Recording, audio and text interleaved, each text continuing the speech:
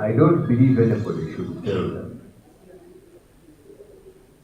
I would rather deal in genuine products and sell them at a fairly higher price than sell fake ones. I've also done some research that people who sell fake products don't want to buy them. So, as you think about doing business, continue to think about these things. I continue to welcome you. Mzina ya Yesu, Oye ya Ruhanga, depending on which version you follow. And definitely, we are going to have a lovely time. I see my friends here. Which TV is this? I think we should partner with it.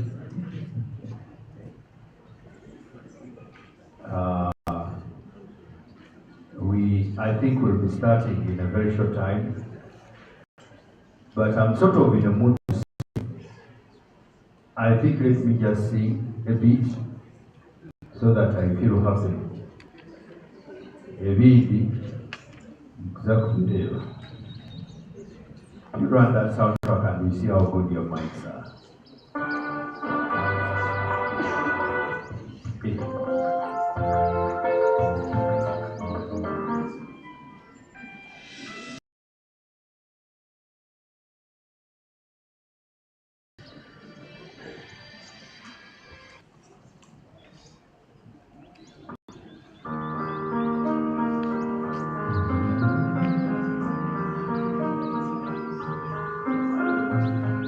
I see trees of green, red roses too.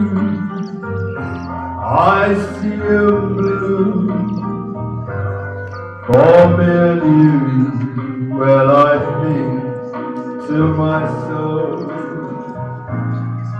what a wonderful world.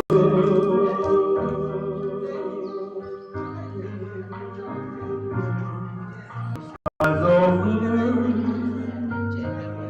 clouds of white, so bright to myself. What a wonderful world.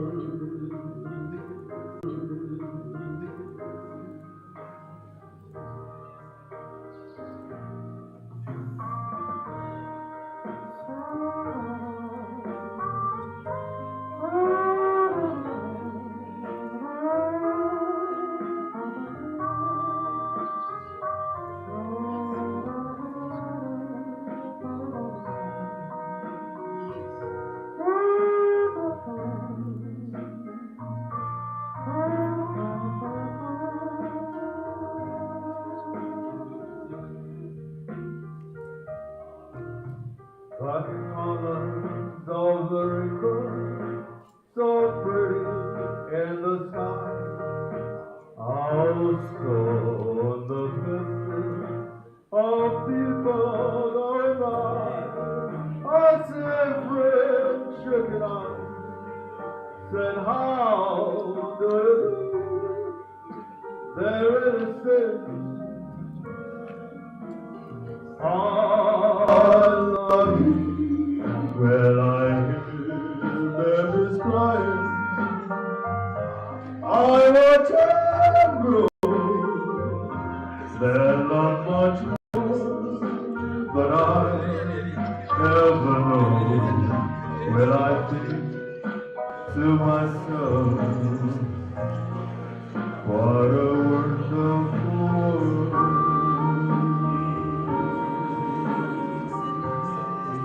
Well, I think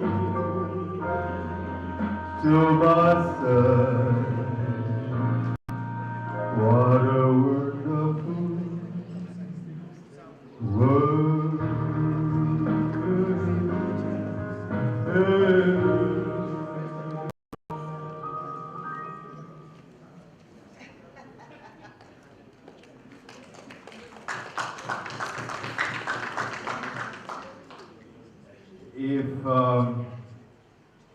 if you forget anything I said today, don't forget the statements I'm going to make now. Research has shown that if you don't enjoy life, you won't enjoy it. So it makes a lot of sense to enjoy life.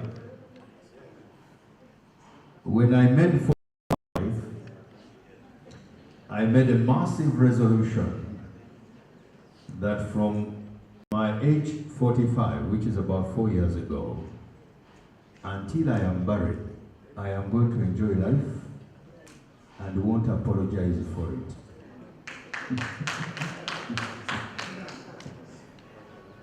So, make it your responsibility to enjoy what? Life. The only life we have for now is this one. The other one, certainly I'm going to be part of, is a promise. So I am a man on a mission to enjoy life. And that is one of the reasons I come here a little often, because I have found out that it is very possible to enjoy life in Mbarara. And I am planning to look for land around here that is not cheap. I have a problem with cheap things. If you want to sell me anything, two things. Make it genuine and expensive. Because cheap things are very, very expensive. Mwami Sekito to action from no.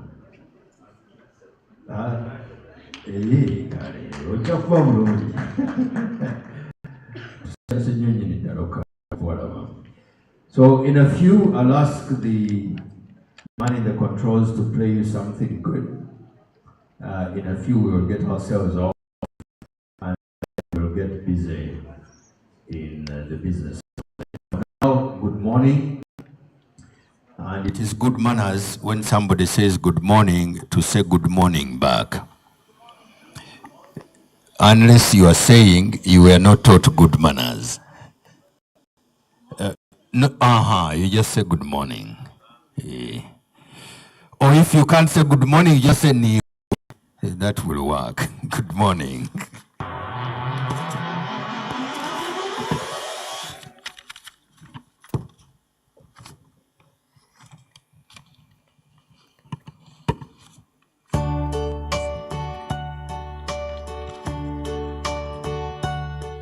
And now the end is near, and so I face my final curtain. My friend, I'll state my case, of which I'm certain. I've lived a life that's full. Well, I've traveled each and every highway. Well, much more than this, I did it my way. Regrets, I've had a few, but then again, too few to mention. I did what I had to do and saw it through without exemption. I planned each charted course, each careful step along the byway. Well, much more than this, I did my way. Yes, there were times, I'm sure you knew, when I bit off more than I could chew.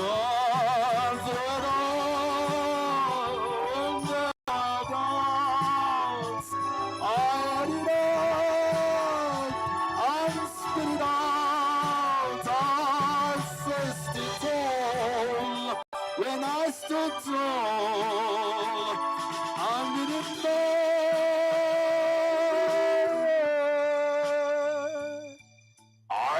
loved, laughed and cried.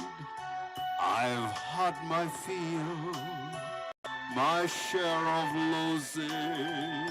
Ah, now, as tears subside, I find it oh so amusing. Well, to think I did all that, and may I say, not in a shy way. Well, no, not me. I did it my way. For what is man? What has he got?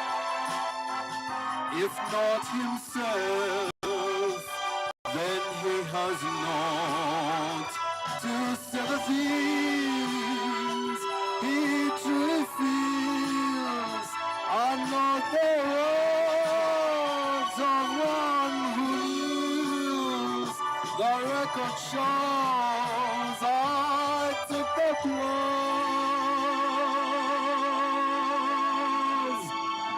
and did my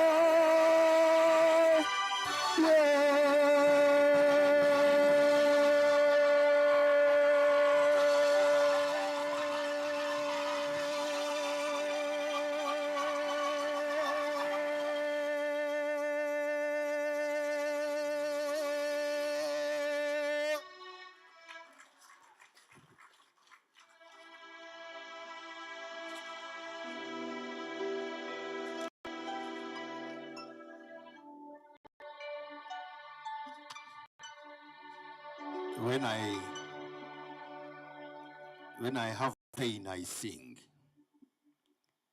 When I am broke, I sing. I don't get malaria. The only thing that gives temperature is what the Basoga call oboro.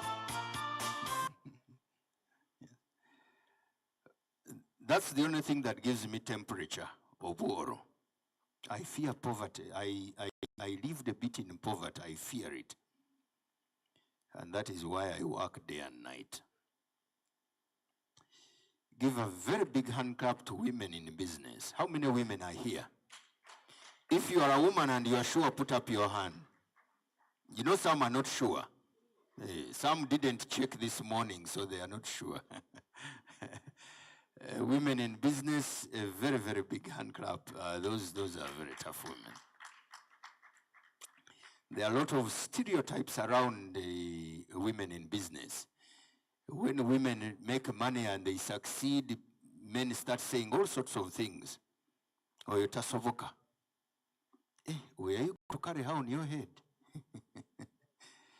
So I salute women in business, and largely because I have no sons and apologies. I have 3 girls, and it has been proven by Uganda National Bureau of Standards that they are very, very beautiful girls. And they even have the Q mark. So my children have the Q mark for standards. So they are very, very beautiful girls. This lady here, when I said my daughters are very beautiful, she looked at me. You know, you can come and I will show you. These women are incredibly beautiful. It is nothing to do with me, it is to do with their mother. Yes. When some of these things you have to be very strategic. If you realize there are things you don't have, you marry strategically. So I was very, very strategic when I was getting married. You can almost guess where I married. You have to be very, very strategic. So I have a lot of respect for women who do business and succeed. For those of you who are doing business and are women, let me tell you, close doors, do business and succeed. And succeed. There is no verse in the Bible that I know that suggests that if you are incredibly successful, you are to heaven. I have heard people saying, it is difficult for those who have money to go to heaven. That verse does not say it is impossible. No, it's just difficult. And that is why, in interpretation of verses, God works very well with very rich people. God works very well with very rich people. Now I'm talking Bible. One of the closest people to God was Abraham. And if you read the book of Genesis very well, Abraham was a very, very, very rich man. Incredibly rich. Incredibly rich. Even the Apostle Paul was also not poor. Some people have said Jesus was poor. I disagree. Jesus was not poor. If on one day you can feed 5,000 people, you are not poor. There is no way you can be able to feed 5,000 people one day when you are what? Poor. If you want to believe that somebody who fed 5,000 is poor, that is you, but that's not the Bible. Or if you think you can feed 5,000 when you are poor, you try it. Try feeding 5,000 people. I'd like to recognize the contribution and presence of Uganda Human Rights Commission. Let me see the officials from Uganda Human Rights Commission. Are they here? They are here. Yeah. My rights were abused some time back, about 2 years ago. But now I have largely recovered. It's good to see you from the Uganda Human Rights Commission. Is this Kampala or Mbarara chapter? Or the entire Western region? Okay, the large West. Okay. Twawashimira mnonga mwebale emirimu yawe. Then I also understand there is a rumor going around the people from Bank of Uganda. Is it Bank of Uganda or Bank of Uganda, the currency center? Where are those from Bank of Uganda? Anybody from Bank of Uganda? Okay, if you have relatives who work there, you can put up your hand. Nobody from Bank of Uganda? How about Stanbic Bank? Formerly UCB. Yes. You know that there was a bank called UCB. Stanbic Bank, where are you? Is that the new logo for Stanbic Bank? I don't have my glasses, but I see as if this is Star Times. Is that logo on the other side Star Times? I hadn't seen this one. Stanbic Bank, thank you very much. They are very, very good partners of NBS. Television, the biggest television in this country. If you are not watching NBS television, you are watching history, not current affairs, which is not a crime according to the penal code. I also know that we have representation from UCCFS circle. We are people from that circle. Okay, and they are seated on a circle table. So you also come from, you are from that circle. Oh, this one is not from the circle. I would have been very surprised if you come from that circle. That circle is for people who wear suits. You are not in anything. So where do you come from? You see, that's not what I was asking. I'll come and ask later.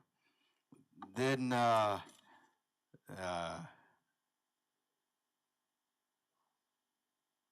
there's another circle here.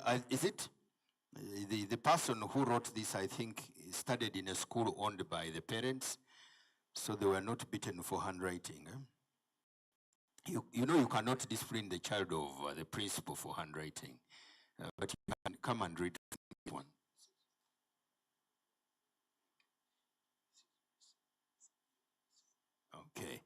So where are those from? Besania Sako? This must be associated with Jesus Christ. Besania Sako, where are they? You are from Besania.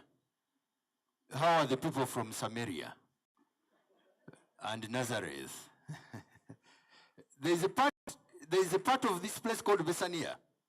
Where is it? I need to go to Besania. Okay. Can you stand up for recognition, Besania Sako? Okay. Oh, so keep standing.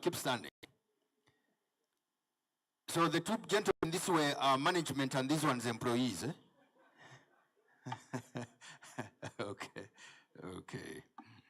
Okay. And Bank of Africa, where are you? Bank of Africa. Okay. Mumpuvile cotton. That's the bank with color green, eh? Good. My wife banks with the Bank of Africa in Kampala. They have a very, very strategic position in Kampala. I used to bank with youth when I still believed in banking. Now I make money and eat it, and then make more. Then Pride Microfinance. Stand up for recognition. Very proud people. Okay. The lady is a well-wisher, eh? The one on this side. She's a well-wisher. Or a wife of one of you. Hey, you are just planning something, eh? Okay. You are planning to employ her. One. Okay, thank you. Then Uganda Fire Experts. Where is Uganda Fire Experts? The gentleman here standing? I know he's just picking a phone call. Okay. Numa Feeds Uganda. Where's Numa Feeds Uganda? Numa Feeds. You are the only one. You own the business, you are the employer, the employee, everything. Or you left the other ones working, then you came. You're the outside. Eh? Oh, no, okay, fantastic.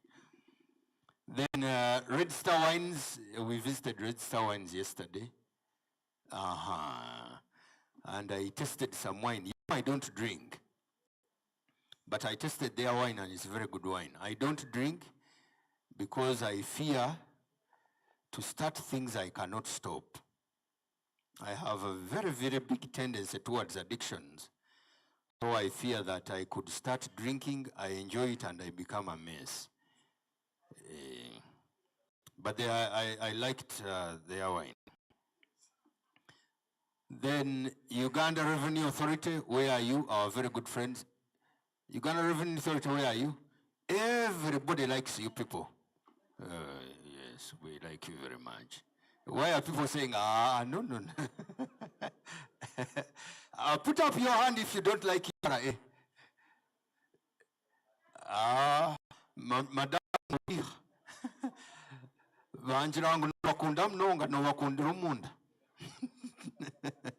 she's smiling.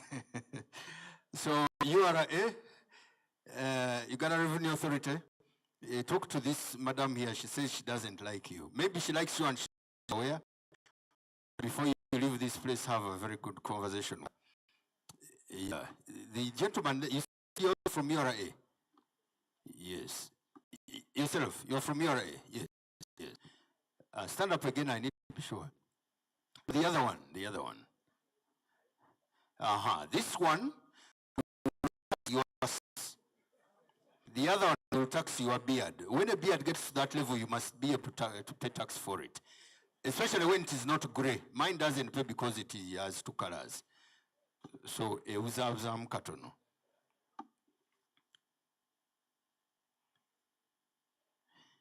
Day-to-day managing director. Who is the managing director of day-to-day?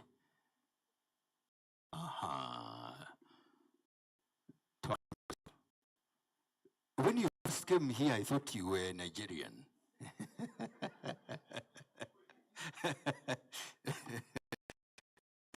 You have cousins there. Then the shirt and so, but I like the name of your organization, Day-to-Day. In Kampala, those are the ones we call Kadei. Kadeile. Thank you so much. And then Smart 24 TV. Where's Smart 24 TV? Thank you very much. Our friends in the media. One of my relatives calls them Avorugambo. He's a relative of mine. Footsteps Furniture. Mrinkai. Hey, the madam there, I've been seeing you laughing like a coffee set. Very big smile. Thank you so much. And then, who is this? Is it Abba Betting? Is it Abba Betting? Abba Bet? Is it Abba Bet? Is it Abba Bet or Absa? But it can't be Absa. It must be Abba Bet. And Prudential, yes, Prudential Life Assurance Uganda. Where's Prudential?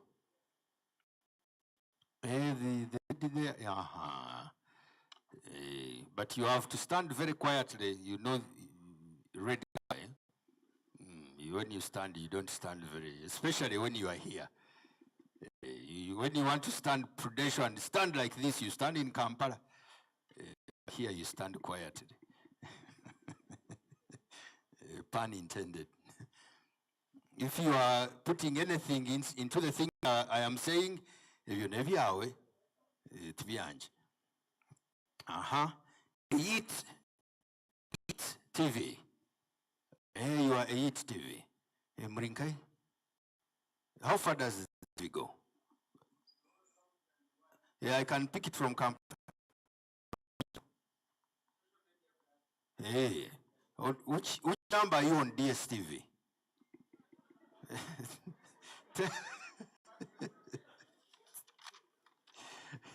Teka hikirayo.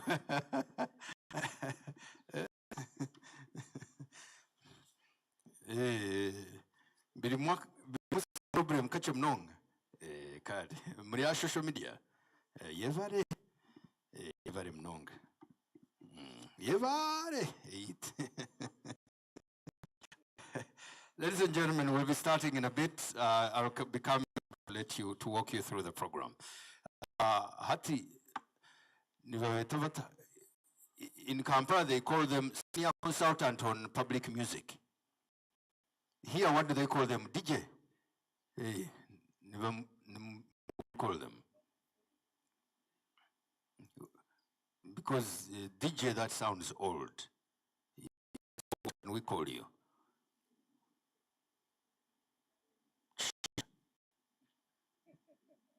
Music agenda. Musical engineer. You studied engineering. Bajakusiwa. Okay, musical engineer, play us something. Thank you. Good morning to all of you. Actually, good afternoon.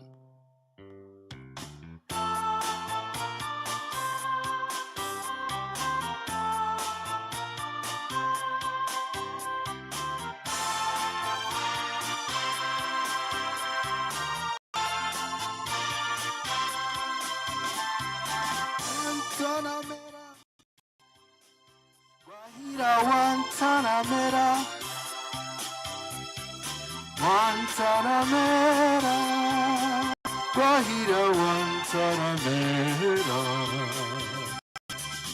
Guantanamera.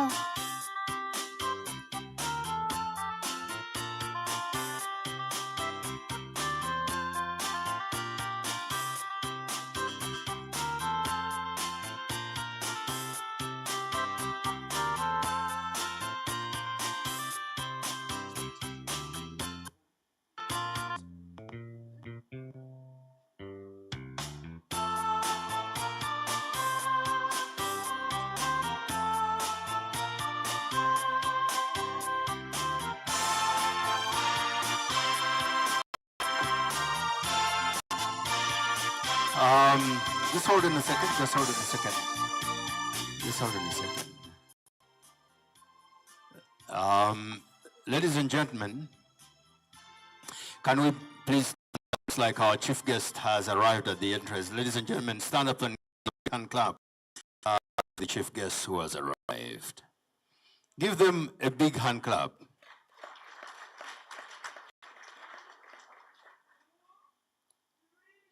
Yes.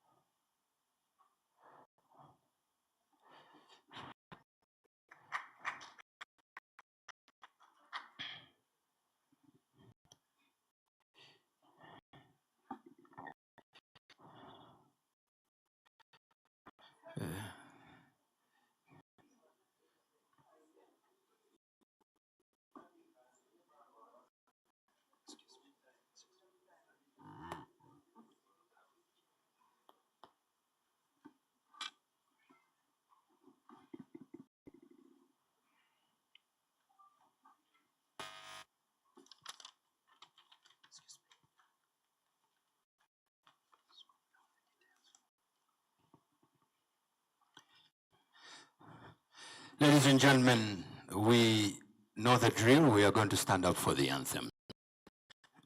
Of course, unless he sang while you're sitting. But we will stand up for the anthems. Musical engineer, please play the anthems. Uganda, then East Africa.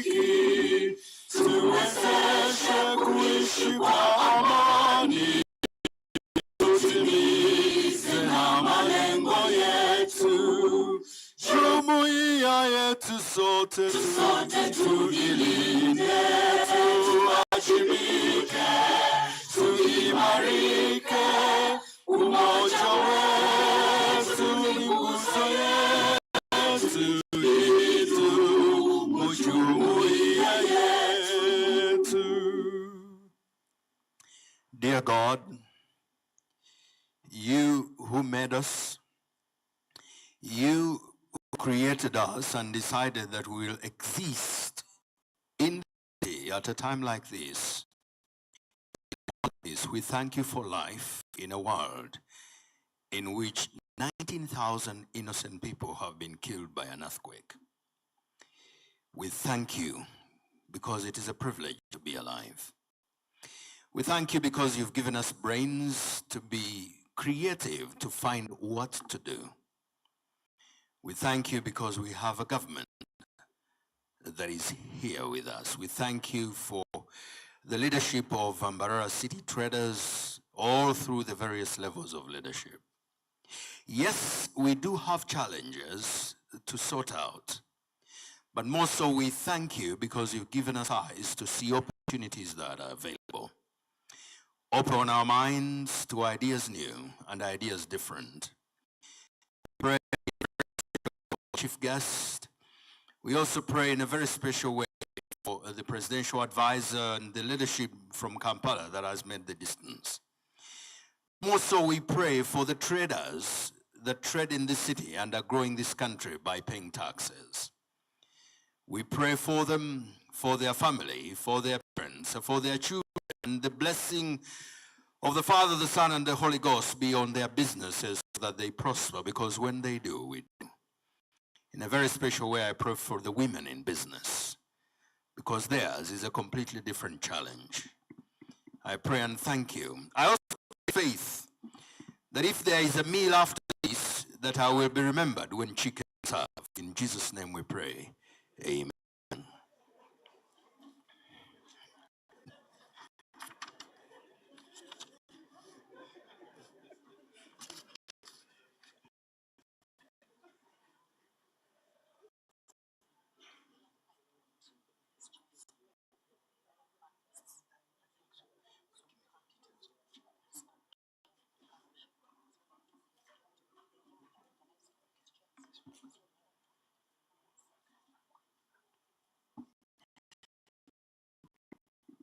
Ladies and gentlemen,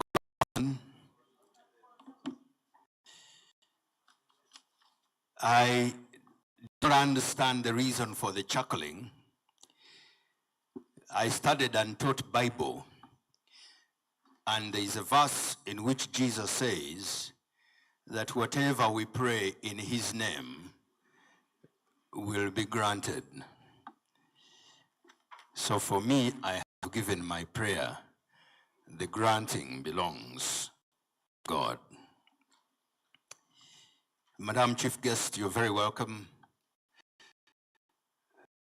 It's a rumor that has been going around Uganda for the last 49 years. And that rumor suggests that I am Samson Kasumba Mulunda. But because the rumor is very old, I have started to believe it. The reason why it's still a rumor is because there is a myth in Africa that before your mother dies, you know who you are. So my mother is still alive. I could end up Samson or Pio Cheng. But for now, I will remain Samson Kasumba Mulu. And I'm a news anchor in Central Africa. Some even allude to the fact that I might be the very best in New Africa.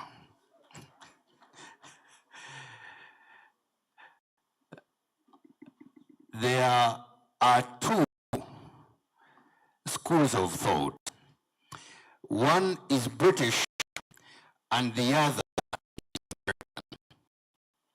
The British believe that must never blow their own trumpet. The Americans believe that when you have a trumpet that is yours to blow it and blow it better than anyone can ever blow it. No wonder there is nobody who beats the Americans in advertising and marketing. So if you are serious about business, it is a school of thought.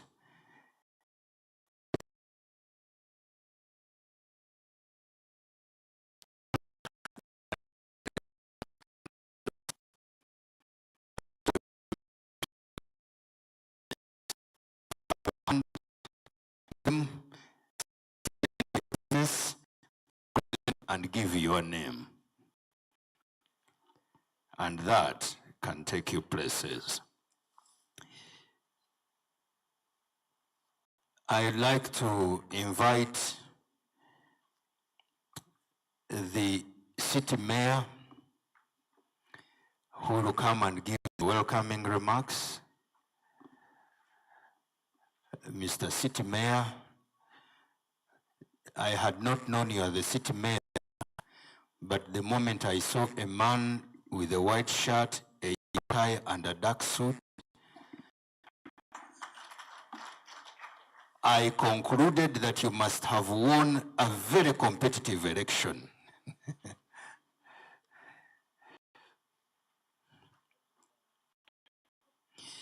Mayor, as you distribute papers, for me, if you don't give me a paper, I'll cacao.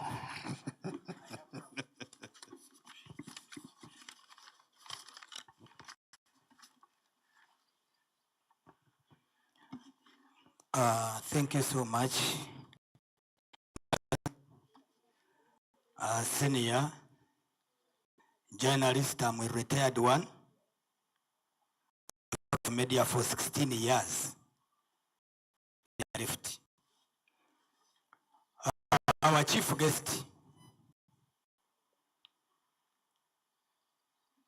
our guest who is today, the members of parliament who may be on the way coming,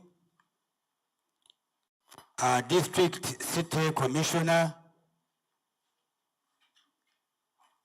Bwana State Clerk, the business community, Mr. Speaker, Sir, division mayors, councillors at the city level and division level, protocol may be like that. The names of Kacheres Robert Mugabe, I'm the city of Mbarara City. Ladies and gentlemen, I take this opportunity to welcome everyone here to this historic symposium here today for us to enjoy and welcome our city.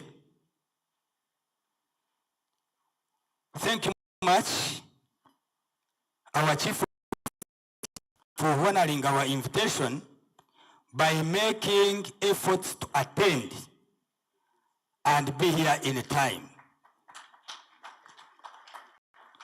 I welcome even all of you who have managed to come and attend this symposium.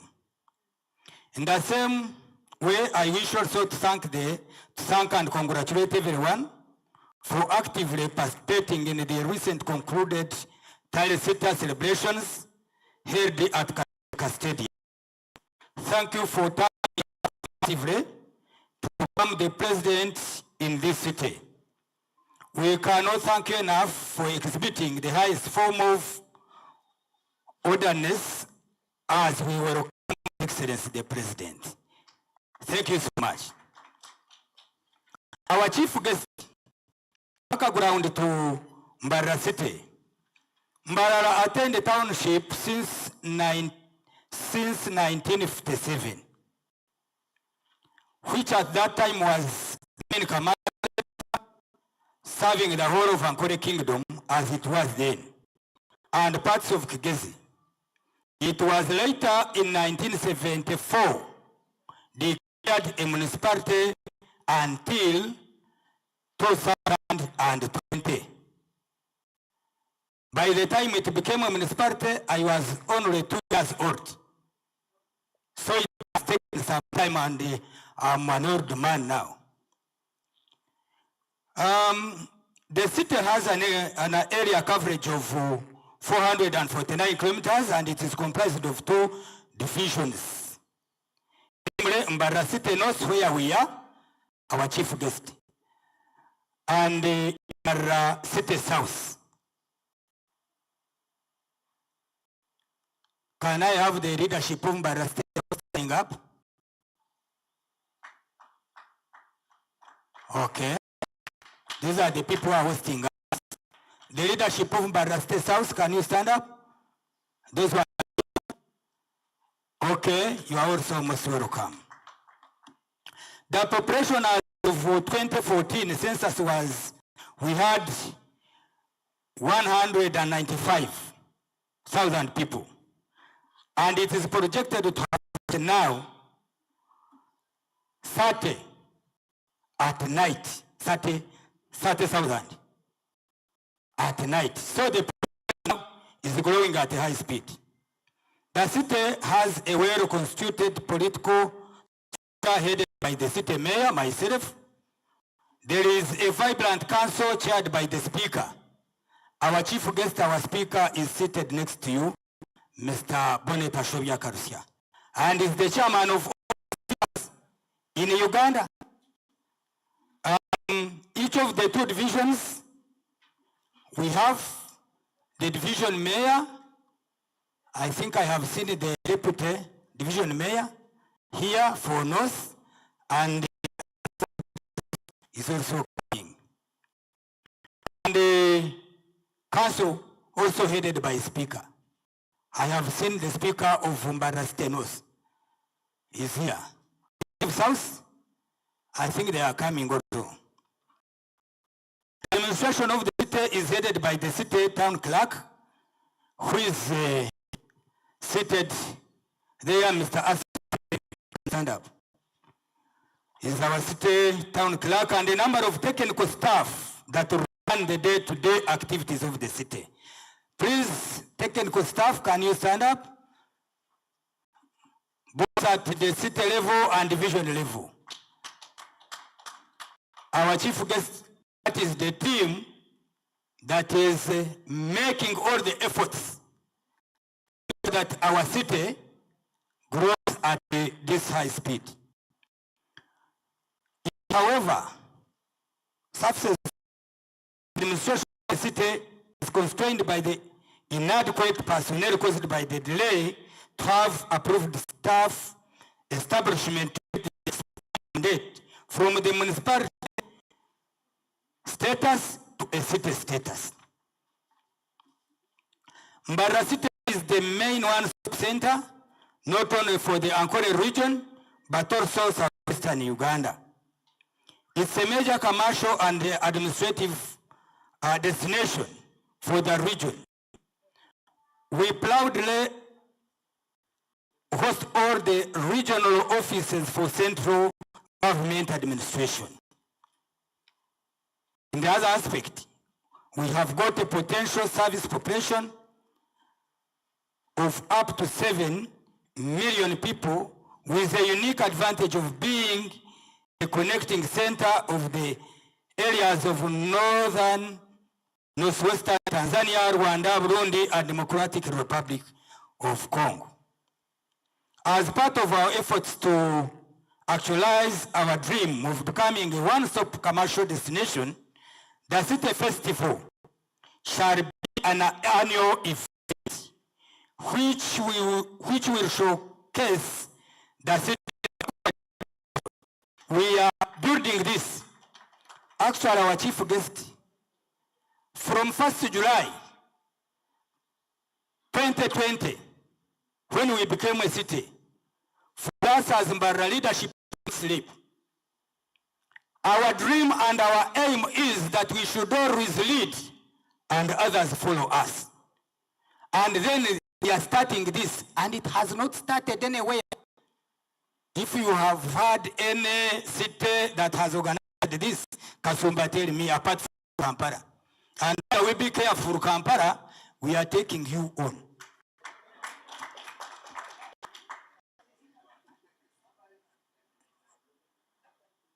The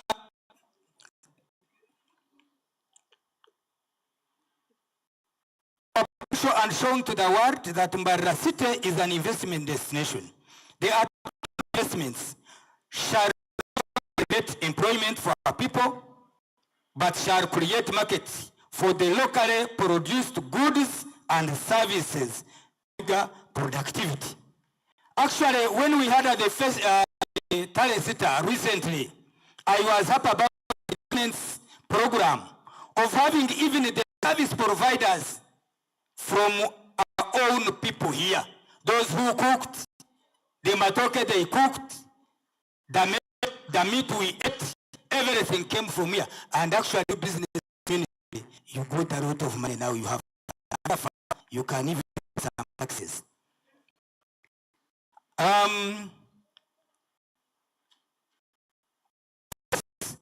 As you have seen, Mbarara, for us we do commercial in commercial agriculture, like cattle, grain, rams, matoke, and EC.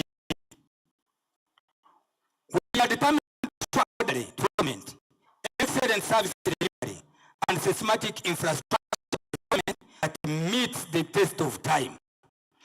We appeal for the support of all stakeholders and upon people of good will to actively participate in the festival activities lined up. Please give us hand in the development effort of this city, and we are open to your contributions at any time. As Ladies and gentlemen, there is no way I can say thank you to you for coming here and making our first step so much colorful. Yourselves, you are wonderful. You know, when you are organizing, you can't know how something can come up. Don't you think we deserve to be like Serena now? I'm telling you. You mentioned it. You came, you found a city well organized, out of garbage. Out of garbage, he mentioned it. And he didn't know that the mayor was listening to him. We no longer have garbage. So let us work together to make sure that we create a city which will be admired by all people that will come to pass. With all that I have said, I wish to end and say you are most welcome, feel free, feel at home, also here and learn for God and my country. Thank you so much.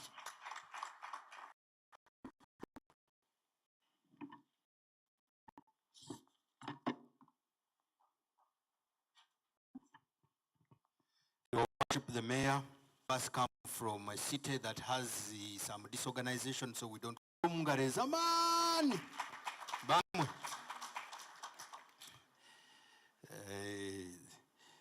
If you want to capture Kampala, you can go on and capture Kampala, but I can assure you will not capture Nakasero.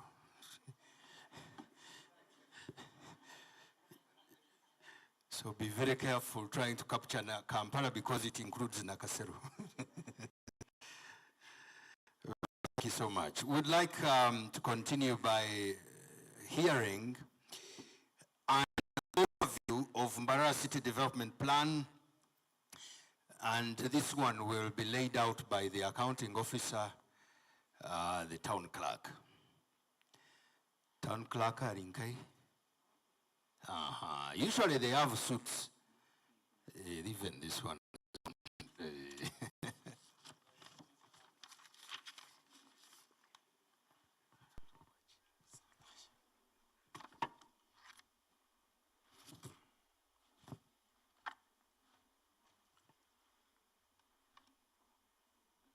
Honorable Minister and our chief guest today, the resident city commissioner,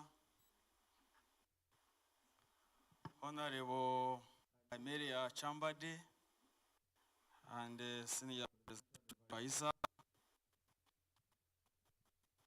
Haji Issa. We have already heard about you. Welcome to Mbarara on issues of Kasita. His worship, the city.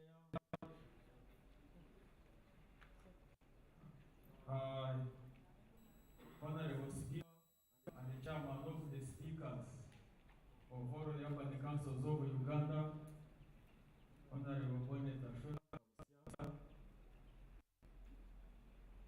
members of the Executive Committee, members of Mbarara,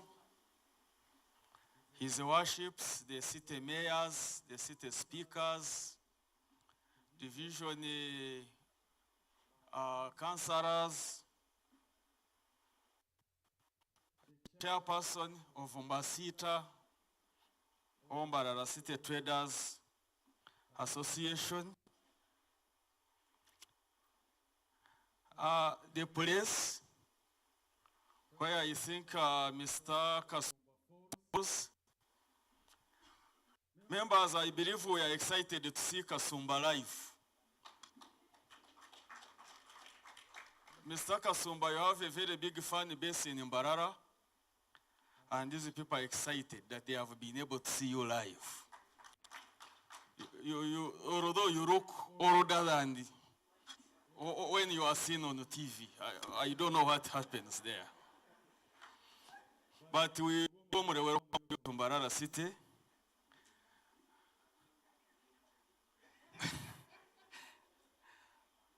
Ladies and gentlemen, Dear participants, you are welcome to this forum. We thank you. I also want to join His Worship the City Mayor to welcome you and to thank you for honoring our invitation. Thank you so much.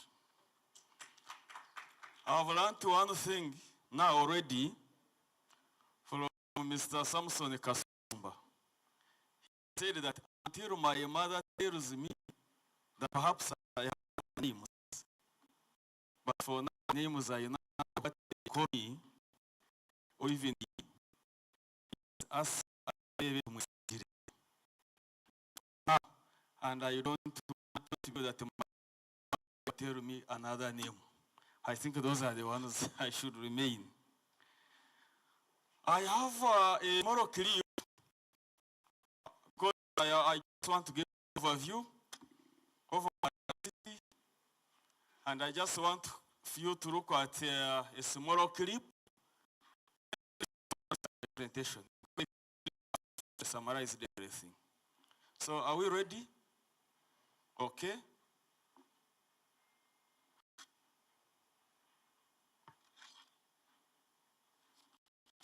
Yeah.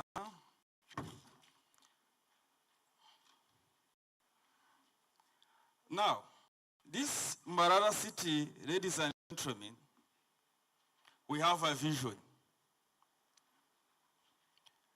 And this vision is to become an inclusive and sustainable city. I will go into the details of what that vision is, but basically that's what we want to be. We also have a mission, and this mission is to provide quality services through inclusive engagement for sustainable development. And this is one of the inclusive engagements we are talking about. We have objectives as a city. The first one is to contribute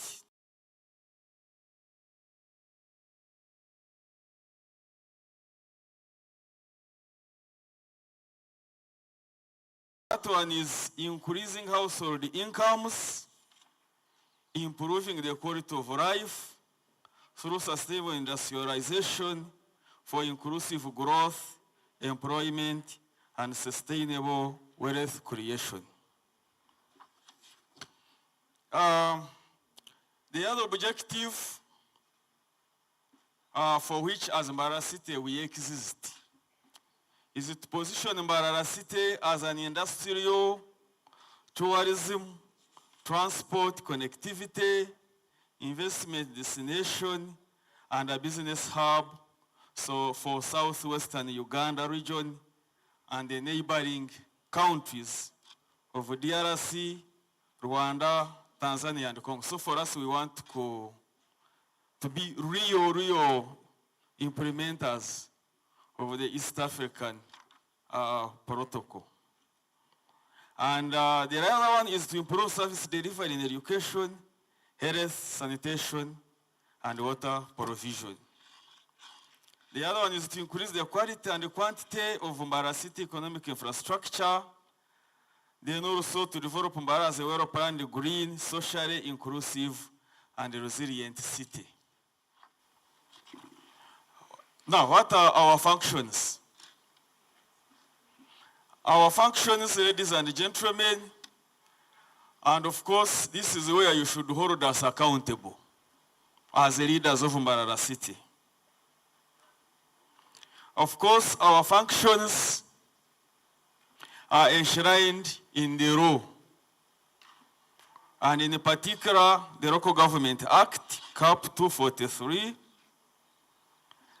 and basically it is about the provision of social services in the form of education, health services, provision of infrastructure in the form of roads, production and marketing,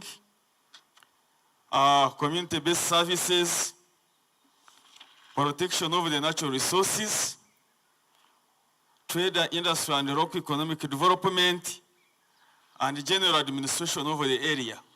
And when I talk about the general administration over the area, it also includes the security of the lives and your property. That's also part of our functions. Is the clip ready? Okay. Let's have the clip, then we shall proceed.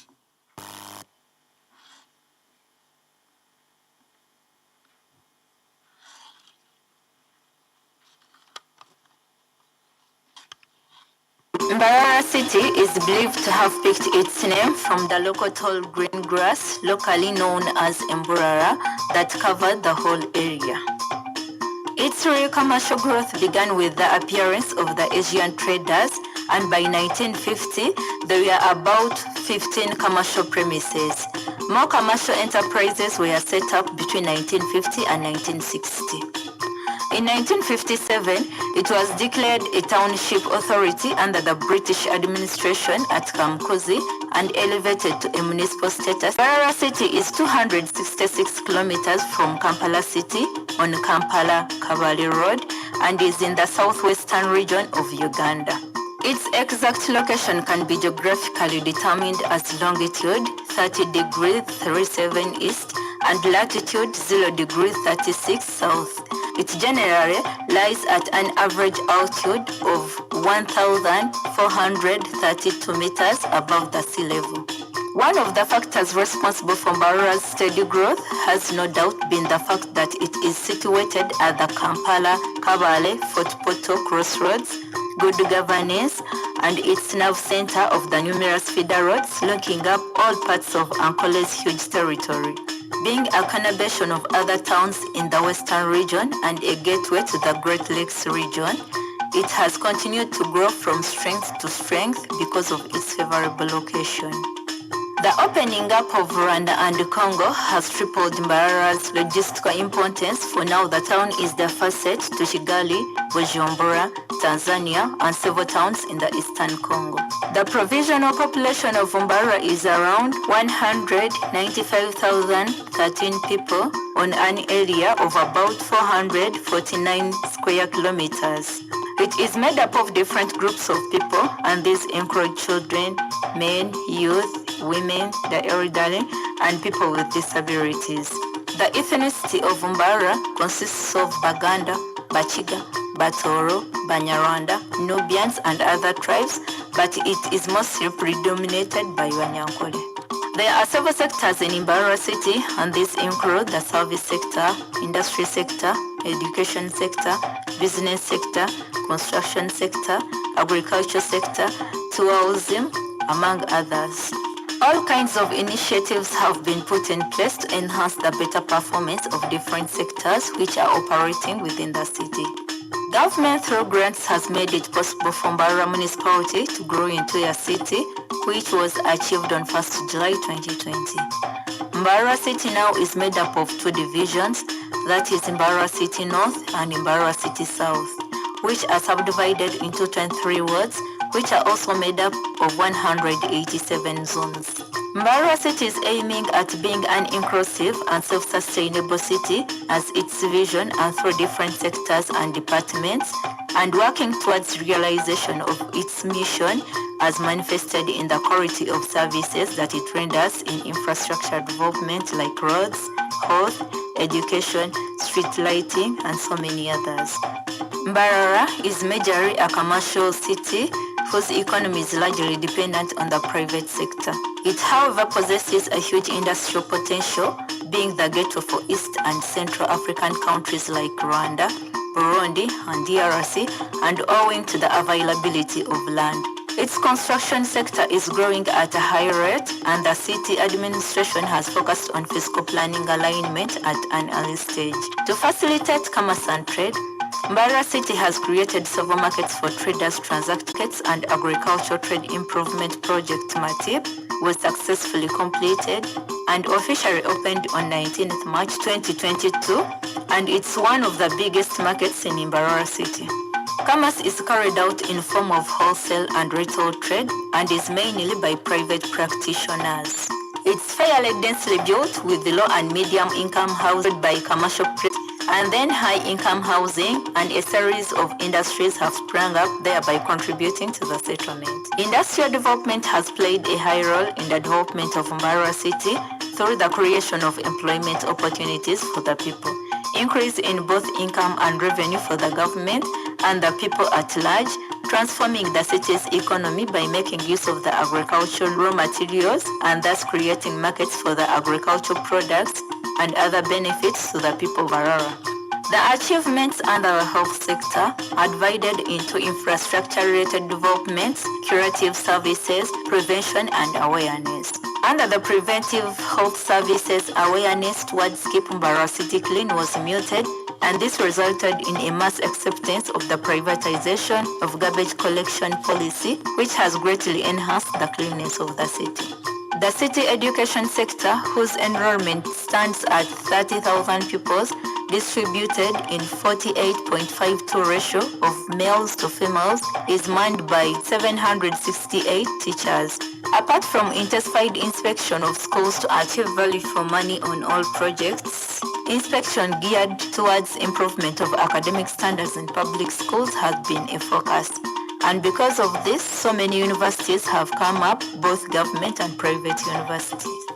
Construction is another key activity going on in Mbarara City, and a high percentage of 98% is done by people for their own facilities, mainly commercial, residential, and industrial premises. The few construction activities of Mbarara City authorities are being carried out on contract or tender basis. Agriculture is practiced on a very small scale where development has not started, and on land in the open space such as compounds and road reserves. This agriculture is in form of crop production and livestock, zero and free range grazing, poultry, rabbits, and so many others. It is for both commercial income generation and subsistence purposes. This is privately carried.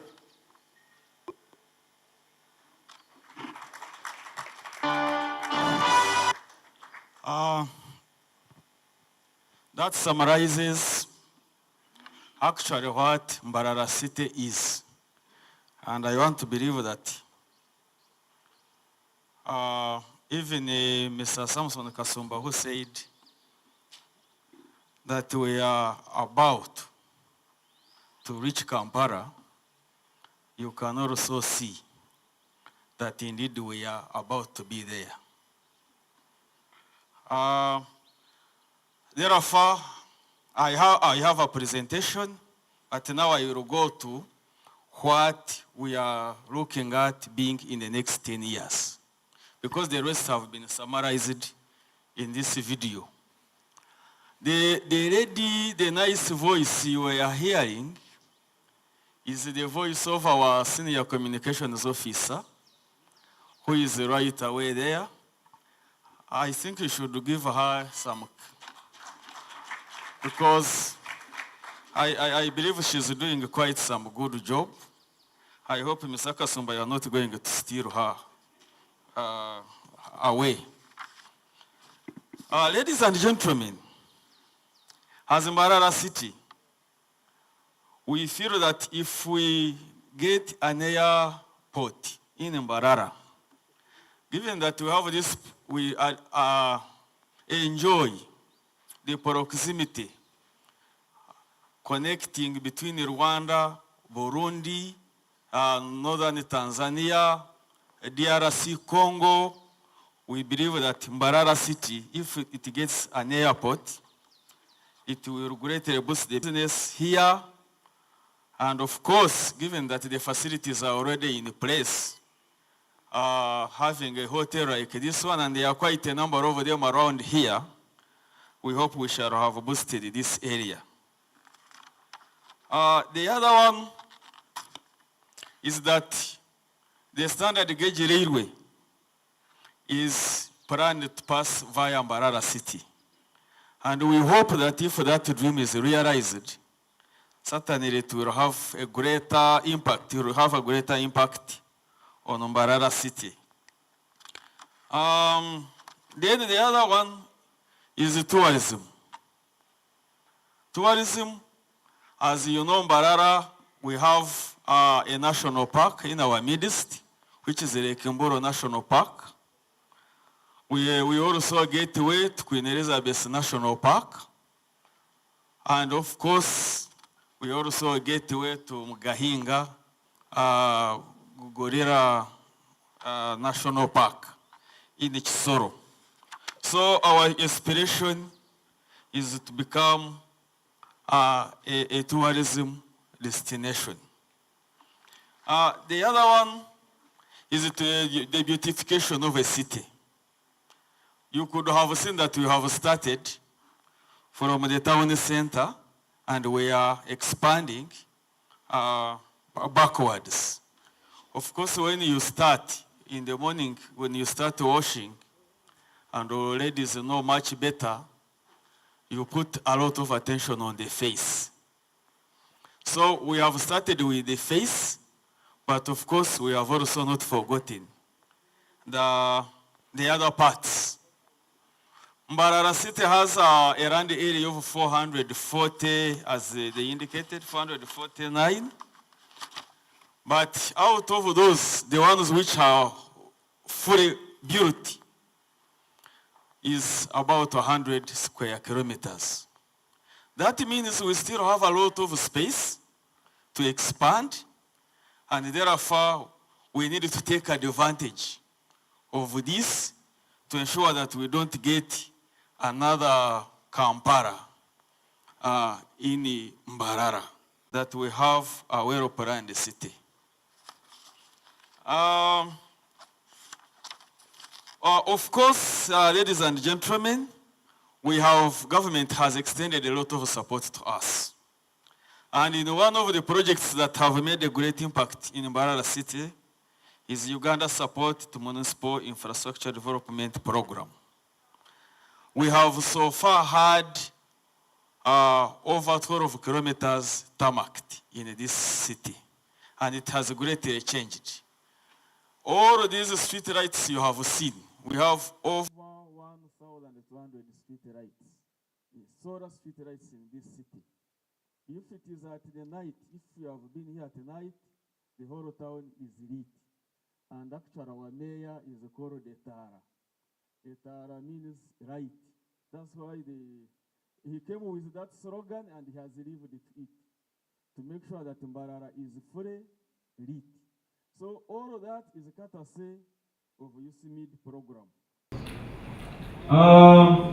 So we intend to do a lot of things in terms of beautification and environment. We have a great river in the midst of our city. That is the River Wiz. And actually that's where we are going getting now all the water we are using. Of course, as you are aware, it is under threat due to environmental degradation here and there. But as a city, we are determined to ensure that this river is protected. And of course, protection of an environment. As you have seen, our vision, we want to be a green city. Mbarara as a region has very green soils, and we believe that so fast. So we are seriously planting trees to ensure that we achieve the idea of being a green city.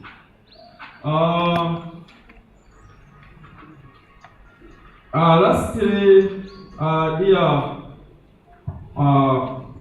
participants and guests, is the issue of city housing and settlements, where we still have a challenge.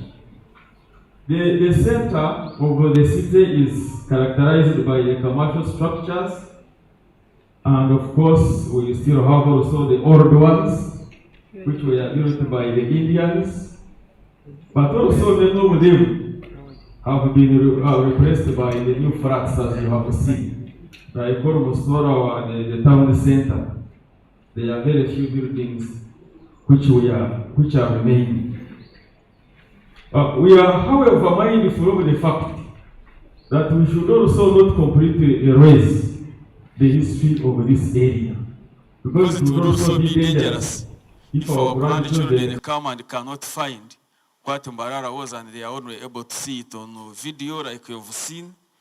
So we are looking at ensuring that some of these buildings are maintained in some areas so that whoever is to live in the next 30 years is able to see that yes, at some point in the 1950s, in the 1960s, this was the plan and this is how people were building. The new areas, Honorable Minister, this city annexed 3 sub-counties in 2013 from Mbarara district local government. Now, majority of these areas are still available. As I had indicated, they are not developed, and we need a lot of resources to ensure that these areas are developed in a planned manner.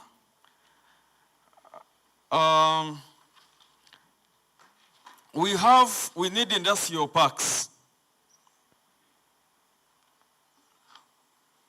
because we believe that if this city is to grow faster, we need industries in Mbarara. First of all, these industries will help us to create employment for our people, but they will also provide the market for the goods and the services we are able to provide in Mbarara. So we need a lot of land for the industrial parks. Of course, there are areas which are gazetted for that purpose, but unfortunately, the land is still in the hands of individuals. So we are negotiating and working with the government to ensure that we get the necessary resources to secure that land. There is also a plan by the city council, and actually which started a long time ago, but the city council has 165 hectares of land in the Kachera. And there is also a forest reserve here at, is it Chera? Not Kachera, this one here. Yes, Chera Forest Reserve. And also there is another one here towards Ruti.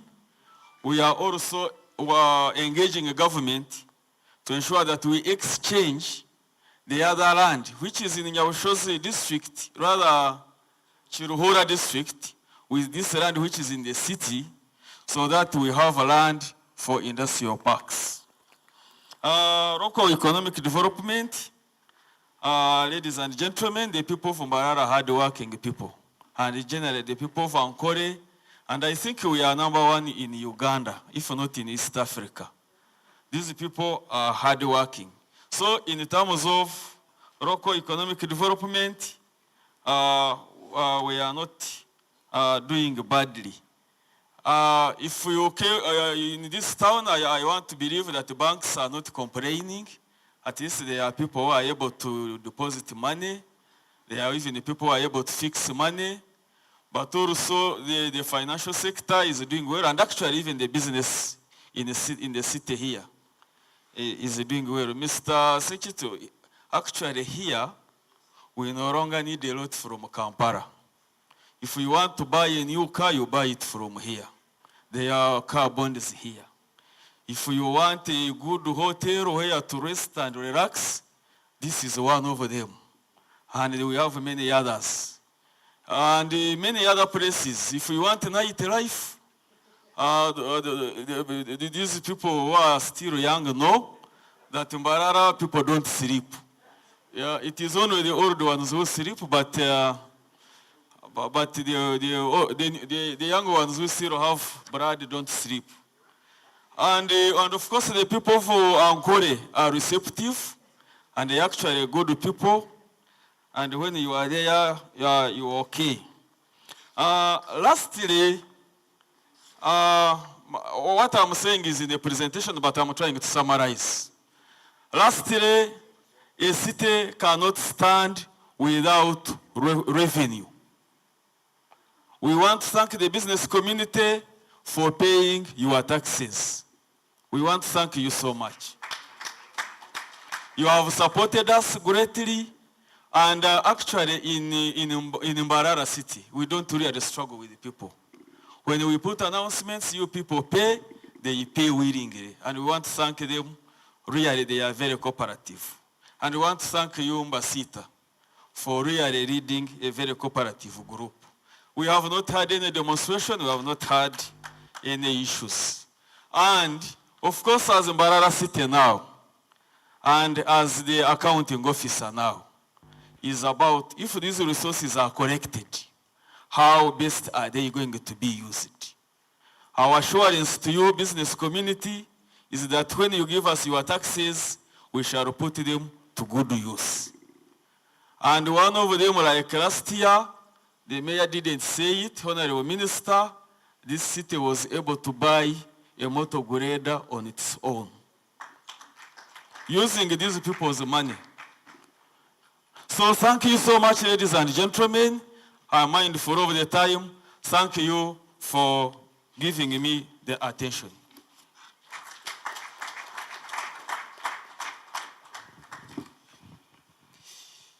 The town clerk is very clear. If you want anything, it is in Mbarara. There is nothing else to pick from Kampala. If you want the presidential advice on trade, she is here. If you want NBS Live at 9, I am also here. So what is remaining in Kampala? I think the only thing remaining in Kampala is the president, isn't it? But sometimes he also passes here, who is represented here. We now want to hear from the Mbarara City Traders Association, Mbasita. We want to know what they are saying, what they've been doing. And as they do come to speak, I don't know if you know, but it is common knowledge that God made a few heads, a few good heads. Then on the rest, he added hair. Now you imagine your head without hair, what it would look like. It is never possible for somebody with a bad head to be bald-headed. God is very organized. You look at all bald-headed people. God knows that the head will be bald, so he shapes it properly. Now those that he knows will not look good without hair, he covers. That's why unless somebody just looks at some of us and cuts his hair, you can tell that that one was not by God. This one is a very good one. Thank you so much, Samson. Our chief guest, the minister,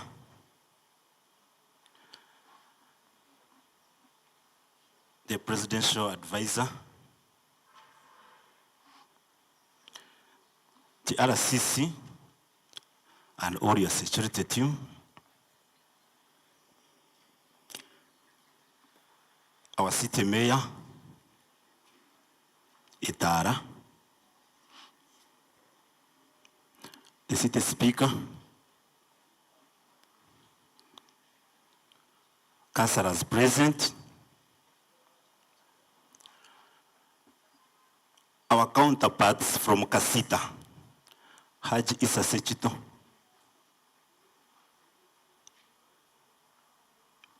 banks present,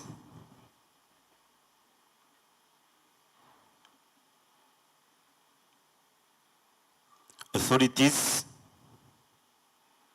URA and other agencies present, religious leaders present, invited guests, the business community, ladies and gentlemen. I'm by names of Mwijuka Simon says, and I'm the chairman, Mbasita.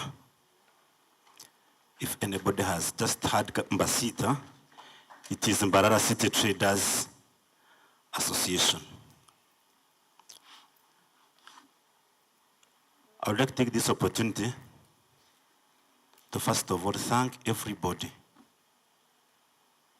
for hearing this call and responding positively. When I'm always giving a speech, I usually mix the languages to reflect where I came from and where I am so far. This means that I cannot forget the Runyankore version and concentrate in the English, which makes me trying to pull off from where I came from, and it is actually bringing me closer to what I don't really understand very well, because at least I don't know why was it English chosen to be a national or an international official language. Konka nyenda kutwara mu kishogo okubakira mwe n'abashitamira aha nyenda ngona n'abatakura Runyankore bahurire ngo turi abanyankore bishita abo nchita kwenda kushanana no witu.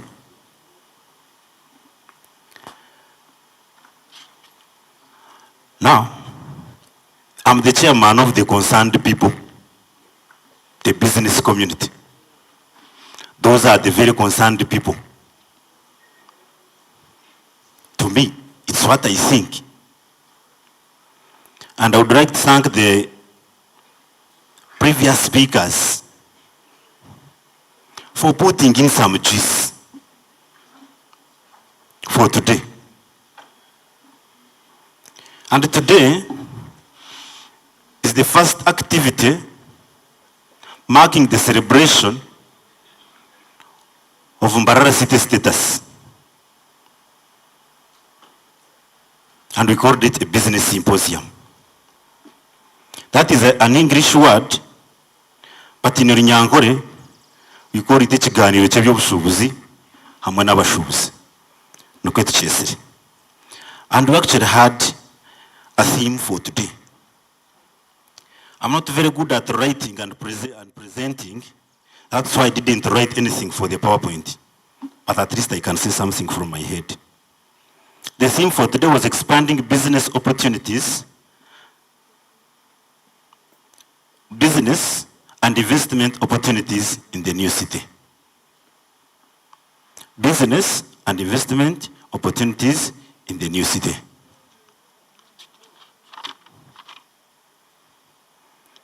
My next words may not be brief, may not be good, but they are going to be true. In December, I happened to go for a retreat to meet the President of the Republic of Uganda. I went together with the University Secretary of Bishop Stewart. I met there my counterpart from Kasita. But when we reached there at night, all the way from Kampala to Chobe, like a 9-hour drive, we sat in a room and we are talking about what we are going to present to the President tomorrow. We talked about very many issues. But those who were the leaders rather, were saying, if you don't know, go and solve some of those issues locally. And I was asking, we have now met the bishop. Why are you taking us back to the Muburuzi? Let's tell the president what is happening. Why are you pushing us to see these things locally? Omunene asigara munene ne batugana ne tubikoma ibumenga tetubyogedde. But we wanted him to know the truth. Naye batulemesa. Bajangu akusinga kusinza ki? So now I'm given an opportunity to talk about the overview of the business community. But the truth is this, the business community has got a lot of challenges, a lot of ups and downs, and as long as we have congregated here, we want us to know and share and see how best can we work on some of these issues. This congregation is seated here. We are celebrating Mbarara City, but the whole turning point is on business. If the business is not performing, we don't also have gotten money to stage something beautiful like this. If the business is not performing, Etahara would not have a good platform to lighten this city.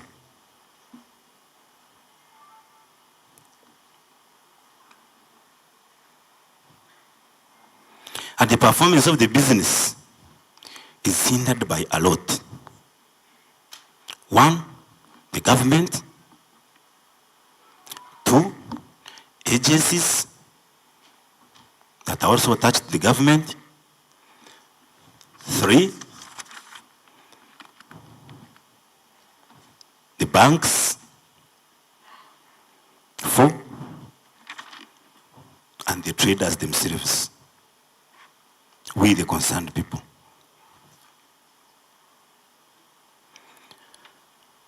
For the securities, at least I am putting a credit. I don't have a lot of complaints with the securities. I actually want to thank so much the DPC who sits at the main branch. Why is here? Mr. Mbarara. It's a very good, I don't know how you are, the RCC is modeling that gentleman. At least I have been in town since 2007. To all the DPCs I have ever met, he has a difference. That is a very good credit. When you look at the side of government,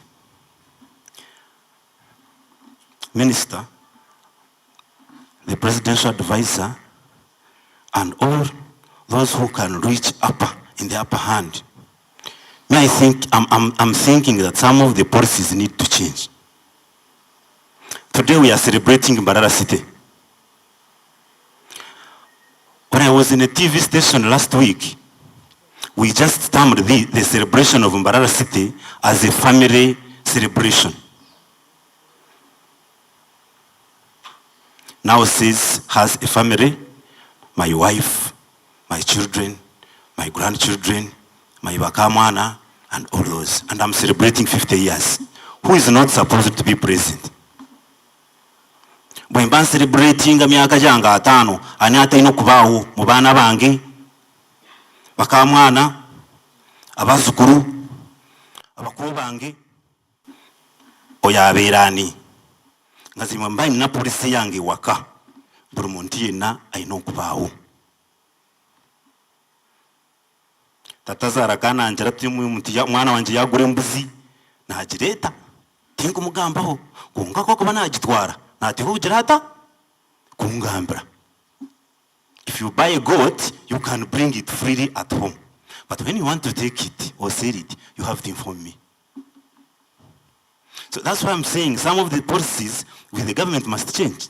Why do we have people that are saying they are not participating in an event like this one? I was the chief mobilizer of this event, but during the process of mobilization, I learned a lot. I'm going to mention, but I'm going to mention from our side so that everybody should understand. One, we are seated here. Is this town the business people comprised of all black Ugandans? Why don't we see Indians getting engaged in this thing? It means that the policy is not clear.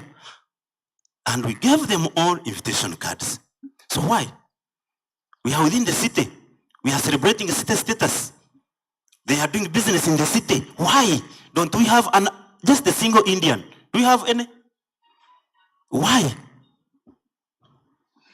We have very many banks in town here. Why are they all not here? Yet they are using our very people to make money, to do business. And at least I mobilized all the banks. I want to take this opportunity to thank Bank of Africa. Bank of Africa, I was not given duty to make you stand, but you can stand up for recognition.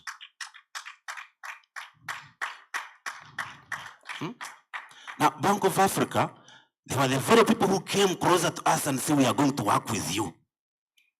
They supported us with no positive results. They are giving their own monies to Mbasita.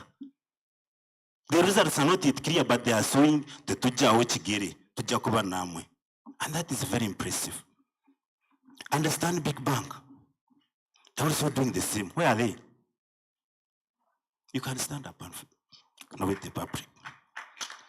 I mobilized all the banks. You city mayor, I want to inform you this. I mobilized all the banks. There's another bank that came up. I've not come to circles. Pride Microfinance, are they here? Oh, thank you so much for coming. At least, Nakachena Kahango, they can do what? They can participate. But some of them, I was calling them the twinner budget. Yeah, I'm trying sponsoring abantu bebe participating and celebrating Mbarara city. We are putting this city at an international platform to attract investors, to expand business. But some people are saying we are not participating because we don't have a budget. It is very unfortunate. Mr. RCC and other government officials seated here, there must be a change of policy in these things. And I was very annoyed and I was saying, I am going to work with the chairman LC1s. Banabareto baronto muntera ko mukono mweroni utwara yaka bank ita participating in festival bakuze did you participate in the festival? If you didn't participate, then that means you are not part of us. And I'm going to do it as the chairman of Mbasita. I have that capacity. For the Asians, our wife Furamobachi, Panini knew they don't want to participate. Not even anything. It's very unfortunate.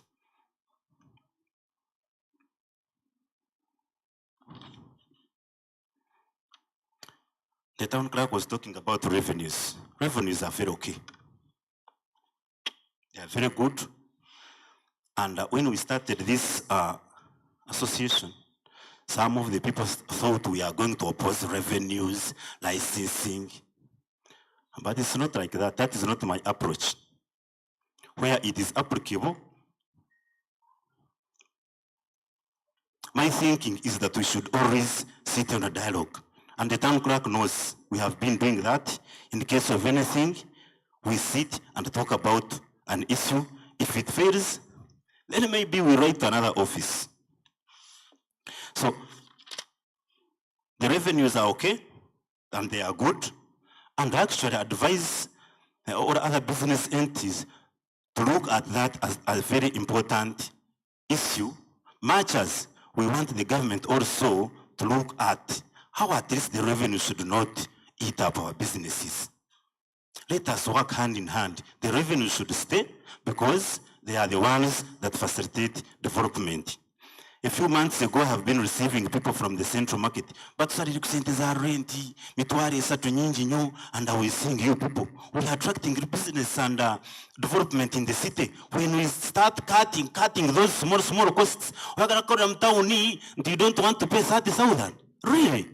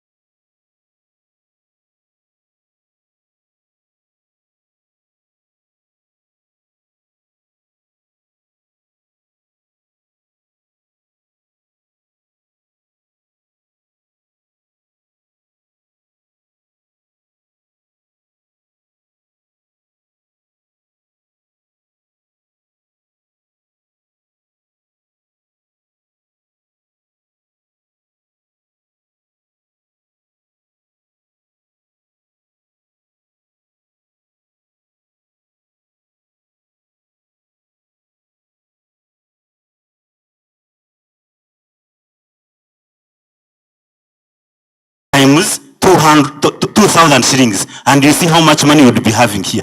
Just 2,000. Just a very business entity. Years, and I calculated over it was something like 480 million. Years, Billy. When you read, what is this? City Council. That is not how they do. The City Council has been here for how many years? Since 1974. You can't do without it. But this is our very own concern. If the business community, if the city is on a brighter, on a brighter space, investments come and we benefit.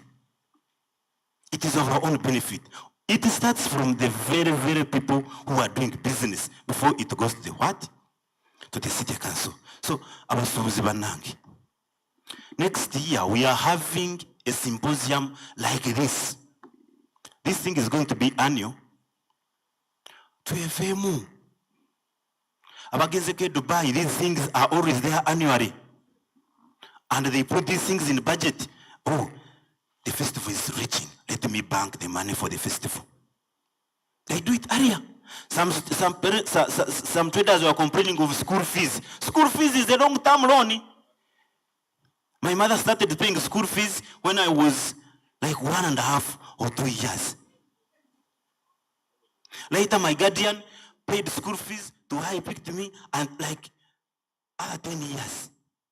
So it's a long-term thing. We can't keep on complaining that school fees, katutadayo, tutadaba na kusomero, bonadayo, ngawadeke miezi ibiri, agamba twasasura ekitundu, katugenda kuongera abana bateba bagoba. Bonadayo ngawadeke miezi 3 emirala, bagamba abana bagenda kumuranga ate bayina report. Katugo tetulina kye tugenda okkola. Because school fees is always there. Ibyo nabyo tukora iki? Tubirabemu, tubikendeze. Bigambo byange rero si birungi. I'm coming to revenues with you RA people and the what? Now it is in Uganda where you start doing business. You concentrate and you make money and you struggle and you struggle. When you become rich, they say you person. You guy, you have not been giving revenues very well. Let's back check you. You see the manager of URA is looking at me with a very big eye. Huh? They say, twagala kunonyereza myaka 5 egiweddewo obadde oteeka yote emisolo gyo. What are you talking about? I have been concentrating. I have not been sleeping. I have made money. I have accumulated riches. Kakati mumagala nkole ki tukole tufuuke abaavu oba tugagawale. So the back checking, they say myaka 5. Tukubare bwe tunasangamu akantu. Tengambuza myaka 5 gye mbadde mpeerezayo lwaki temumpa ekirabo ne mugamba kati tukodde myaka 2 nga tusasula. It's not possible. That's why we are saying that we are requesting for change in policies. And why we are saying this, it's also the Indians and some other investors are also coming in, but they are receiving tax holidays. Why not free wanaya bantu ba bulijjo? Nanzi bamantandisika business kange. Pampeyo ka tax holiday ka mwaka gumu. So kinitirize. Ekyo nkirabe. Minister, we have a problem in business with the so-called investors. They come pretending that investors never fuka batembeyi. They buy stock, they put it at home, they put it in the box bodies. Door to door, door to door, door to door, door to door. Katamaduka are get stationed. They are not selling anything. Because the other people who are supposed to come from Isinjiro come and buy from me, who has a wholesale shop, has already been served, but the other Mutembe. We need to look into those policies. Business is dying because of such people.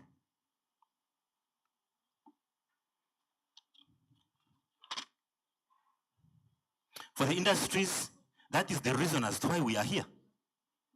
As long as the Mbarara city is on a better status, we shall attract industries. Footsteps is already here, is also our pattern. Okay. Let me do something here.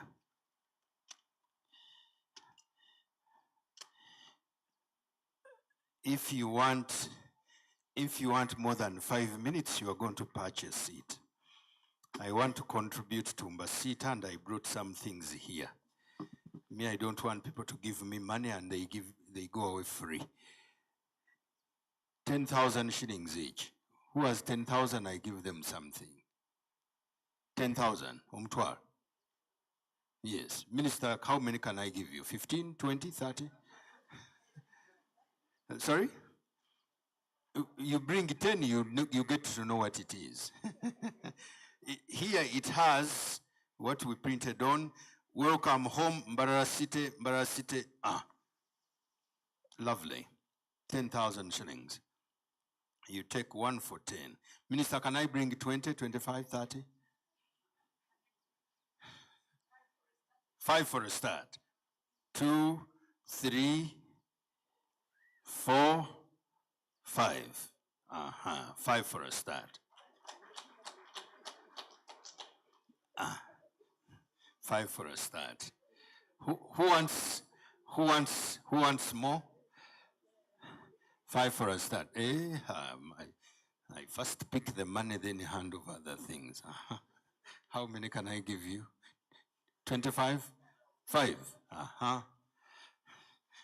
Another 5. 1, 2, 3, 4, 5.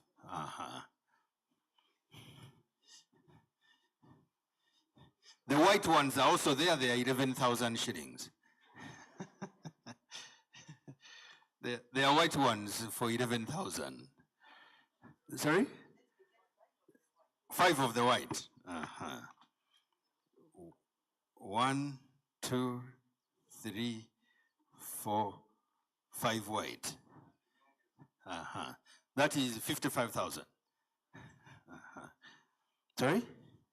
I'm in Uganda, no change. Sorry? Sorry? I put the 5. Yes. So I owe you 45,000. Yes. You get some more white for mommy, Kale. Okay. Anybody wants to change? No, no change. Somebody else who wants. Okay, who doesn't have 10,000 shillings to give me? Who doesn't have? You put up your hand and said, I don't have 10,000, so I know who not to see. Okay. Mr. Sechito, you said you wanted more time. Give me 100,000 shillings, you'll have 10 minutes.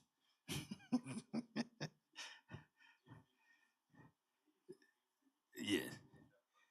We shall bargain after. So I first give you my time, then we bargain on money. Kumuntu we Kampala. Kampala we deal with cash. If there is no cash, to kuva mchibok.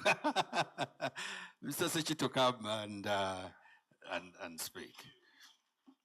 Mr. Sechito is coming. Let me first remove my money. Bano bagala sente mbamanyi.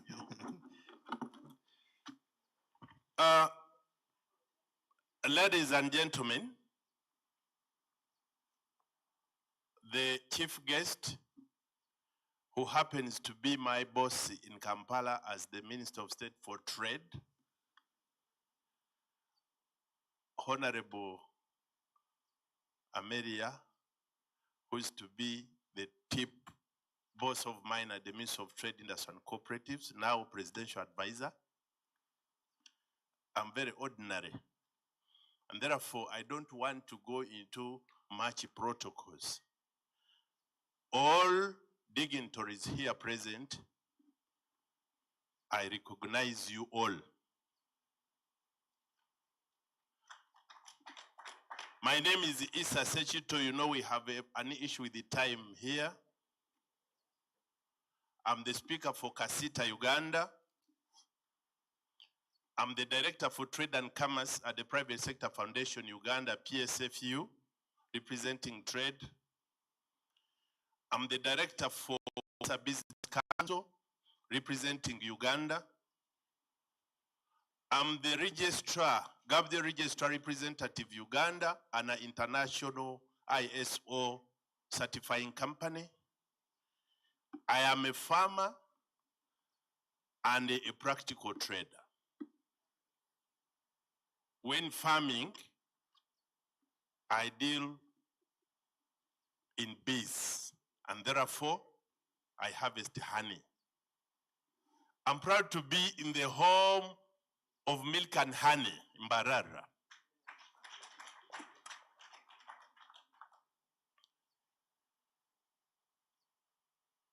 Chairman told me to look around for opportunities of growing the seat of Mbarara and screens through the opportunities that opened up when we became a city. From the first speaker to myself now, I have automatically changed the program of what I was supposed to present. Because the nature of the head decides which hair to cut. I cannot be bald-headed because my head, like Kasumba said, is not a very good structure. And therefore, that's why I have hair on it. If it was good, I'll be bald. And he said from God. So ladies and gentlemen, all of the people here, all the opportunities that Uganda has, all the endowment that we do cherish, there is very little that opens up for you, whether state status, municipality, town, for as long as you don't open up for yourself. We shall not all be at the leadership at the top of the city. We shall not become mayors or even Lord mayors. We shall remain people in our own businesses and categories. And therefore, to tap into the city and the large and the more and new coming opportunities, there are things that are a must do for us to be able to achieve anything, whether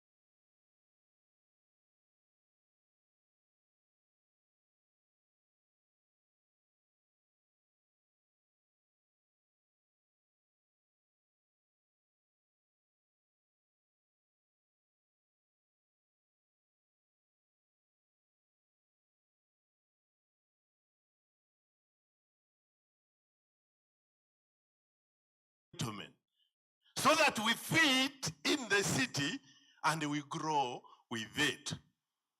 There are a few highlighted people, especially in the political category and the professional category, who will earn because the budgets of the city will increase from what it were as an urban center. But the majority of us are servants.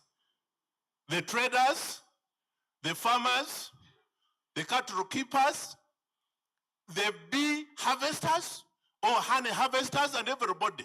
We remain what we are, but there are things that we must do better to improve and fit in the city. What are these?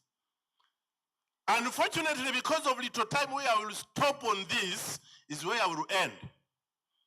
One of the basic issues we must do, ladies and gentlemen, if any city opens up, if any municipality opens up, if anything opens up, ladies and gentlemen,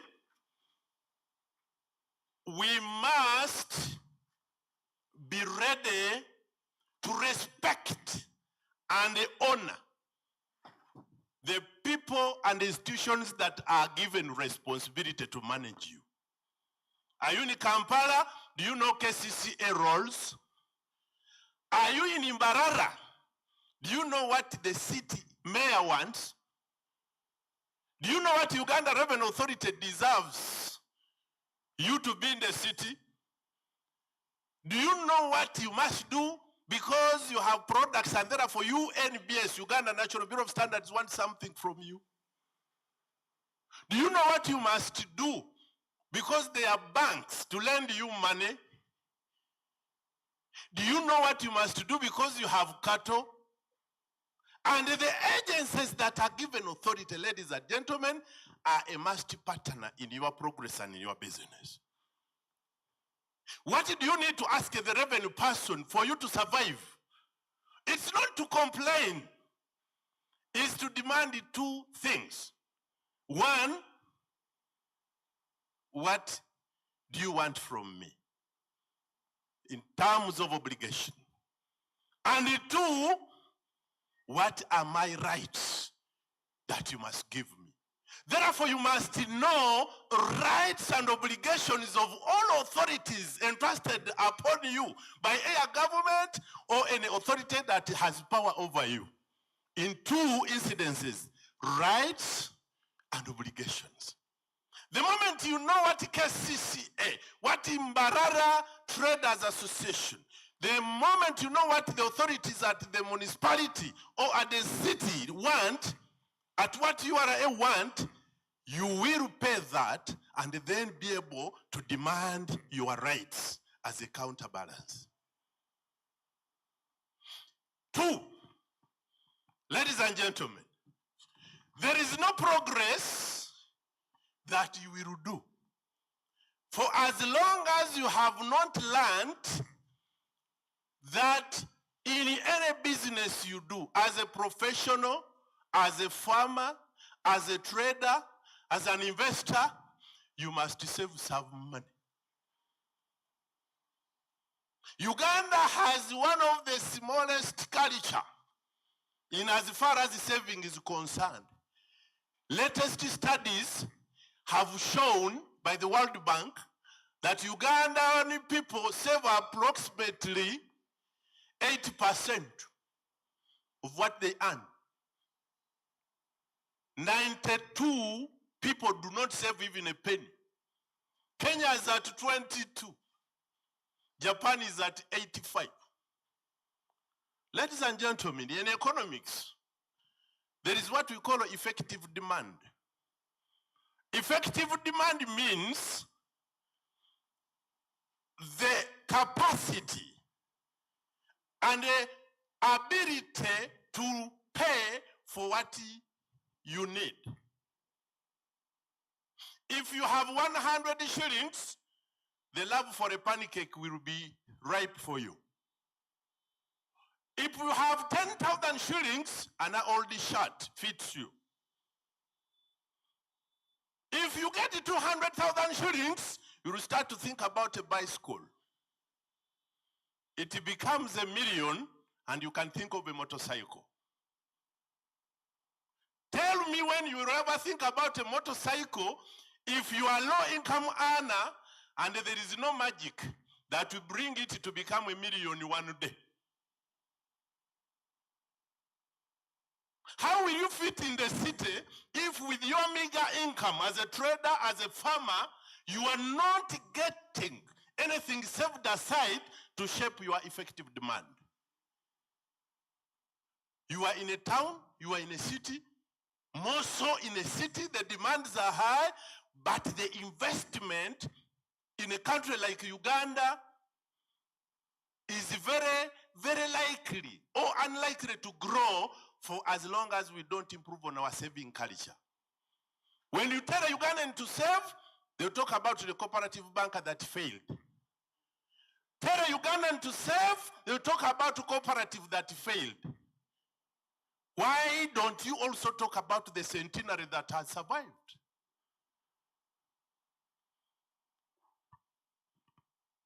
Ladies and gentlemen, we are in Mbarara city. The chairman was talking about a number of issues. You, who is in Mbarara, who is not happy with the power of cooperation and the unity, you must be ready, ladies and gentlemen, to learn to associate wherever you are. In Kampala, we have people who have been there for ages. They have not even bought a piece of plot.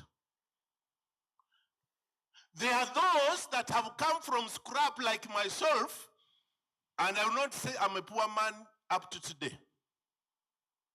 The magic is very simple. Where you are working, you are 10 people. And it is a church, it is a farm, it's a municipality, it is a city, and you have neighbors. Even when Jesus wakes up, your earning for a month will be 500,000. If you combine in a group of 10 to save money for the 10 people, you are going to earn 500,000 times 10, and it becomes 5 million. Ladies and gentlemen, a person having 500,000 shillings according to the law of effective demand can never think the same as the person owning 5 million shillings.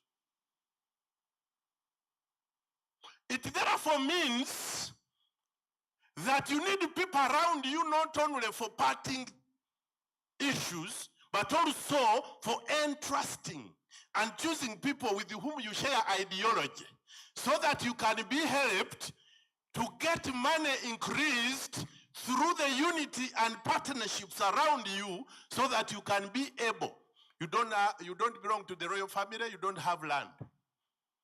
You don't have cows because you do not have them. But you have a meager income with which you can share with your neighbor, so that it shapes your effective demand. Basebo ne banyabo. E Kampala batugamba nti teri mugagga musiru. Banyabo ne basebo, ladies and gentlemen, abagagga abasiru gye tuli. Enjawulo nti mwe mutupulaningira kubanga sente ze zisalawo kyenziramu okukola. Gwe mbulira anajja ewuwo ng'amanyi tolina kabiina mw'oli nti onofunayo $5,000,000 n'akubulira nti kapoloti akalinaanye bakatunda. Who will come to you?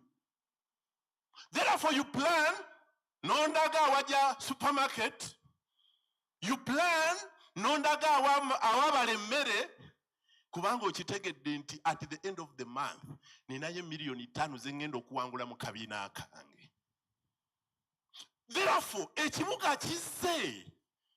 Naye sente ogenda kusigala ng'ofuna ntono mu Jjinja, mu Mbarara, ogenda kufitingamu otya okule n'ekibuga nga teweeyambisizza mukisa gugaziya bwongo obwo, tewali kigaziya bwongo bwa mukozi wa mirimu okuggyako sente z'akuŋŋaanyizza. Don't expect Jesus to give you the money. Your work will give you the money. Ladies and gentlemen, atamanyi gy'alaga tabula. Bw'oba manyi gy'olaga lw'obula. Era bw'omala okumanya gy'olaga n'obula, obuuza abantu nti bwe bagamba Kalukyo senta y'Embarara eriri ddawa. Bw'oba abadde oyiseewo n'otuuka mu ttawuni nga bakulagirira. Bw'omala okumanya nti osevinga ka sente, nti weegasse ne banno mulina kye mukola, then wake up and declare what you want. What is it that you want? Some people are cursing God. Ne mukama. Nze n'akamotoka akatono ne kabula. Wafukamira ddi n'omusaba ky'oyagala. Mumanye kye mwagala ate mukyatule kumpi buli mwaka. Wake up and tell your wife. Wake up and tell your children that this year we want a 40 feet or a 40-inch or 50-inch TV by the end of December. They will hold you liable. While November is approaching, you will go and meet them all connived. To remind you of what you promised to them, you were a liar. Because you don't want to be a liar, you will strive to get the TV to them. What does this mean? This means when you have an intention, don't feel it on you. It will die with you because nobody is judging you, whether you have performed or not. Declare your intentions to your comrades. This year, I want a Land Cruiser TX. When you had an Ipsum, tell one of your colleagues that will remind you to fit in Mbarara City with a TX other than an Ipsum. Not that the Ipsum is low or is bad, but what is it that God has not given you? Now you are cursing God. Last year you did not achieve. What is it that you did not achieve, yet you are healthy? Haven't you seen people who have lost their legs through amputation?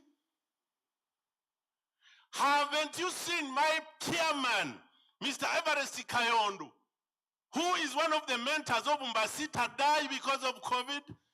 Are you not healthy? So what is it that God has not given you?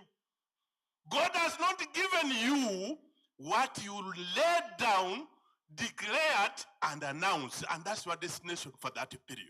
So you have reason to go back and ask God for the TX that you want for that year. And that's your target for then. If you do not have a target, you are moving without a destination, and you will never know that you have gotten lost. Mr. Chairman, when two poor people meet to share poverty, that is a curse. If the same poor people meet to share the small that each has, that is a blessing. Did you understand what I'm saying? Abantu babiri bwe musisinkana mugabana obwavu mukaba maziga ekyo kikolimu. Mu abantu babiri mwennyini bwe musisinkana buli omu aleete kaleeta, egyo mikisa gya Katonda. Bwe twali tugenda mu East African Community, Honorable Mary akimanyi. Buli omu yaleeta kyaleeta ku mmeeza. Atalina kye yaleeta, buli kiseera abeera mu maziga. Noonya ki ky'ogenda okuleeta. Ate bw'oba okironda, sinziira ku nsonga endala gye njagala obbagamba, bagita comparative and competitive advantage. Ladies and gentlemen, mbeera ntya Mbarara gye balunda enjuki. Mbeera ntya Mbarara awali omugga Louise. Mbeera ntya Mbarara we balunda ente. Mbeera ntya Mbarara awali omuddo ogwa kiragala. Mbeera ntya Mbarara nennemu okwezuula obwongo bwange kye busobola. Nange ne mbagamba nti bankolimira. Bwe batakolimiridde n'okola ki? I am a very good example of a Ugandan citizen who came to Kampala with a small bicycle to join Kampala High School with a small mattress, who cannot easily identify what I own today, and I have not stolen any. What I appreciated is I needed to define what I want. 2, I needed to know who are the influential people to do it for me, to push my dream. 3, I needed to know how to join Mbasita. For that time it was Kasita. I needed to know how do I save the little money that I get from my car shop. So that at the end of the month, whether 1 year or 2 years, I am standing with a bigger check that improves my thinking capacities in as far as business is concerned. And what did that mean? The chairman was crying here, almost shedding tears. Mr. Chairman, don't shed tears. Those traders are stubborn. The few that you have in Mbasita, move with those. Learn the tactics of improving their incomes. Tell them to be firm. Tell them to pay taxes. Tell them to register 14 numbers. Tell them to be compliant with UNBS. Operations that will happen in Mbarara will leave them scot-free, and they will all come to ask you which magic you are committing. At the end of the day, those that did not give you the money, whether Indians, Chinese, or local people, will come running to give you millions when they refuse to give you contributory money for the few thousands that you are asking for. There is no magic around it. Just be straight. Tell them what is right. Let them listen to the government and the agencies that government has put. Where you are being pressed by the institutions, we learned of two things as I was starting. One is obligation. The second, right. If you are stepping upon my rights as a revenue collector, I would say no, thank you. I'll call the commissioner. And it will be solved. This means they will not come to you, Mr. Chairman, and teach you in your house. You will need to combine. Be together. Hardware dealers, market dealers, chicken farmers, revenue authority, UNBS, and everybody will come to tell you what is missing in your egg. Honorable Minister, I always cry. When I go to Nairobi, when I go to Zambia, when you ask for an egg, it has a yellow yolk. Come to Kampala, people will say Kenya is refusing our eggs. The concentrate that makes the egg yellow, the Ugandans do not want to apply it. They will disturb you that Kenya is refusing our egg, yet they are the ones who are not using the good nutrients that make the yellow yolk. So as you combine, Mr. Chairman, ask the mayor to remove the street vendors. Don't lament, because it's your right, as we say. If the bank is not opening the small letters at the end of the contract, tell them, Honorable Mutebile, before he died, told us it is legally mandated by the bank to give you a loan facility after educating you what it means. It's legal. You're not appealing. It depends on your... No, you don't need to know everything. He needs to teach you everything. In your local language, if he doesn't have, let them get interpreters so that you are signing for a loan while you are aware of the implications about it. The smaller letters you ignore will take your collateral away. Ladies and gentlemen, as I want to conclude because of the smaller time, be honest. Be honest. Ladies and gentlemen, we are a God-fearing country. For God and my country. My first million, Honorable Minister, I was living in a shop that had no burger proofs.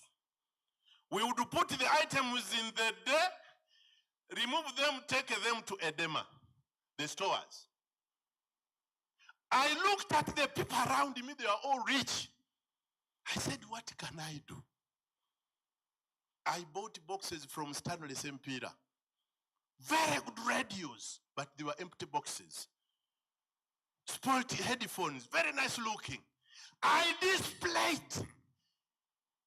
And everybody looking through the mirror thought this is wonderful. So I would talk to you. You point at it. I leave someone here, I run like I'm a marathonist. By the time I come back to you, I have the radio gotten from Stanley St. Peter. I sell it 250, yet he gave it at 200. I make a kill of 50,000. There and then I run to take back the 200 so that I don't think it's part of my income to increase my effective demand. The effective demand in that transaction is only 50,000. If you sleep with that money, ladies and gentlemen, when you go to the bar, the first bottle is commanded by you. The second also by you. The third and the fourth is because of the excitement on you. And by tomorrow you are dodging St. Peter, the source of the radio, because you did not return the money. People, you are not going to be successful if you are not honest in Mbarara City. Don't look for opportunities where they already are. Just be honest, the rich people will trust you. Among us, this class here, there is a person who comes and says, I need $100. $100. Can I pay it on Wednesday? Everybody at the place will look at you scot-free. There is a person who will say, can I give me $500? I meet it in town. And everybody would be willing to give it. Character is with you. Don't ask a government for too much. Government also has problems. We are all borrowers. Government is borrowing. We are also borrowing. So you kneel before government to lend you what? I am a professional accountant. I have never filled a form to ask for a job. You know why? I saw we are so many without jobs. Yet my father had a small plantation.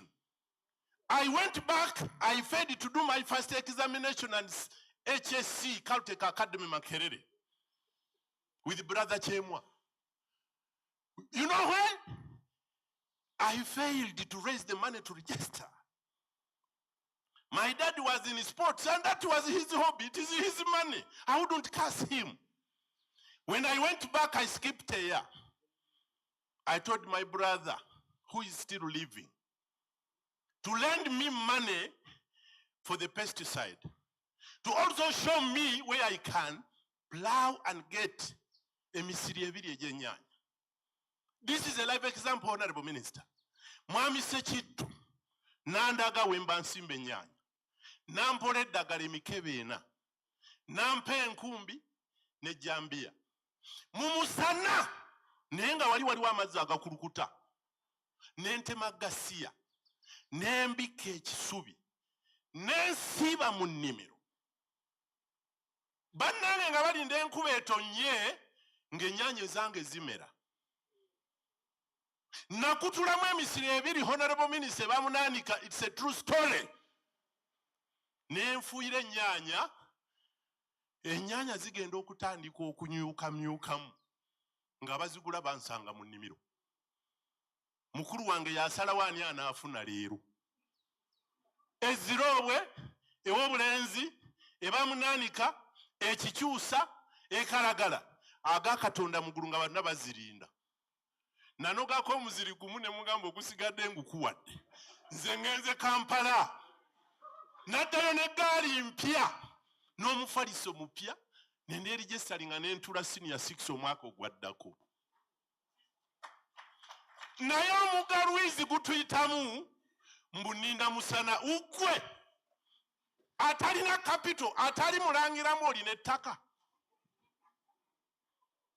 Chairman, twazze obugambo obwo obutono bwe nkugamba tuggule abantu bano emitwe. Obugagga tebwazze na city status. Obugagga bwazze na mitwe gyaffe abali mu kibuga. The day we shall change our attitude is the day we shall become rich and be sustainably living in the city. Don't fight with the mayor. You only fight with the mayor for rights. The obligation is he knows. You are only fighting for the rights. The rest is for you to manage. Mr. Kasumba, I have 10 reasons why people should be successful. I have only mentioned 4, and I have no right to remain with the microphone when my time is up. I honorably present my presentation to the chairman. Find the time in the near future. Allow me to come. Sit your people down when we are not celebrating the city status. I go through one by one reasons why some people in Kampala are successful and why others are not. Why are the people without much education more rich than those without it? I know the reasons. Because I'm in the middle. I'm not so studied and I'm not ignorant. A person with a diploma from the MOOPS, by then it was National Business of in Nakawa. If I make a presentation, it is so updated that I can match with anybody because I learned slowly what it takes to be successful. And anybody here can be successful. I end with this. You just allow me 1 minute to end with this.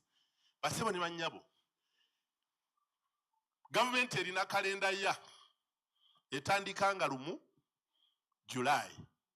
Omwaka gwayo gugwako nga 3 June. Siwe kiri eggwanga lyonna lirina omwaka gwalyo gutandika nga lumu January.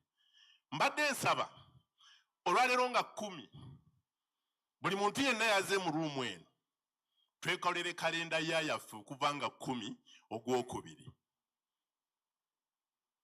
Tugulewo akasawo oba olinawo ojja oba tolina. Wakiri tuli kasanga nga kakulu nga keereere nga 10 Ogwokubiri omwaka ogujja. Tukebere sente eziribaamu. Beera honest, tokagula. Bw'owulira ofa wakiri weewole n'ekyotadde mugamba.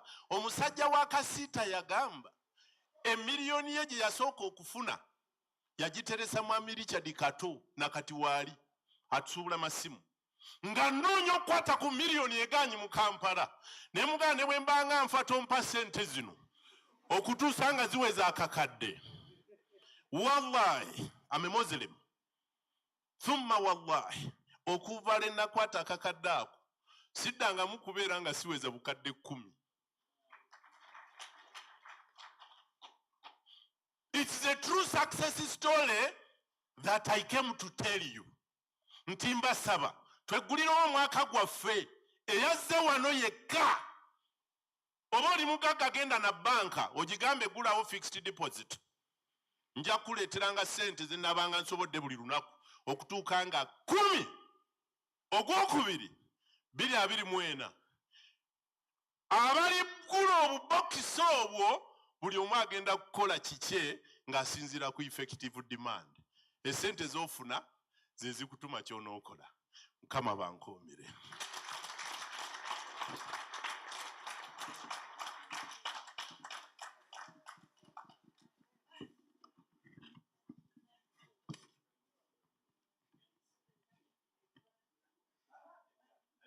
Sewe fene waffe tugamba bamutera omungalo ez'amaanyi.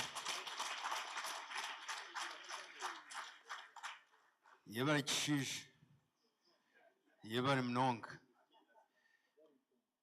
Singa mbadde Munyankole nandikugambye naakuhente naye nga bwe ndi Muganda naakuha watermelon. Tuko ate naakuwa bye tutayina kakuwa obutambaala agenda kukuwa 2 sente nzisigaze kubanga mu Uganda no change.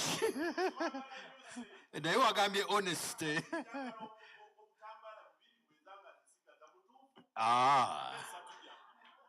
Basebo ne banyabo sina change. Naye wabewa nyamba agula obutambala busatu muwe change. I want you to take these 3 so I find his change. Who has his 30,000? Bya meya birala tugenda kwesortinga.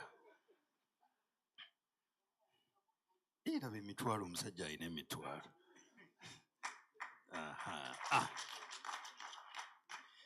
Nze siina change nina butambala.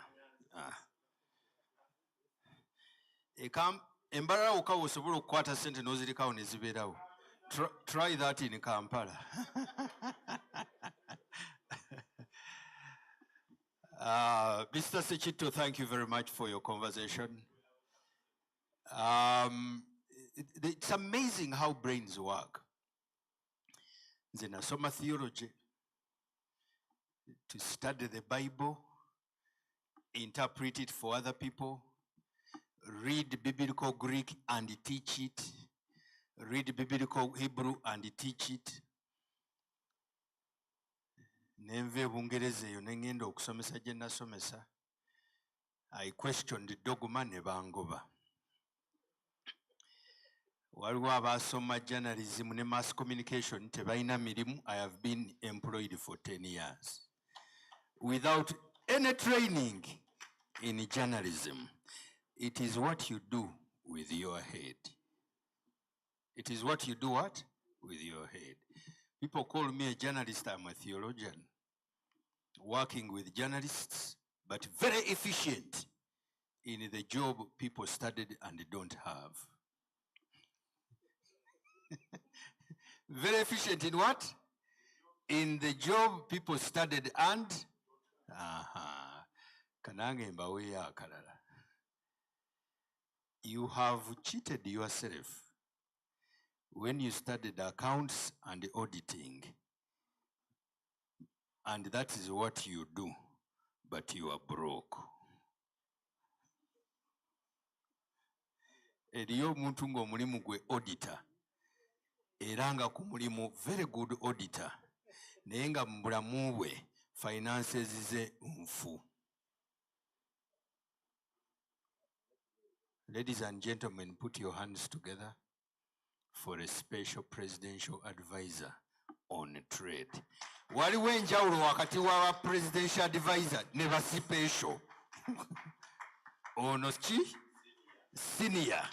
Special.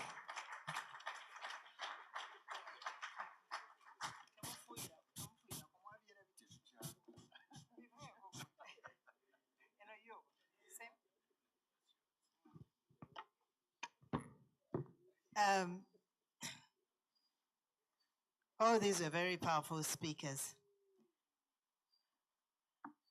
My sister, Honorable Minister of State, the Chief Guest of Trade, leaders of Mbarara municipality, I mean city, sorry, officials from Kasita, Mbasita, CEOs from different organizations, CEO from different agencies, members of the private sector, all protocol observed. Amelia Chambade, and I'm a granddaughter of great leaders. One leader was from here, Mbarara, Christopher Kafurika, who was Maluka chief, a Gombola chief, a strong member of DP. And another leader is Sarah Nwopinya Kuruya, who was a deputy speaker of parliament, who was a mayor, first black mayor of Kampala. who was also a Minister of Finance in the government. There are very few people like that. So I was born in families of leadership. So I mentioned that because Mbarara is a special place for me as well.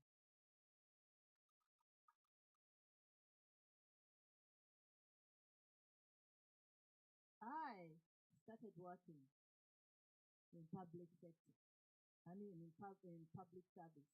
In 1979, working for, you speak of Honorable UN Capital City. Little did I know that he would become a president. And he was working in Ministry of Defense. He identified me and he mentored me into leadership. And I'm proud to be standing here addressing you because of the great mentorship from this great leader. I worked for him and was a member of went to exile in Sweden, formed an external branch for NRA at that time when they were in the field, in the bush. Came back and worked in in State House. And rose in levels until the principal private secretary. But during that time, I was going back to school. I did my first degree. I did my second degree in business. And I must say that I, because of the mentorship, I was one of the best performing PPSs in this country. And I pride in that. I decided to go into politics. Because of the mentorship, I realized that as much as we're budgeting for this money, it was not trickling down the grassroots. I offered myself to go into politics. And I was elected as an MP for 10 years. And I performed. I pride in that as well. I worked as a Minister of Trade, Industry and Cooperatives for 10 years. So I'm proud to have served my country. I'm proud to be standing here as one of the leaders. Now, I'm an advisor to the President in industry. Let me talk about Mbarara. Standing here and celebrating Mbarara city status is a big achievement, as highlighted by the mayor, highlighted by that's another speaker, the town clerk. So I had put down some points about Mbarara, but I feel I'm not an authority, so I need not go into that. I want to thank Mbasita, says Mr. Sezi. I met Mr. Sezi at one of the workshops in Kampala. He listened to me and he appreciated my talk and invited me to be one of the speakers. I thank you so much for organizing this forum. The people of Mbarara, this is an achievement for you, to have an organization that is going to be a voice for you, a tool to be able to do business successfully. An instrument, a voice to shout out for you the challenges you have, an organized body. That is an achievement, but I must thank Kasita that it emanated from you. Thank you for being an example. I always listen to these radios and I listen to the talk shows. And I hear these young people saying, government ekozechi, etufunidechi, etukoledechi. You forget that you are all beneficiaries of government. Kyonna kye tutambuliramu government yekikola. No other. You forget that even the radios where they're making noise from, all these were opportunities that were created by government. You forget the roads that you are using, the energy that you are consuming, the ICT that you are using. Some other African countries have not accessed ICT yet. Nawerabira kyoli kyokozesa nti byonna gavumenti ebikoledde. Omukutu gwoyogererako okuvuma. Nze mbeera ku mukutu ogwo n'olaba abantu nga bavuma ne yeerabira nti omukutu ogwo gwavaawa. Tegwava mu bire ne gugwa. Era government. Policy space and all these policies that enable you to do business successfully in your country. All these, you are beneficiaries of that. Agencies, URA, UDC, UNBS, Uganda Export Promotions Board, URSB, all these agencies are for you to be able to support your businesses. Instead of crying, tetuyina sente, njagala kulaba muzeeyi. You know, all these are the voices all the time. But you forget that the enablers are all around you. Opportunities zonna. Kati na kino ekyokufuuka city, nakyo kintu kinene, you are going to benefit from it. The ministries, all these ministries actually support entrepreneurship. When you talk about Ministry of Trade, when you talk about local government, you look at the market. Yesterday I was in the market. And what I saw there, the central market, I was amazed. And in Kampala, Kasita, you remember, they were making noise that they don't like those structures because they are too high, they are what? How? But I looked at this central market and saw how organized and how people are working. And they utilize all the space. In fact, I want to thank the chairman of the market who took me around. Mr. Muhumuza Emmanuel, vibrant young man. He took me around. I toured Red Wine. Red Wine had issues, Revenue Authority. Red Wine are saying that they can't export because you are deducting a lot of taxes for export. But I didn't know that there were, maybe you need to explain to them. I don't think there is a tax on exports. I visited Elsmart, people who are making briquettes yesterday. And I was amazed. They're making briquettes from waste. From waste. And they're making stoves from scrap. In fact, I posted them on some of our people in Mawokota. And I said, you people, you are there crying of poverty. These people are making money. Njabo baina sente. Sente ziva mu ggulu. You know, they always say such things. So there are also opportunities, markets. Someone was telling me that it's difficult to take things across to Kenya, of course we had some issues with Rwanda, but now it's okay, Bunagana. But we have one-stop border posts, whereby you can take things across. There is immigration, there is URA, there's all these bodies are there to support you to be able to export your goods. So government created these markets for your goods. East Africa, you have a number of posts.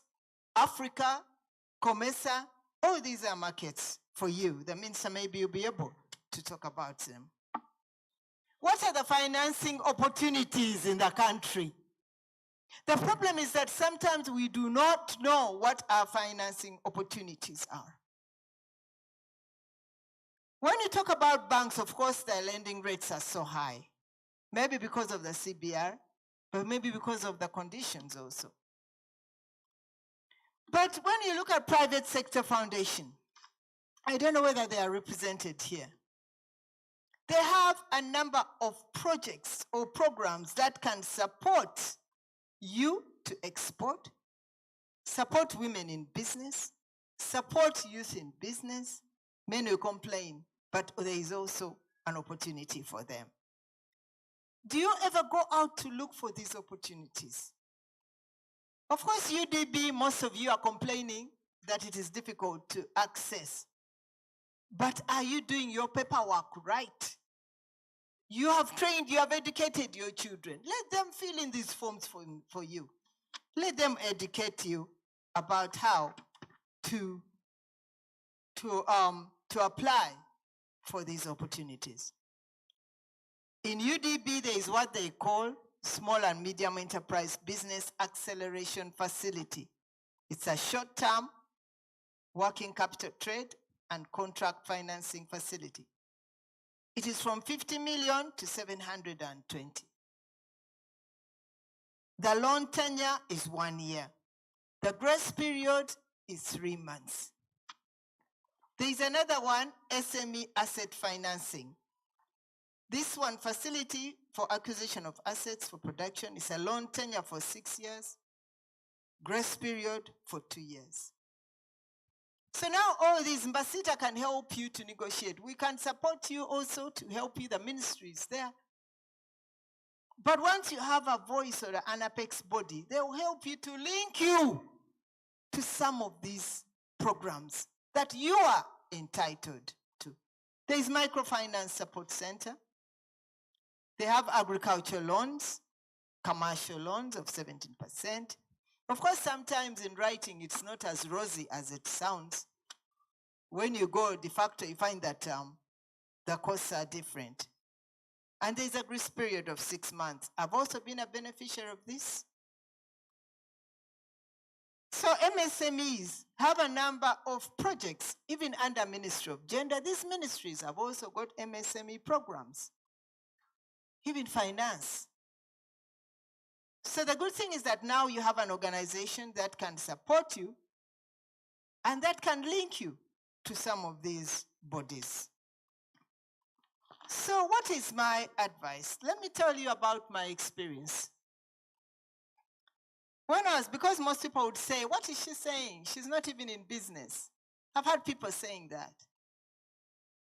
But when I was working in State House, my salary was not was not sufficient. So I started doing some businesses. Because when you see some of us, you think that we fell from heaven. Bagaga. Because I think everybody in an office, in a busy office, is corrupt. Of course, the corrupt ones are there. But I must admit, I'm very proud that I've held my name in dignity, and I'll go with it. And there'll be a big sign called integrity on my coffin, because I have worked very hard to preserve that. So I started doing some small businesses. And what was I doing? Sewing uniforms. I had a company called Emi Garments. Very powerful. But I had a shop in Mango called Emi Garments. And I used to go to that hospital, Namirembe Hospital, and ask the nurses if they wanted me to make uniforms for them. And I would make uniforms. I would make uniforms for some police officers. I would make uniforms for a number of companies, security companies. And I would make money. But unfortunately, I got so busy in State House and I put some of my relatives there. And after some time, the business collapsed. So whom are you putting in your business? Relative? Because you can't do anything. Get a partner whom you know has also invested in that business, because we were doing well. So I said, what do? I walked up to my father then, who had a company, Kulubi Company Advocates. Ne mugamba sebo, ebintu biganye omusala mutono nnyo. He said, what are you doing there? You're so busy. Now you're coming to me to ask for money. He said, I don't want money. Give me a title. Ngende neewole. He gave me a title. I went to the bank, which used to be Stanbic. What was that, the name of the bank before? Not Greenlays. Commercial Bank. UCB. I walked in with that title and they gave me money and I bought a pickup. And I said, what do I do with this pickup? Then someone, you know, people give you ideas. Subula walaji, ekasese, subula ebyenyanja. So I said, kansubule ebyenyanja. So the pickup would go to Kasese, ne baleeta ebyenyanja, n'atunda. Nze siriimu bampa buwi, ndi busy. Busy. State House from morning until night. Boss tamanyi nange ndi eri nkola sente. Ziyingira. Then in the evening, let's say after about, the driver goes for about 3 days. He comes back. Yakutolerako. Boss, your boss. So he says, this is how much I've made. And it was a lot of money. The reason why I'm saying that is that we do businesses which we do not fully participate in. You must be in your business. Kati yantolerangako. He would go. Remember, my pickup is depreciating. Remember, I don't know how much he's actually getting. I'm trying to show you that some of us try to do businesses, but we do not fully take track or record what we are earning or follow up. The mistakes then nakola nayiga. Nantolerako, eventually pickup was depreciating. But in the end I said, by the way, why don't I start breeding fish? Now I'm one of the best aquaculturists. I breed fish, people come and study, and I get money from those who come to study. I harvest every 8 months, and that is how I survived in my early retirement. Because I remember when I realized that my money was not coming in every month, akasimu kana akalaga omusala guze, tokyali minister, tokyali MP, tokyali ki, oli ku katebe, nengamba bannange obulamu nga butabuse. Story kikati tukole tutya? Kiki ekigenda mu maaso? That's when I realized that actually the fish, the 5 ponds I had were an asset. Nenda bantu obugagga mbulina. Then that is when I started taking an interest. I started fishing. Then I realized there was money. Nengamba, sente zange bulijjo ziragawa. Mwabasajja bulijjo munziba. Ate bulijjo oli busy, madam. So that is what I'm saying. So I survived those months. Sinafuna mulimu nno. List nejja. By minister, Tabazi, good. Panange. Then something told me in my mind, Nayegwe, ani yakugamba nti wali ogenda kubeera minister paka kufa. You have served this country for so many years. The president has so many challenges, so many factors to consider. And he has given you all these opportunities to serve. You're not going to have an advisor. That will support my aquaculture. Now, aquaculture, there is money in fish. Because you can fish, harvest them, you can make 20 million, 30, depending on what you invested in. The ponds are there, depending on what you put on, depending on what you are feeding it. So now I'm a senior aquaculturist in PG district. I also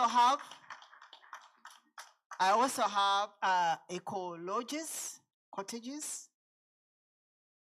These are businesses I've been building over time, but because you are so busy, you don't think about putting in or injecting in your time. Now I have in Solo Haven, we have already started getting tourists. The other week we had about a group of 15 tourists staying with us.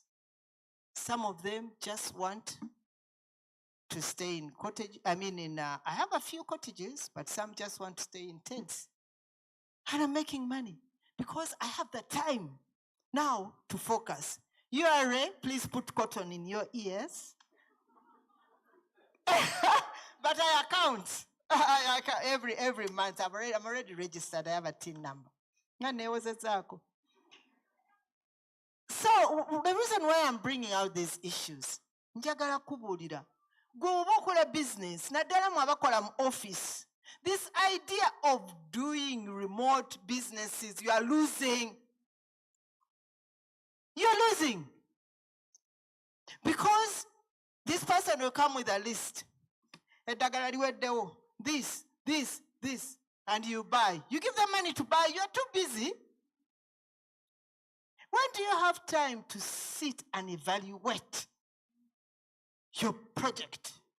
When? You are busy, you forget that salary one day will end. I've told you my story. That tutu was no longer coming.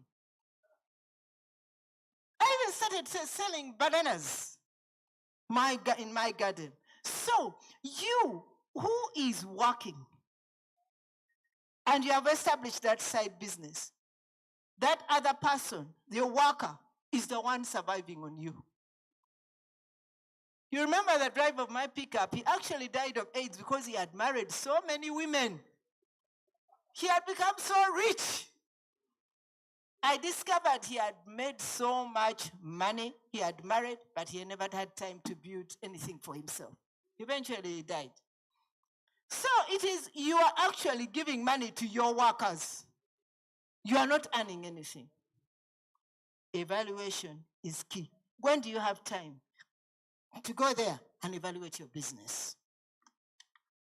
When do you do research for your business to know that if I'm in value to it? We never get time to do that. When do you plan properly for that business? When do you grow your clientele? Because now for me, I have an opportunity. Now I look for my clients. Those who want fish, they come and pick.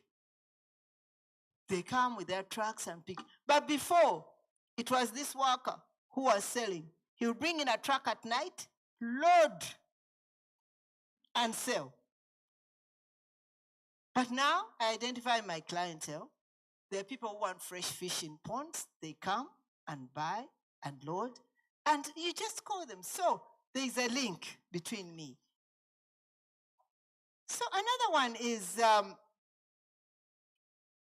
how do you brand your products? You are also a brand. That is why you should be in your business. Because people would say, Eduka ya gundi. You are the brand. You forget that you're actually the brand of your business. But when they realize that Eduka lya mwami Mukasa, Musa Mukasa is always not there, then they will abandon you. Then they will say, he's not even there. But you are the brand of that business. So find a way of branding your business. Another thing that we don't do, insurance. We don't insure, and we always have these challenges in our businesses. It catches fire, and then you say, hey, everybody will say, hey, sorry. But if you had insured your premises or your business, we don't insure our premises. We don't insure our businesses. We don't. Because people think it is expensive. Whatever you touch, you say it's expensive. I cannot manage that. But it is important. So whom are you dealing with? Which agencies are you dealing with? Or which companies are you dealing with? Let's say you have a bank. The bank might have a representative in your area, a representative bank in your area. Then you say, bank yange nze eri Kampala. Nze omanyi abankolerako bulungi bali Kampala. But you forget that all these banks are technologically linked. Katwacho you know gende Kampala mafuta goteekamu. Everything. You know, it's a cost. Nekubanga omukyalo oli omu banka y'egundi Stanbic ye Kampala ayogera bulungi gye njagala okugenda. No! Think about business, money, the money you spend on the way ngokwata tax, okutta emmotoka yo, amafuta, because you are going to that particular bank, ngate in a branch one.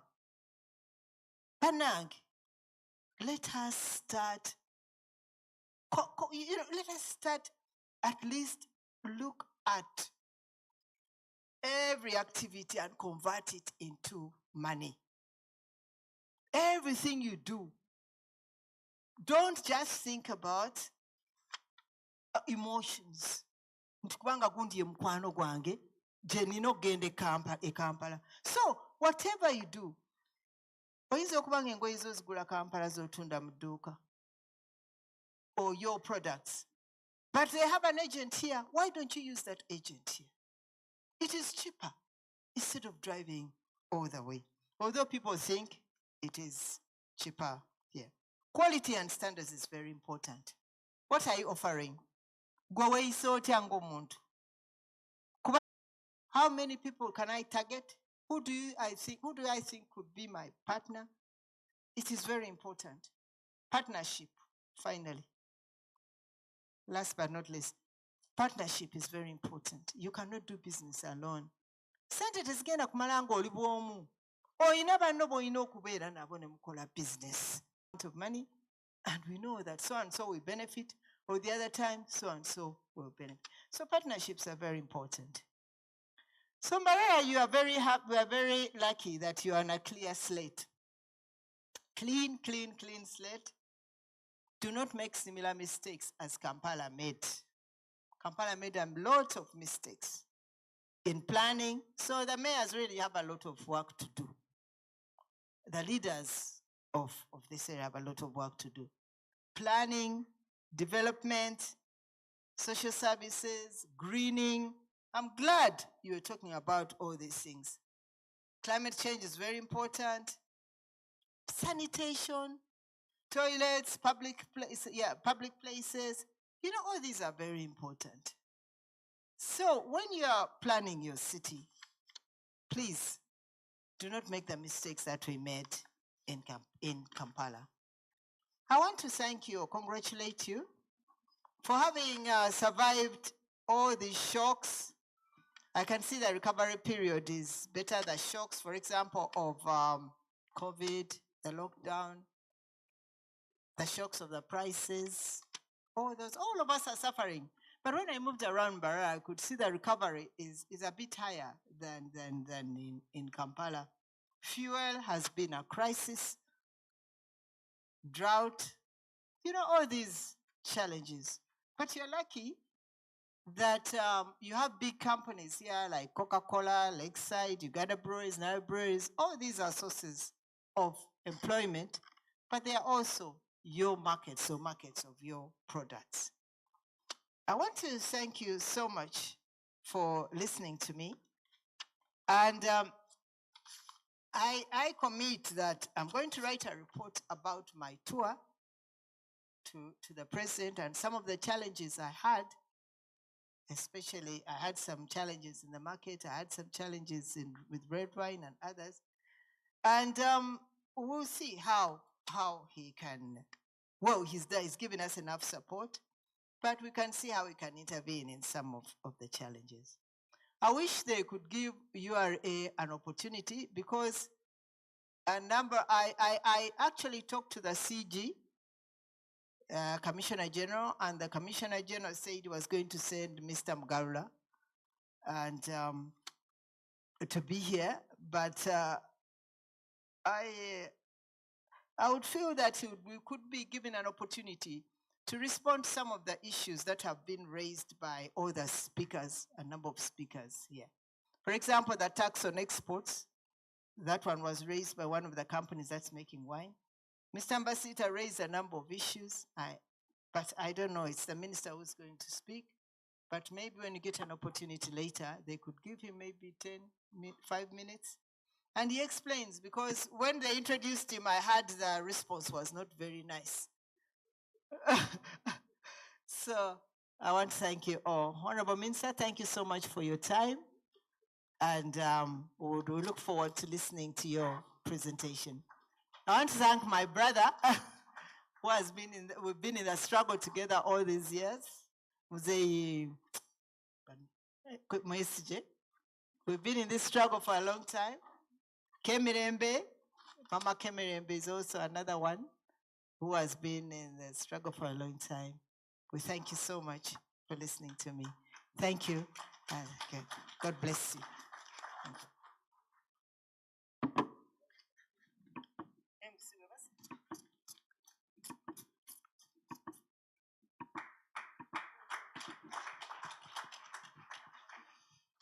The good thing is that the MC is very hungry.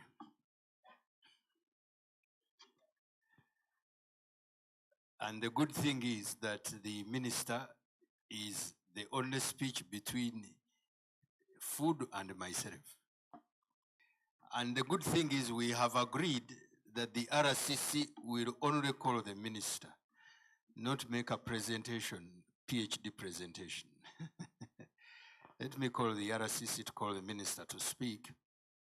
I've been told that there will be visas to the embassy that has food, and that those visas will be given to you, but they will not be like the American or British visa. They will be easier to access. But as you get them, me, I will be already down there. The RCC will invite the minister to speak. Give the RCC up.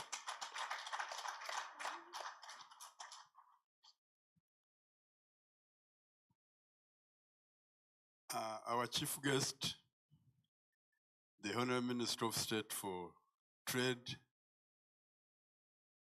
Madam Ntabazi,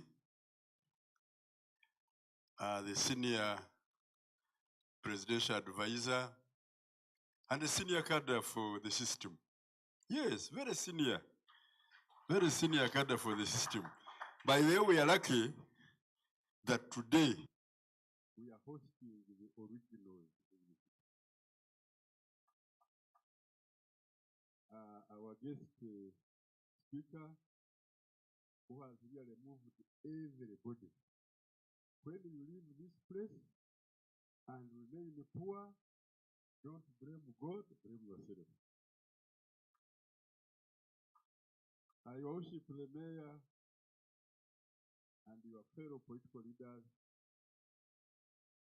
the city clerk, and your technical people, our bosses, the business community. Honorable Minister,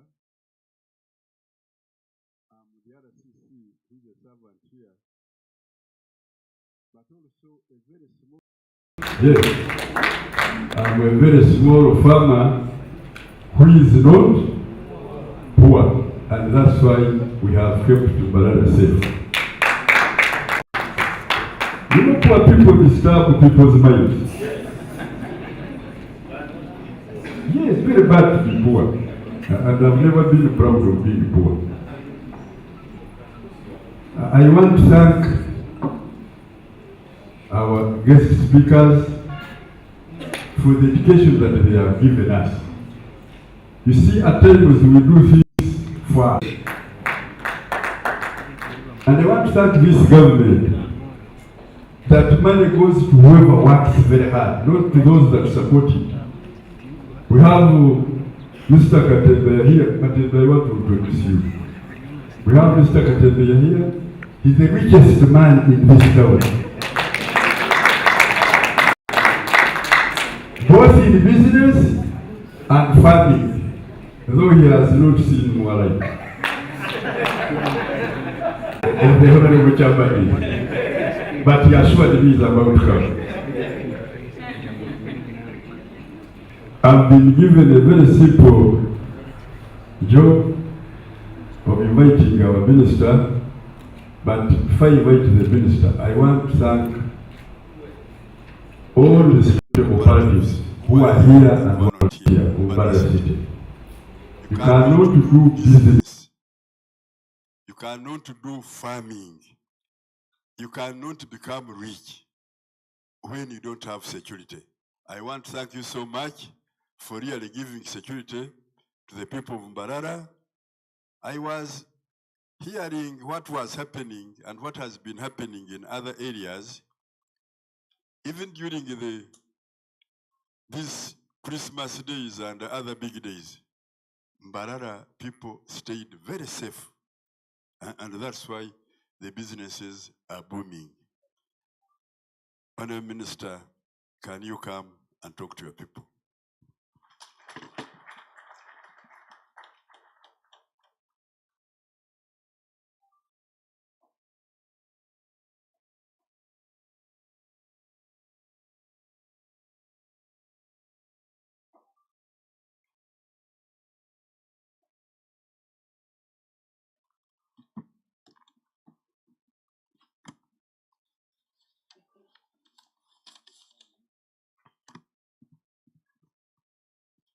Thank you so much, the RCC and my mentor. We've been together in the struggle. Though I found you there, we served together in Kasese when you were my boss and I was a cadre in your office. Thank you for keeping the spirit and the fire burning. My role model, who is the former minister or the minister emeritus for Trade, Industry and Cooperative, and now the senior presidential advisor on industry and trade, and somebody who has really given us light on which to follow. The private sector, Kasita and Imbasita, who are here today, our district leadership, and the city leadership who are here, led by the mayor and your council, the technical teams who are here, the agencies, and my constituency, the business community, the media, ladies and gentlemen.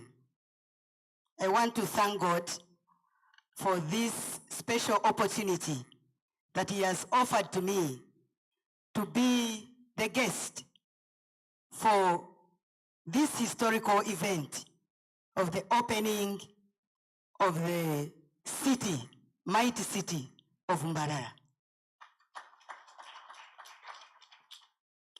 And I want to thank God that today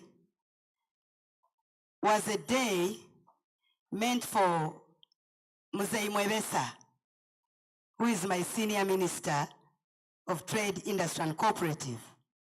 But because of the urgent call that he got, he delegated a very vibrant young girl, Harriet Ntavas, who is the state minister for Trade, Industry and Cooperative, but overseeing trade of this country. Ladies and gentlemen, I don't have a very loaded background like the one of the presidential advisor, that heavy one. I have a lighter, micro, small, and I would call it medium background, which I've undergone. I'm a young girl, I would call myself, because there are elders here from Bundibujo district. And I went to school. So after my graduation at Makerere, instead of getting a job, I got pregnant. Yes. I got pregnant and I said, now let me sit. Now, that's when my business concept started. Sit and do what? I've studied from Makerere, but I'm just here. So what I did, I started as a micro trader on a stall.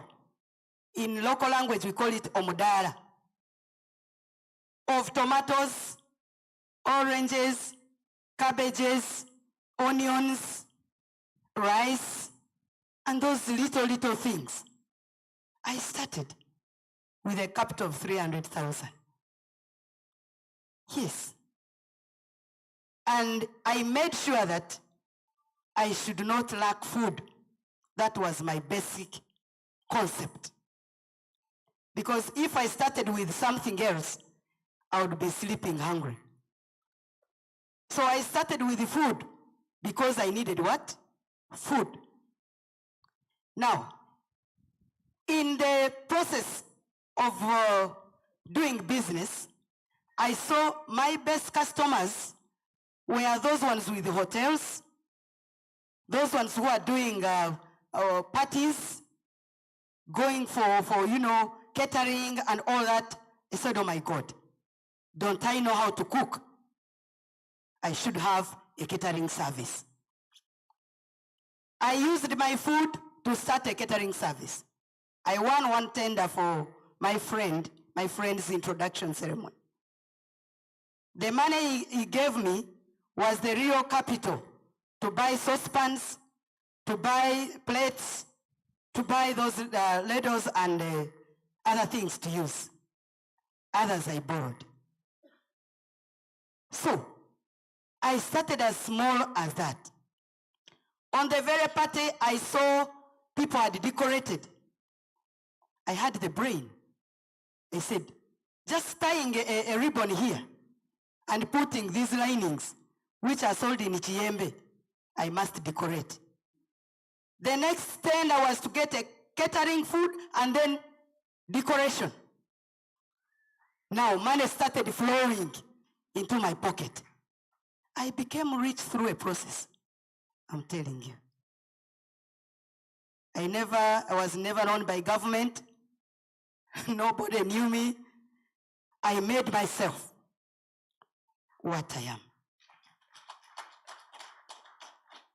So, I started on decorating, cooking, and I had one thing in my course at Makerere. I did communication skills. So I knew how to handle my clients and my customers. And that one gave me political capital. From there, I went and contested because I had brides who had eaten my food and people who had celebrated with me, and I bought gowns here in Kampala, decorated them, others for free, others for what? I became a celebrity and ended up in the parliament. Yes. That's how I went to parliament, because of the popularity I gained. My first time to handle huge money was in the Parliament of Uganda. So, this is a testimony I wanted to give you that you don't have to start from a rich background to become rich. You don't have to become prominent, from that known, to become what you are. I'm now a minister of the Republic of Uganda. Praise God. Amen. Hallelujah. Amen. Am I speaking to somebody? Yes. Because everybody knows that to be an investor, to be a prominent business person, to be this and that, to have property, to accumulate this and that, you have to start from either you inherit your father's property. My father was a headmaster. And he even died before I got money. So he did not enjoy my money. He died when I was still at the university. So I'm giving you a testimony for you to know that whatever you are doing, just use your what? Your brain very well. Your mind has to have a vision. You have to be sharp. Now on this special day, after you people knowing me, I appear to you as a guest to officiate on a special opening, because this is opening of a huge road that you are going to go through to compete with other cities in Africa, to compete with other cities in the world. Mbarara is one of the cities out of the 10 cities which were made, which is growing at a very rapid speed. And I want to assure you, with the markets that you are having nearby, the DRC, with a population of more than 300 million people, with the Rwanda, with our friends in Tanzania, with Burundi, Mbarara city is going to grow more faster than any other city, including Kampala. And the better part of it, it has started with a population which is, first of all, almost, because they gave us the percentages here, 53% employed, benefiting from employment. Now, add on some little percentage, you will find yourselves 80% with jobs. Others self-made, others self-employed, others government. So, I'm expecting a vibrant, shining city within the period of less than 5 years. That's my dream. That's what I'm looking at. Now, this population that you've mentioned here, because in cities, we need people. But we need meaningful people in a city. We don't just need people for the sake of having a huge number. You either have to have, for you to be comfortable in a city, you must have either a service that you're providing, or you have a product.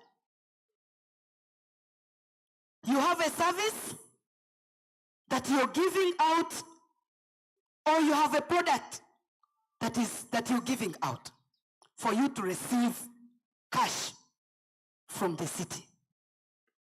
So why we are challenging other cities is that in Mbarara we have services.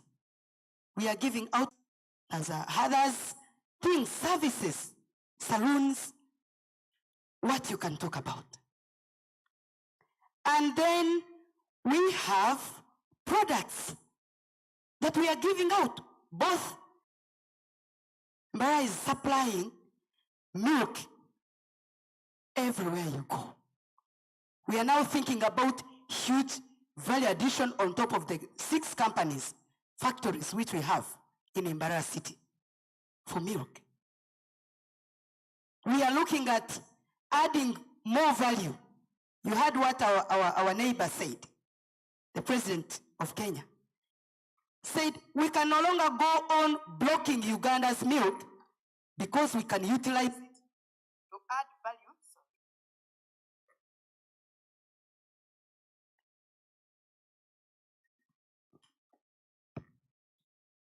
This microphone was fearing me because I'm a public speaker anyway. So, the value addition that we are looking at is far beyond what we are doing now. We should plan ahead of this because that's what we are copying from our neighbors. Get the milk from Uganda, stock it, add more value, and we export it, re-export it. So they have already seen an opportunity for a raw material coming from Uganda. So I'm praying that as we embrace this city, it's now 2 years from 1st of July, 2020. By the time we come to 5 years, 6 years, the dreams must have grown from this stage to another stage. And I know that the brains are here. Of course, this Mbarara city has features that other people admire. They call you rich people. Yes. Abanyankore n'abagiga. Nkuba kugamba bati. So for somebody to come here, a vendor to come here, it's very difficult. Nibamanya n'abachi n'abagiga. They're rich. They don't buy these local things. So that one gives us a real status of a city because we shall open up other suburbs and develop them where these vendors will do what?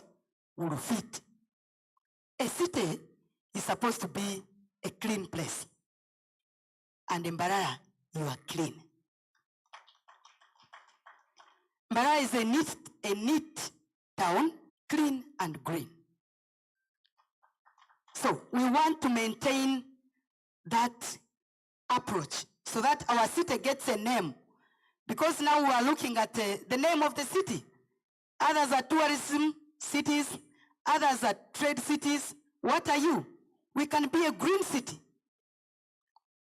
We can be a green city and we maintain it.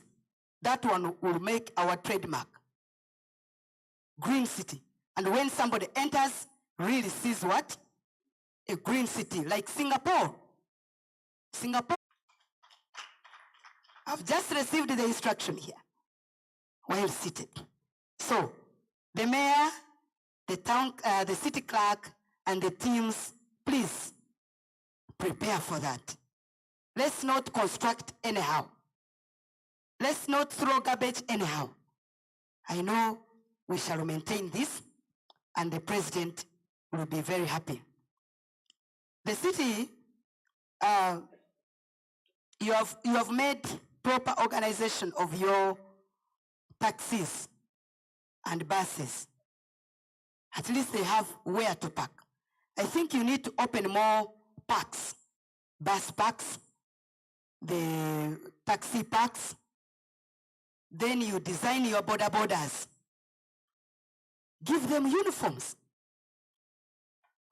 Give them a sense of responsibility because they know how to maneuver and look for their own ways of doing things. So before they did that, please put a plan and make sure that the city remains very organized and smart.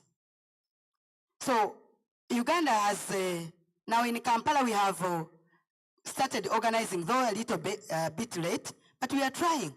The government has put in place Kira Motors and has put buses which have started moving in the city, very clean. But for you, you can utilize that chance because you are still a virgin city with good policies. And I thank you for the city bylaws that you put in place, because they are the city bylaws that clean the city. They are the city bylaws that make the city what you want it to be. I passed here at around 6:37 I found that the shops were almost closed. Yes, the shops closed, I don't know, by 6, the shops have closed. People have gone home. They have their cows, they have their things to take care of. They have things to do. A shop is nothing to them. If you cannot buy by 6, go home and sleep and come back early and what? In the morning, you'll find business. And I'd forgotten something, but the town was closed. I had to improvise. I said, this is a real city. Jesus Christ. Mbarara, I found this in Ankara when I was in Turkey, now Turkey, that has gotten these challenges. For them, by 5:30, you have to pack and do it and go away. If you have not done your shopping, go to Istanbul, where they trade day and night. So, there are unique features and characters of this city that are copying from somewhere else, not from where Mr. Kasumba, Pastor Kasumba is coming from. Now, my call today and our message today is more on economics. The economics, most of it has been explained. I don't have to labor with it. You had the flow of material from those ones, from the two brains that came here to present. They shared with us widely. Now, government's intervention is the one we are looking at. You have the products, you have tried your level best to organize yourselves in cooperatives through these ancient cooperatives and other new cooperatives as the duty of the Minister of Trade. Now, our duty, our core duty is to make sure that we hold your hands and get strong markets for the products that you are producing jointly. Because when you produce jointly, you negotiate markets jointly, even the prices are dictated upon by you people. Always avoid a business where the customer dictates the market. Join a business where you dictate the market. So when you come together, make cooperatives, join together, you make a negotiation force that you'll use to negotiate markets. And I'm happy that you have Mbasita now. Mbasita, your work is very, very, it is nice but complicated. So those issues of coming here lamenting, we should move from the book of lamentation to acts of apostles. Ebikorwa, not lamentation. You are voted by the people, put in place to carry the mantle, carry the challenges of the people, the vendors, of the traders. Bring them to the right people who will address them. Your mentor is there. He has brought me many things, and we've handled. Tax per kilo on garments, negotiations on what?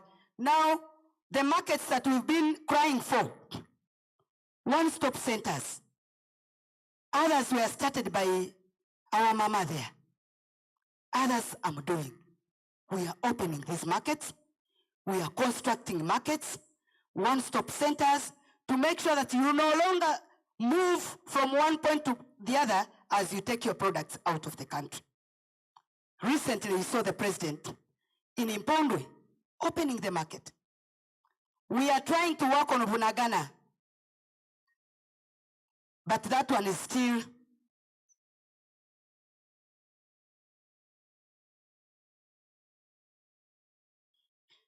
I'm sorry, these are people whom they bring to disturb us all the time. Really. But I have to listen to her. So, We are putting these markets in place, one-stop centers, so that you find URA here, you find immigration here, you find UNBS here, in one place. We should stop lamentation. Should start acting. If there is a hurdle, come to the Ministry of Trade, Industry and Cooperative, which is your mother what? Mother ministry. Right. You don't have to go to the streets and demonstrate.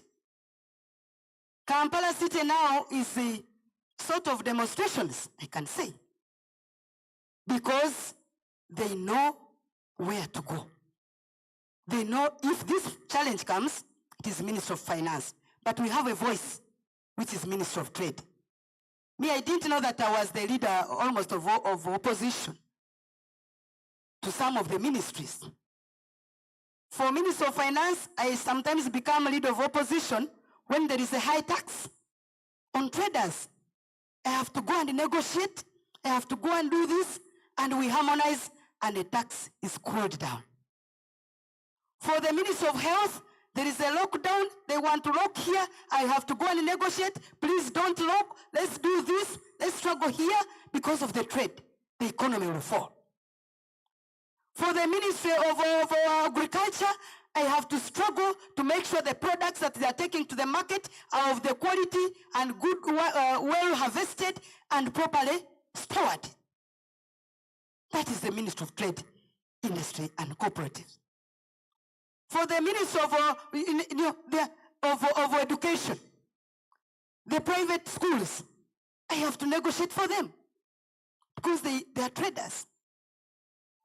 I am almost the leader of opposition in the cabinet because I have a voice from Kasita, from Mbasita, from the local traders. They are demanding this, they are demanding that.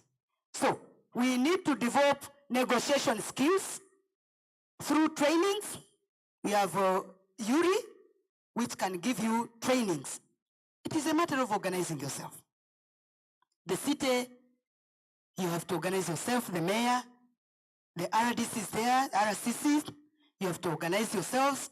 We bring you technical people to train you on how to handle certain matters, to train you on how to access markets, to train you competitiveness. Because now the products that we are taking outside are not only produced here. There are other people who have them in other countries. We are targeting COMESA. We are targeting African Continental Free Trade Area, which out of now 55 countries, we have 54 on board. And we are struggling to become the Secretary General. So we cannot be the Secretary General when we don't have quality of the products which can compete on the market with other areas. So where do we rely on? On the cities which we have. We cannot rely on villages because villages will bring products unprocessed and they're processed in cities and we take a finished product. So what you brand your city will be what you're taking out of the country and you should be known for that.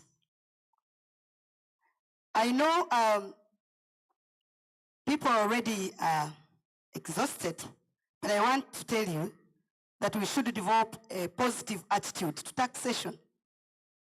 The taxes that we are giving, more especially, I'm calling upon the traders. You need good roads. You need good markets. The Minister of Local Government today told me to thank you, thank the leaders, to thank the traders for accepting to enter the market that the government put for you.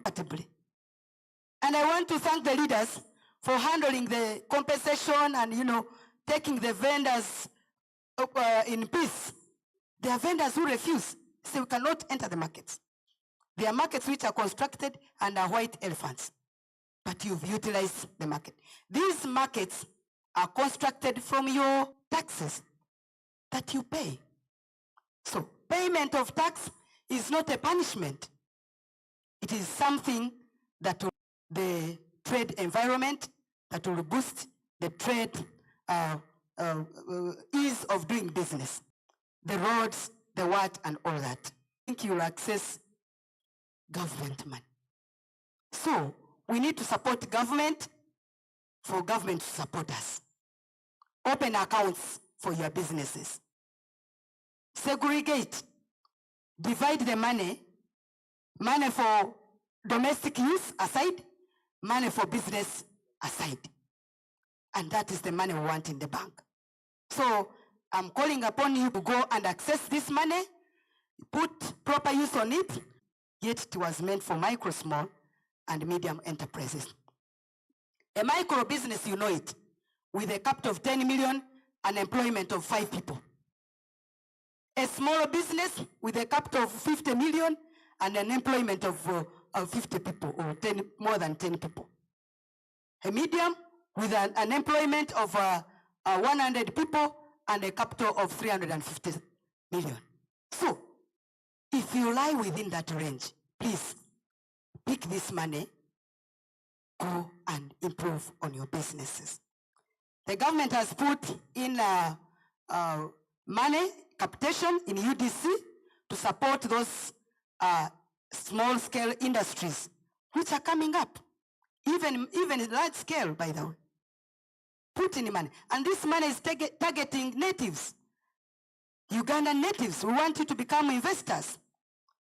The Basit I was talking about, where are the Indian and the Wazungu investors here?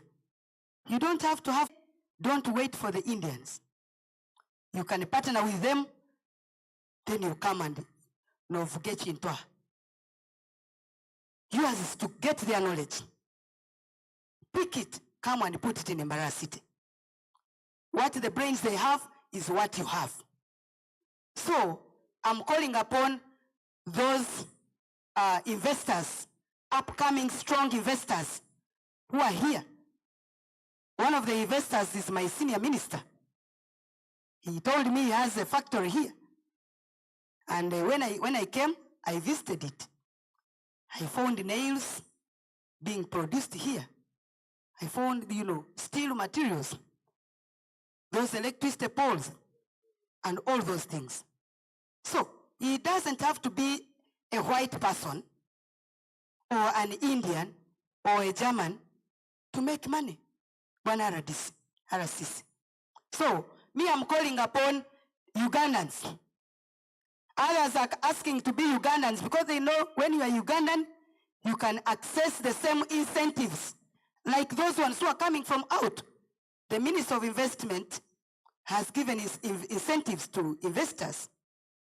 It depends on what you are investing in and how much money you've come to invest. So a chapati trader cannot be the same, get the same incentives like somebody who is adding value on the milk, with the factor of the milk.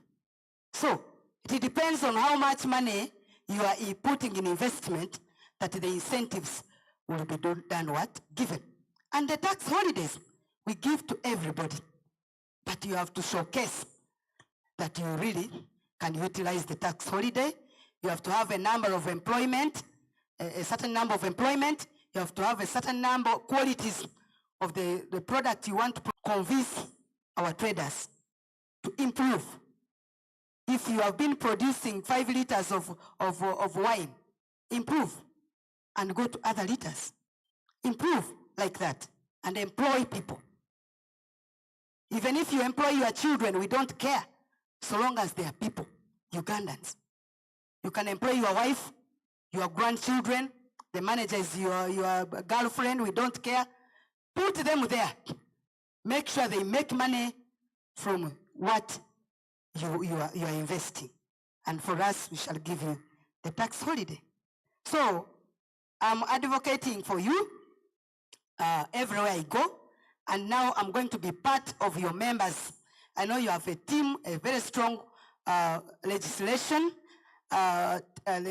team, members of parliament, including ministers, including my friend, the woman member of parliament, all these ones, I'm going to add my voice to make sure our city shines and goes to another level.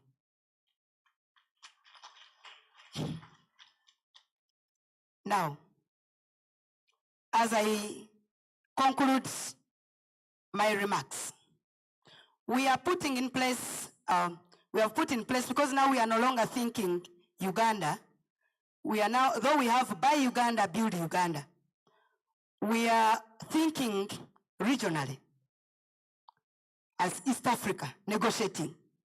We have even gone ahead to negotiate as Africa to make sure that we are having one standard of products. And East Africa has already embraced one standard to the fact that when a product is certified in Uganda, it can no longer be certified, almost talking one language on terms of negotiating standard. And this one was is facilitated by European Union. We have been trained and we are coming down to start training you people. So we want NBS offices in Mbarara, regional.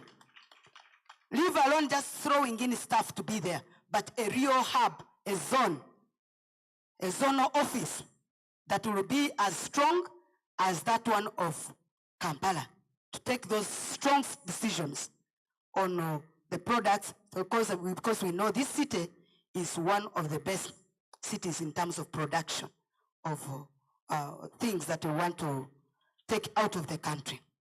So my message today, and the message from my senior minister, is for us to start thinking big, move from the little innovations we've been doing, innovate higher and innovate bigger, and think of other people who are doing the same products that we are doing, and think of competitiveness and how to access and hit the market. So I'm happy that all the rest of the details have been aforementioned. The message that we have today is that, I know you have 6 other markets that, don't know whether 6, you have other markets that form Mbarara city. You're not like Kampala, which has 28 markets scattered. You have 8 markets, including,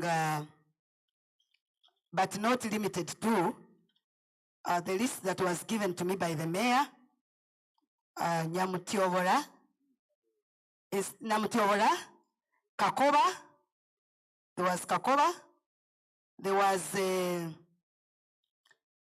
Namutiovora, there's another one in English. Makan what? Yes, it ends with like an English word. This is why I told you the standards have gone high. Really. That market, those markets, they are going to be constructed under satellite arrangement. Satellite arrangement. We are no longer now talking about trade of trade of proximity, I would say. We are now talking e-commerce, e-trade, e-everything. Like you have e-governance, e-what? We are now going e-trade, e-commerce, e-economics, e-everything. Even if I'm here, my products will reach Geneva. Even if there is somebody whom I've never seen, will be my customer, will be my client, even when we have never met. So these are things that we are putting in place for us to move at the same level with other people. And I wanted to tell you that to reduce on the number of vendors, so we need to move. And this one, because in other areas, like for example, in Dubai, the market is somewhere and it is known where it is. Other areas, Sarija and other cities, are for wholesale. And they keep clean. When you're coming, you are coming to pick things in bulk. Take to the suburbs and take to other areas.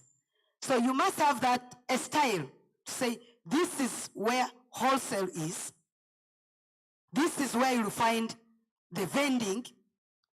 This is where you'll find the what, and you would have set a precedence that is not anywhere in the country. So I want to thank you. The purpose of this engagement today is to sell and market Mbarara City for investment, for trade, for networking, for coordination, and making sure that Mbarara as a city, which is both, it doesn't work for Chida Chonka, like the notion is, which is working for both commercial and subsistence, which is a city with a vision, which is a city so-called rich people, though they are rich anyway, rich people, brains, educated people. We were challenged here. It may not be in Mbarara that educated people are poor. No, that one doesn't exist in Mbarara. These people are both educated and rich. So they combine the two. It's not like Kampala where rich people are uneducated and the poor people are what? Are educated. You will find the mayor, the city, the RCC. I asked the RCC, I said, Oinente zingai, omufamu yao.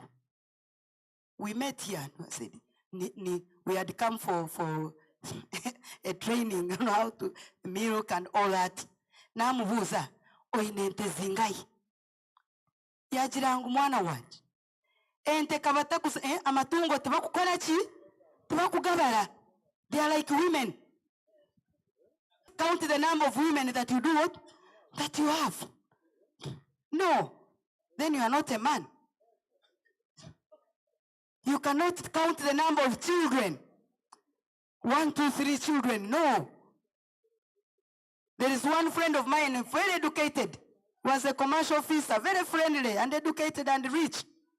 Baso we are feel, baso mama tungoge. Yabaine, amajuvegati, amatungo, what? Yabaine nabana. Akazara. Abana binga mwana omwe. Everybody packed and went away. How can you have one child? How? At least 2. You are a coward for sure. You are a coward. For a man to stand, you have to have at least 2, 3, 4. Yes. So that when the other one is not there, there is another one.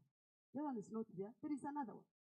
So, ala sisa kanye searching. Amatungo tubakorachi, tubakugabara. So you have to have as many cows as possible. And he's educated. So, the point I'm making, don't think that because you're educated, you are subjected to poverty. No. That salary you are making must be put to use. If you get rich people, don't just spend. They multiply their income into both expenditure and more income. So, I have no really much to add on. I know you have the Nyoga, which you are putting into proper use. And I know you have embraced parish development model, which is targeting the remaining part of the poverty, the poor people. Recently, when we were at the celebration here, I came myself. I heard what the president said, the 39%. In fact, in Mbarara, it is not 39. It has even gone, lower. In Mbarara City, the poor people are 10%. Come here for studies and see how you have done it, so that we can also emulate what the city is doing. So I want to thank you so much, and I want to say this is the beginning. The celebrations have started. You are going to enjoy. I wanted to join the city what? The city rallies and those enjoyments in the nightclubs that they talked about, I used to come for Vision Empire here. I'm not a joking matter also. I used to dance here, seriously. We come for workshops. I was a district woman councillor. I've gone through all the ladders of leadership. I was a national youth delegate, member of parliament. So I've been dancing here. There was a hotel called Pelican. I don't know whether it is still existed. That is adjacent, opposite to the what? Vision. So we would just go and shake there because we had peers. But now I cannot go. I don't have any peer unless the RCC went and Kasita, Mbasita is young. So, to access such areas again. But I really want to thank you that you are going to shine, and I know Uganda is proud of you. Uganda is going to be proud of whatever issues you're doing. Greetings from the honorable members of parliament, who is thanking you for the cooperation. Yes, and he's saying that those markets will be constructed under satellite. The Mashamington something market, Revi Corner, Rugazi, and all those ones. They are 6 in number. And the issue of the airstrip, in fact, you have a very strong point. Because now we are constructing Mutukula regional market, we are going to put an airstrip there, a local airstrip. But we need a regional airfield. And the good thing, you still have the land. Isn't it, Mbarara? Muinitaka.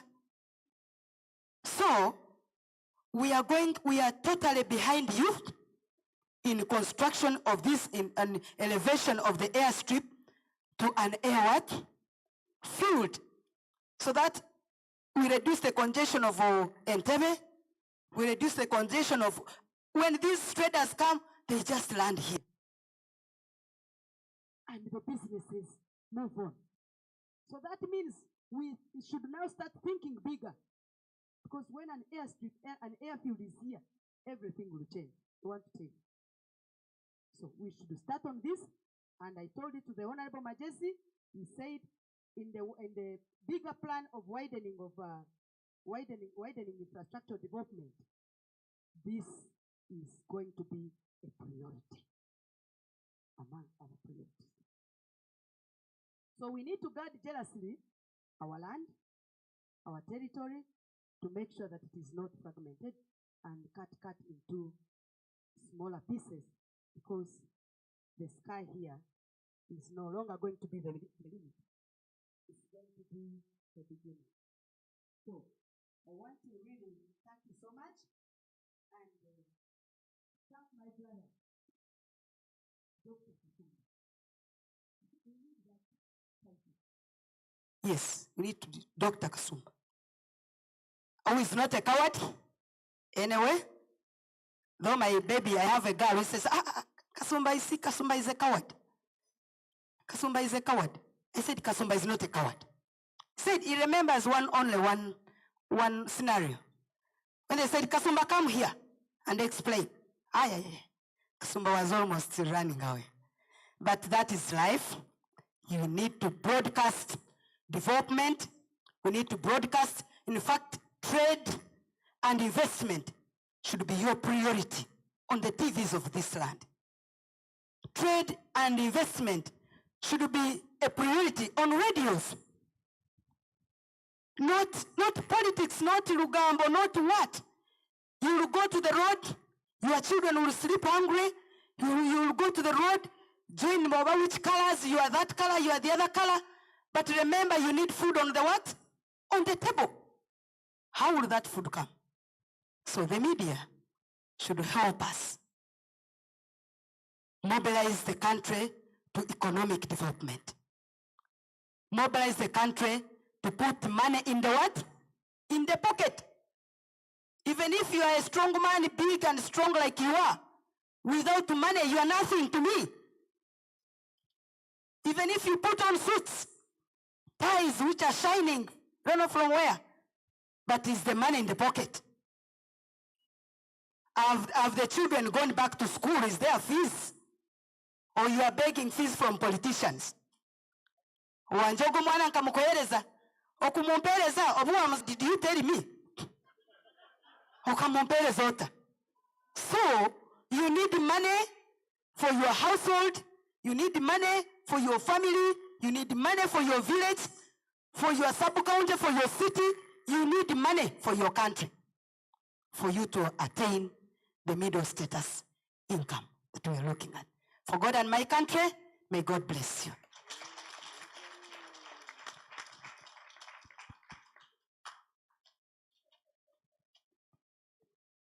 You people in the media, they have told you. Me, I'm not in the media. I'm a pastor in Nasoma. Give the minister a very big hand clap. Mr. Justinian Wagaba, he's a commissioner of urban administration in the Ministry of Local Government and is representing the Minister of Local Government. So twakwachira mnongo.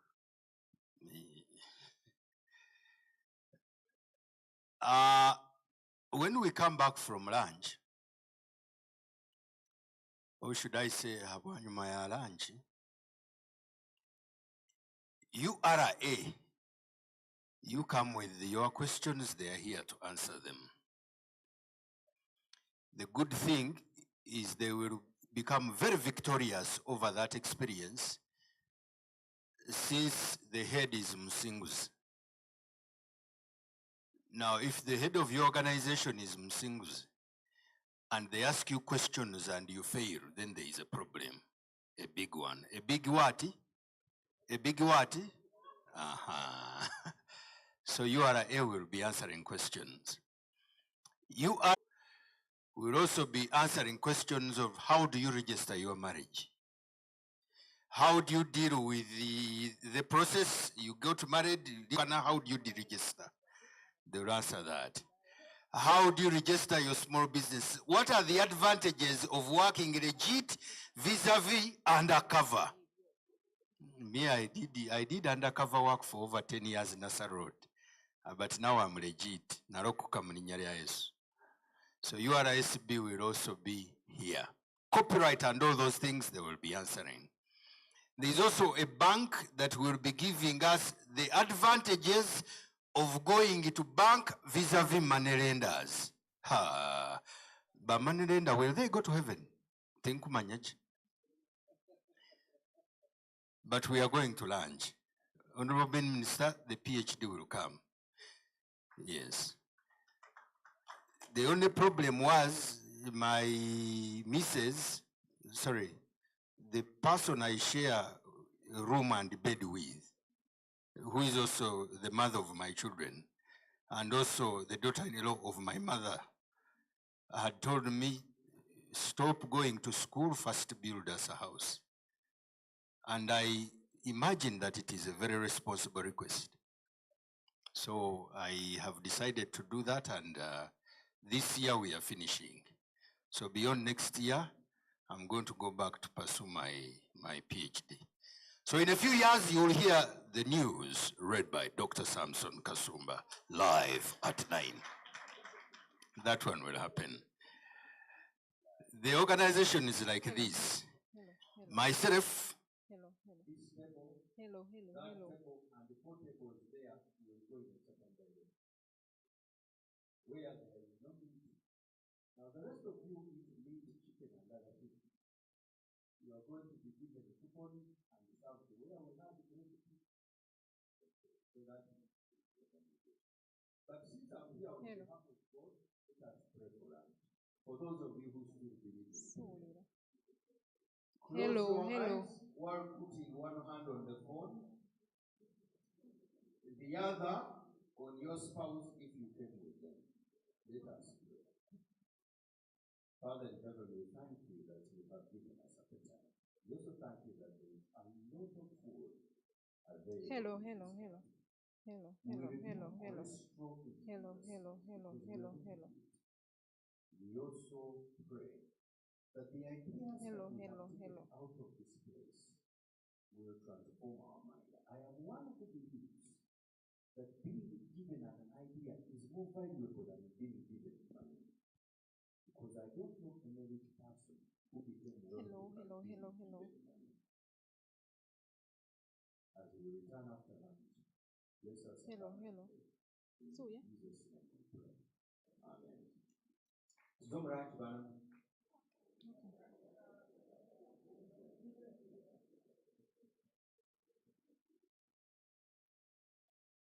So after lunch, back.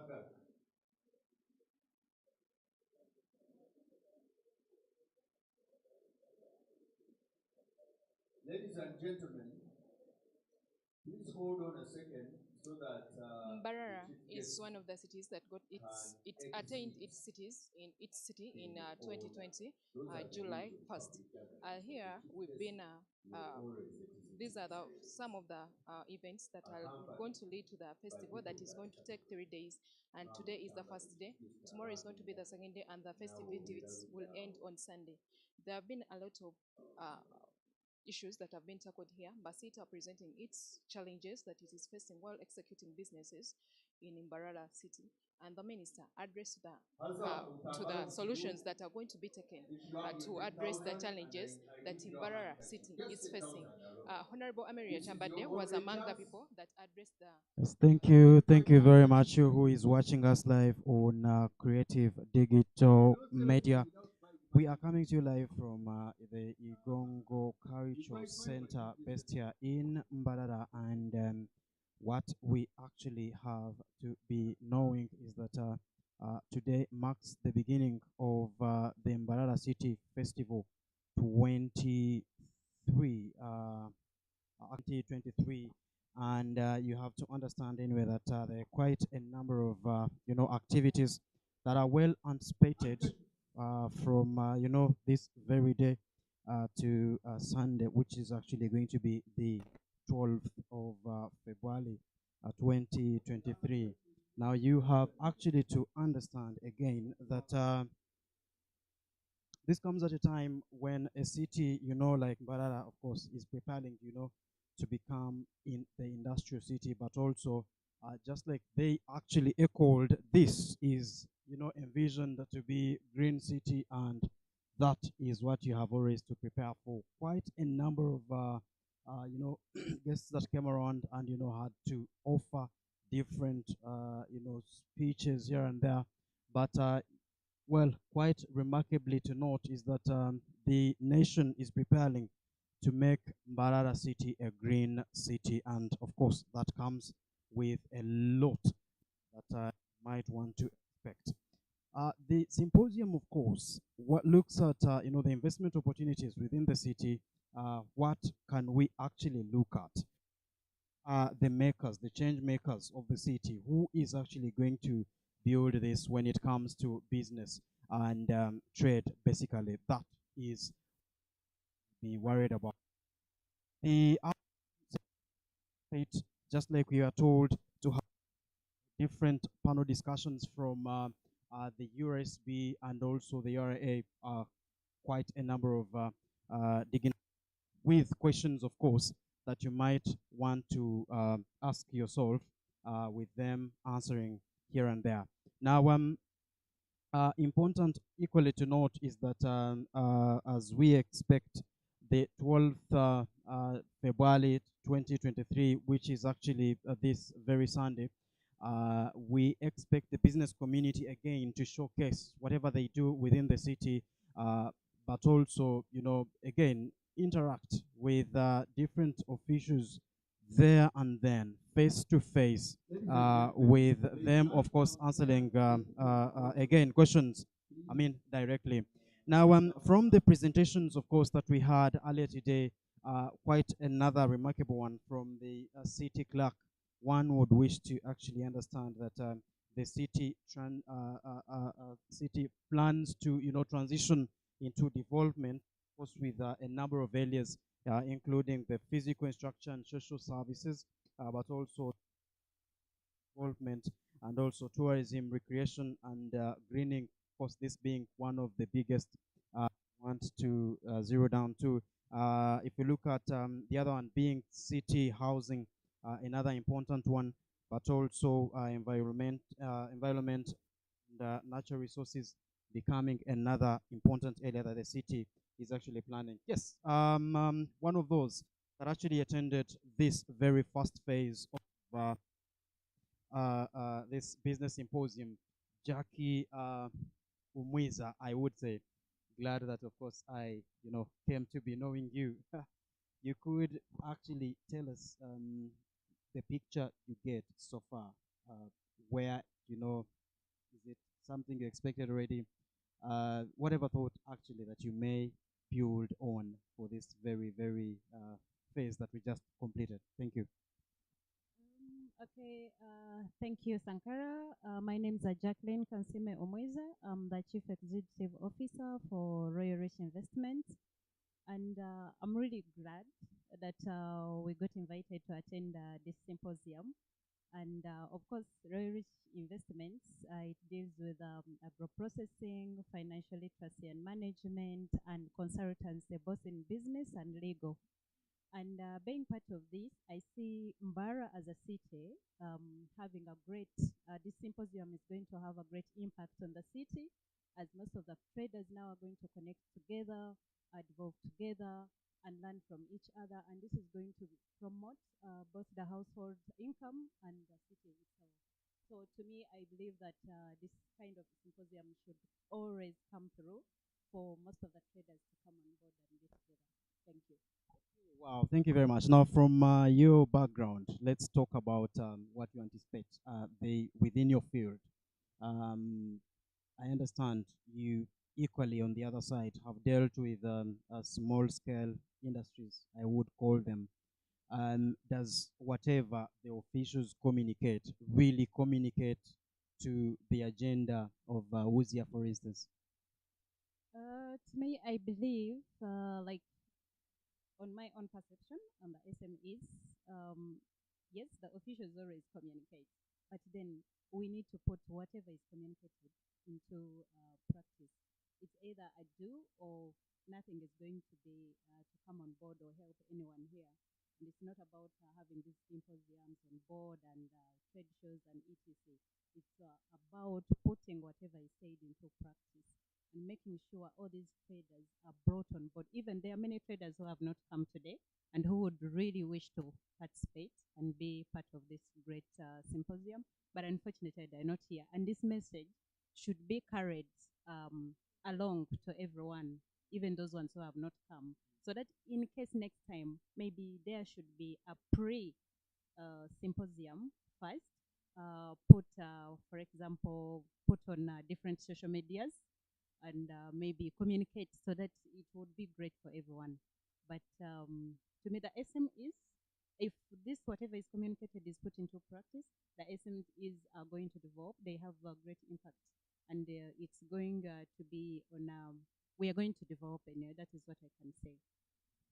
We are going to develop. That comes from the region. I want to believe I'm sounding the right one. At least I know you have served as the regional coordinator for the Uganda Small Scale Industries Association. What would you anticipate before the day goes? We are told there are other key players coming within the afternoon session, supposed to be giving different talks and whatever. What would you really rather the minister talk about and the rest? Perhaps, well, I know we could have missed them already, but what would you actually rather wish be talked about within this very symposium? Thank you. To my wish, as a representative on the SMEs, I would wish the upcoming speakers, the ones that are going to speak to us in the afternoon session, mostly the URSB and UNBS, they should focus on the challenges that are being faced by most of the traders, the challenges that are being faced by the SMEs, and that is a few of those as high taxation, definitely, and also high charges and requirements for certification of their products. To me, without all that, there is nothing actually why we are into trade, because those are the major that would take us to have even a bigger market, to have East African market like the minister was saying about it. So we need, the SMEs need at least to have reduced taxation, because I can imagine if you're starting a business, you're not yet there.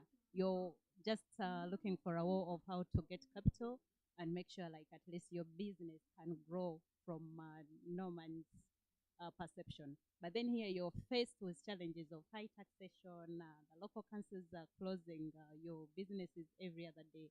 You are imposing all the taxes on you like any other established trader. So to me, those are the things that they need to talk about. How can an SME benefit from the taxation within their limits? How can they still benefit? Can they talk about reduced rates? Can they talk about maybe grace periods? Can they talk about, or maybe be given a duration at the beginning of their business? Would be given a duration of when approximately like a grace period of 1 year, so as to stabilize and be able to pay all these taxes. Wow, that comes from someone you actually want to count on. Thank you very much for allowing to talk to us for that very, very period. But that is another important one. Well, of course, we expect regulations, we expect adherence to, well, every other thing to do with legalization of businesses is another that one would want to actually, expect within the next phase of this very symposium. To understand that we will be able, of course, to continue giving you this live broadcast all through is Creative Digital Media, and you don't actually have to go away. We should be able to resume every other minute that this very symposium actually resumes. Thank you very much.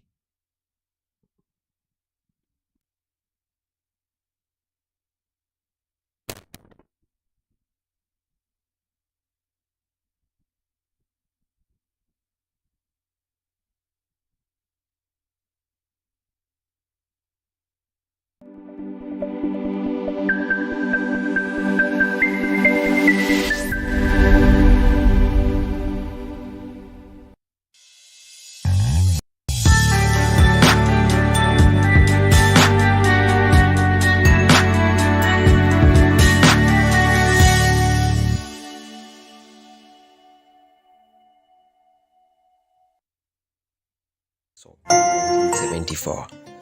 A town whose name originates from a local grass species, Mbarara, that covered a big portion of land in the early 1950s. The exploration of the African continent by the whites was followed by the growth of kingdoms and businesses. Mbarara town's growth was sparked by the coming of the Asian traders in 1950s, where close to 15 commercial premises were established.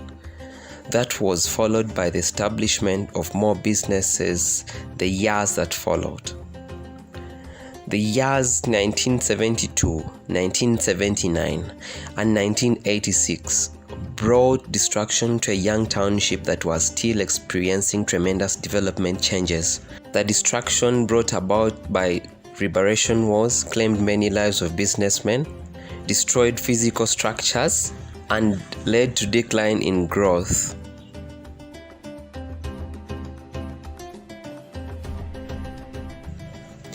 Being situated at the center of the numerous feeder roads linking up all parts of the greater southwestern region makes Mbarara strategically located for economic benefits compared to other towns of the region.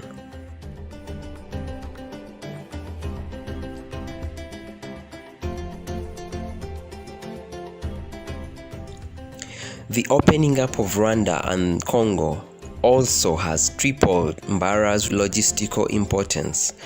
For now, the town is the facet to Kigali, Bujumbura, Tanzania, and several towns in the eastern Congo.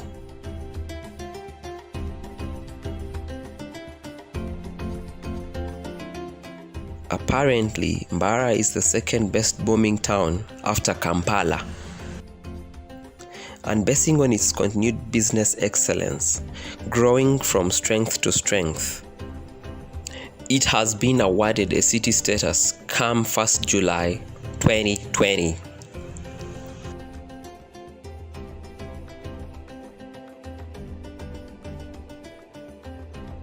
Mbarara City is 266 kilometers from Kampala City on Kampala-Kabale Road and is in the southwestern region of Uganda.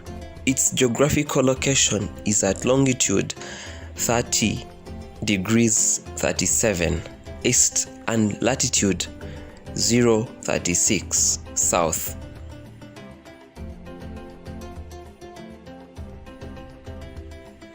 The municipality is heavily populated, characterized of many buildings with low and medium income houses dominating.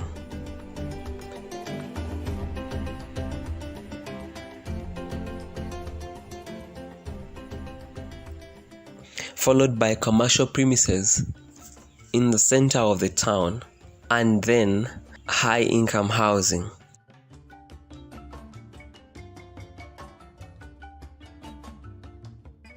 A series of industries have sprung up, thereby contributing to the settlement and the industrial ability and growth of the city.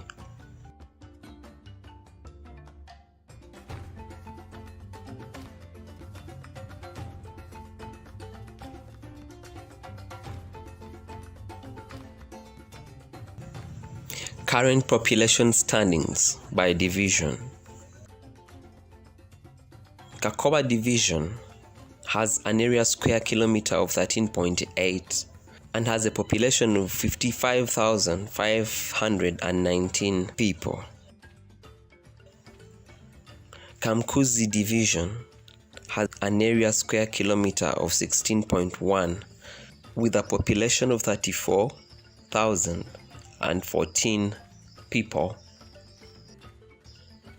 Nyamitanga Division has 22.29 area square kilometers and has a population of 23,314. Bihari Division has 112 area square kilometers with a population of 21,941. Kachika Division has an area square kilometer of 129.2 with a population of 21,973 people occupying it. Nyakayojo Division has an area square kilometer of 155.4 and a population of 38,252. The total population for Mbarara municipality apparently is standing at 195,013 people on an area of 449.09.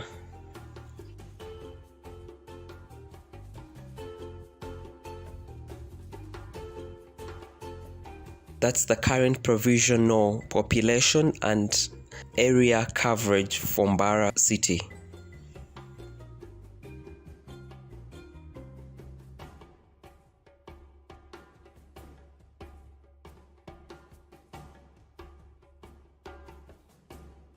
The population of Mbarara is made up of different groups of people. And these include children, youth, women, the elderly, and people with disabilities. There are policies and laws of the government that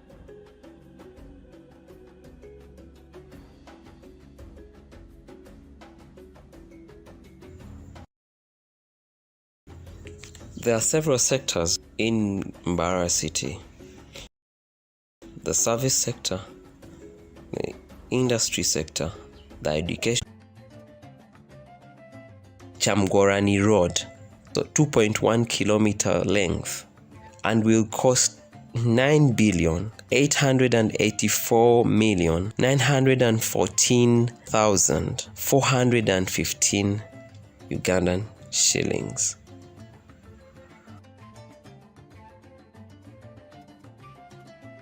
In the road plan activities, there are periodic maintenance of Rwagaju Rwemkunyu Katamba Road, which is 11.2 kilometers long, and 5.5 kilometers have been achieved. Rwagaju Chikade Road, 4.0 kilometers, and the whole of it has been achieved. Rwagaju Chibwera, 3.6 kilometers, and the whole of it has been achieved.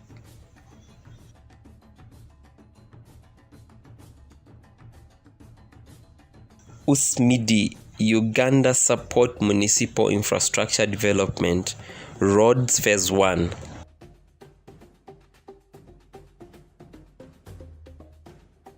Maclister Lobo Road, 1.16 kilometers.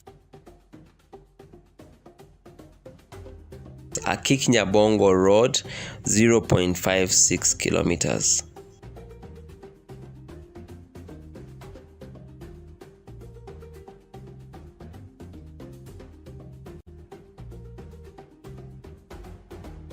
Part of Buremba Road, 1.77 kilometers.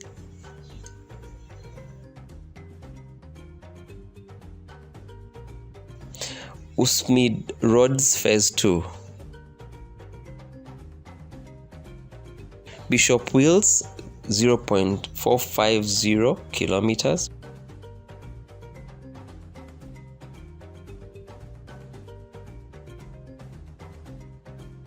Buchunku, 0.43 kilometers.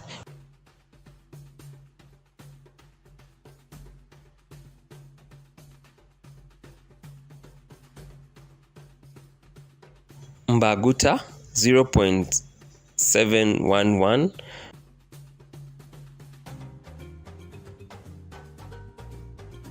Bishop Wills Extension, 0.408.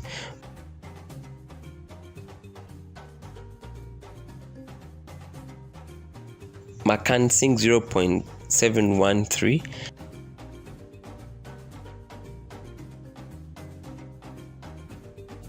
and Bananuka Drive.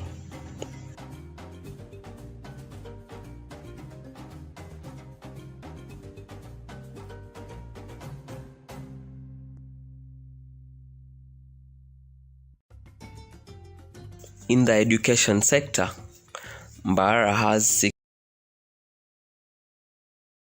2 government-aided primary schools with around 31,415 pupils.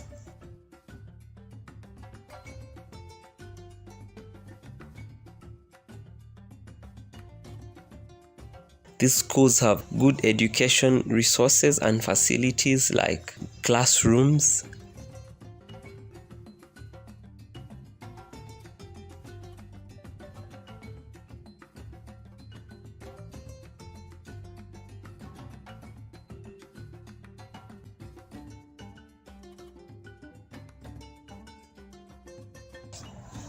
Mbarara's education sector is comprised of tertiary institutions, secondary schools, primary schools, and training institutes. We have universities like Mbarara University of Science and Technology, Bishop Stewart University, the University of St. Joseph, MOOBS,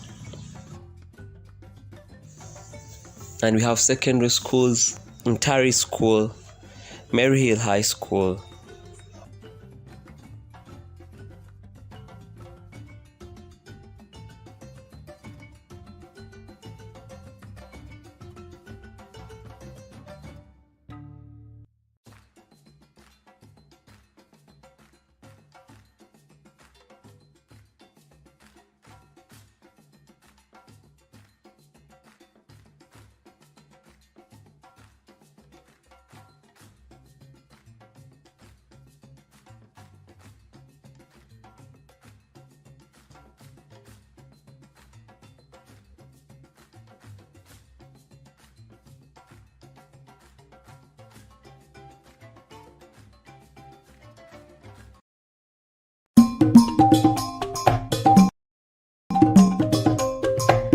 grow into a city, a municipality must prove growth on very many fronts, especially on population, physical infrastructure, and economic resilience. Government through grants has made it possible for Mbarara municipality to grow into a city in the last 5 years, a status which was achieved on 1st July 2020. Mbarara City now is made up of 2 divisions, Mbarara City North and Mbarara City South, which are subdivided into 23 wards, which are also made up of 187 zones. Mbarara is majorly a commercial city whose economy is largely dependent on the private sector. It, however, possesses a huge industrial potential, being the gateway for East and Central African countries like Rwanda, Burundi, and DRC, and owing to the availability of land. Its construction sector is growing at a high rate, and the city administration has focused on physical planning alignment at an early stage. Mbarara is aiming at being an inclusive and self-sustainable city as its vision and through different sectors and departments. It is registering several achievements as well detailed in this document.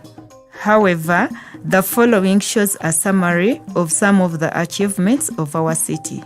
Under the financial sector, Mbarara has been collecting an average of Ugandan shilling 4,095,989,549 as local revenue, but using an annual average of Ugandan shilling 28,746,778,496 for its activities. This means that an annual average of 24,650,788,947 has been central government grants. Over the 5-year period, Mbarara City has directly utilized Ugandan shillings 172,480,670,974.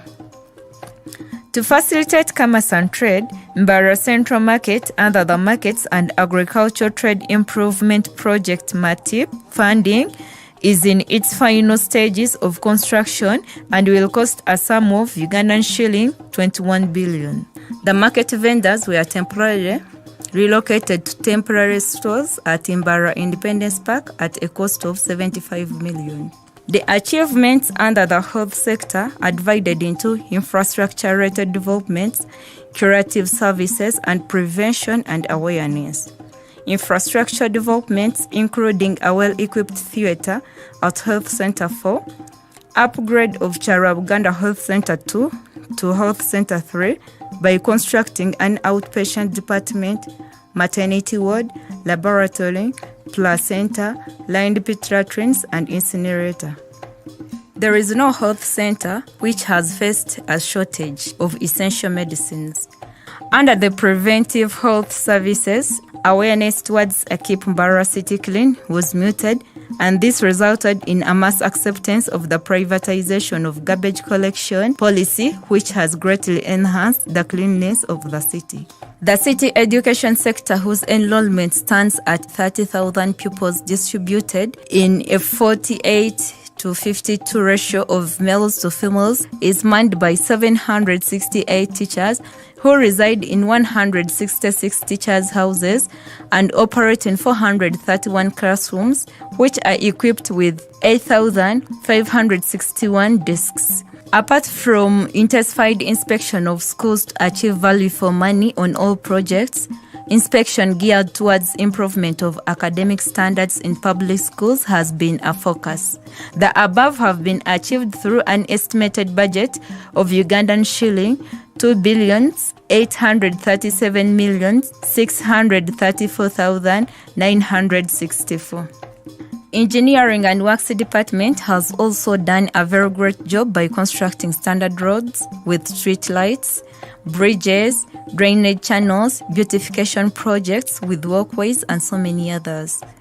Rehabilitation of Akik Nyabongo, Maclister, Constantino Robo, and Buremba roads with 3.43 kilometers at a cost of Ugandan shillings 19,766,700,007,362 under USMID project.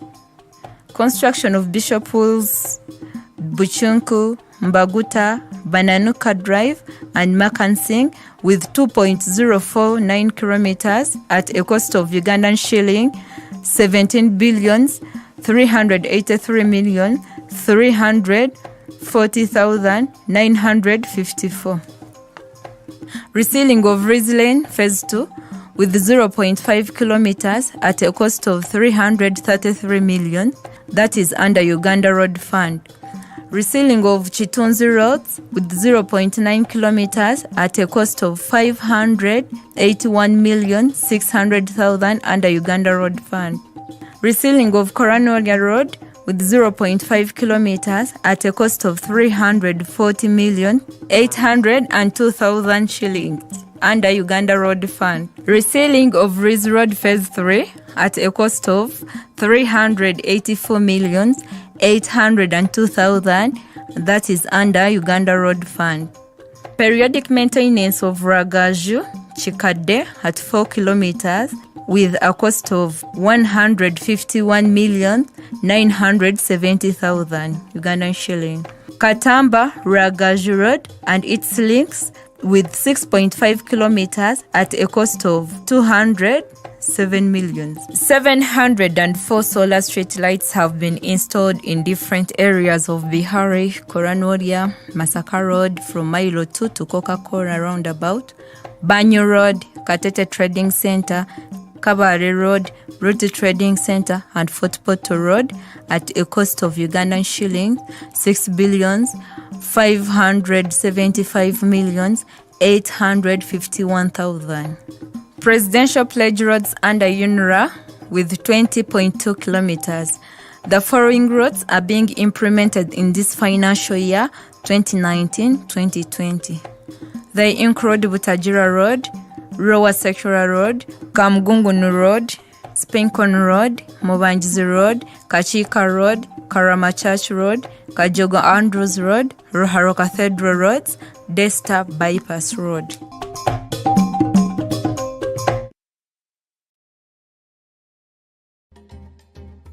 In 1957, it was declared a town by the British explorers and was uplifted to a municipal council in 1974. A town whose name originates from a local grass species, Mbarara, that covered a big portion of land in the early 1950s. The exploration of the African continent by the whites was followed by the growth of kingdoms and businesses. Mbarara town's growth was sparked by the coming of the Asian traders in 1950s, where close to 15 commercial premises were established. That was followed by the establishment of more businesses the years that followed. The years 1972, 1979, and 1986 brought destruction to a young township that was still experiencing tremendous development changes. The destruction brought about by liberation wars claimed many lives of businessmen, destroyed physical structures, and led to decline in growth.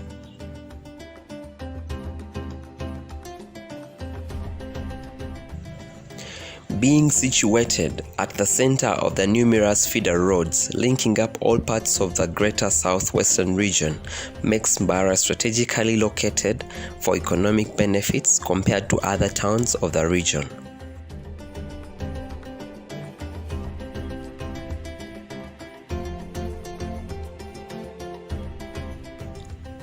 The opening up of Rwanda and Congo also has tripled Mbarara's logistical importance.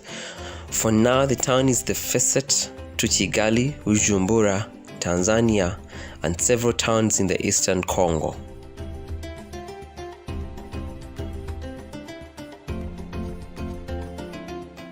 Apparently, Mbarara is the second best booming town after Kampala.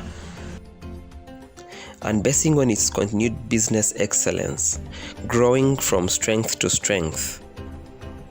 It has been awarded a city status come 1st July 2020.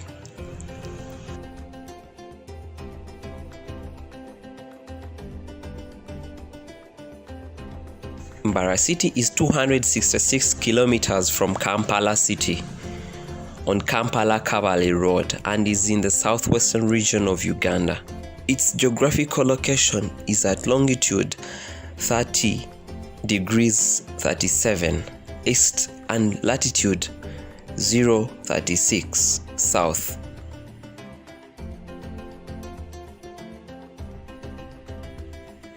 The municipality is heavily populated, characterized of many buildings with low and medium income houses dominating.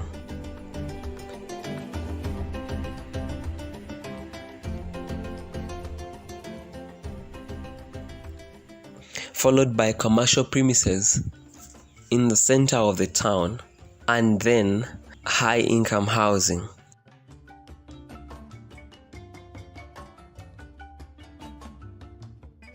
A series of industries have sprung up, thereby contributing to the settlement and the industrial ability and growth of the city.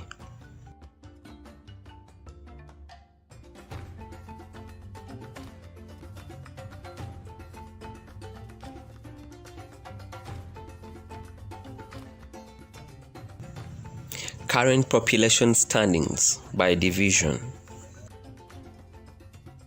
Kakoba division has an area square kilometer of 13.8 and has a population of 55,519 people.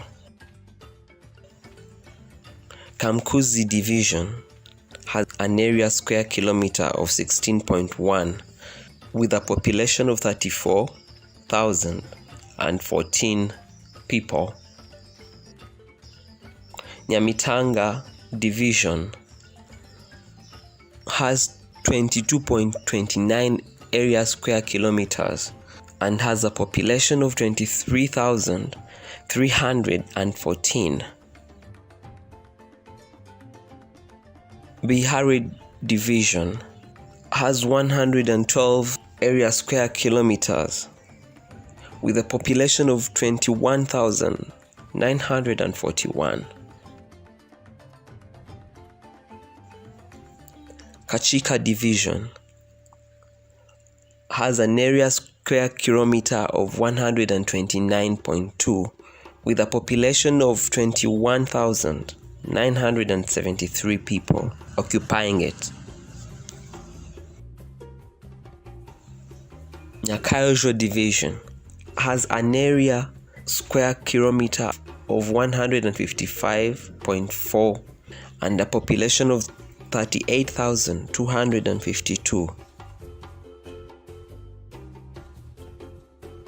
The total population for Mbarara municipality apparently is standing at 195,013 people on an area of 449.09.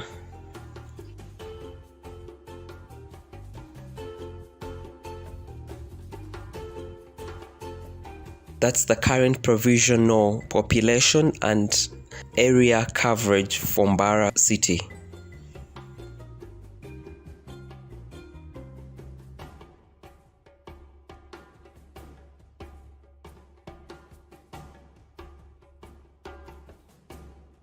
The population of Mbarara is made up of different groups of people. And these include children, youth, women, the elderly, and people with disabilities. There are policies and laws of the government that are in place to attend or serve each category of the above mentioned people or groups of people.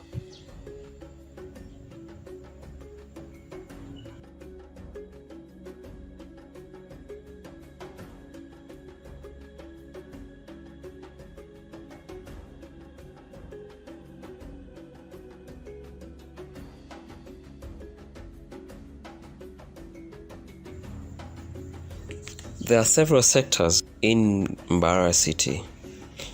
The service sector, the industry sector, the education sector, the health sector, construction sector, agricultural sector, tourism sector. And there are all sorts and kinds of initiatives that have been put in place to enhance the better performance of different sectors that are operating in Mbarara.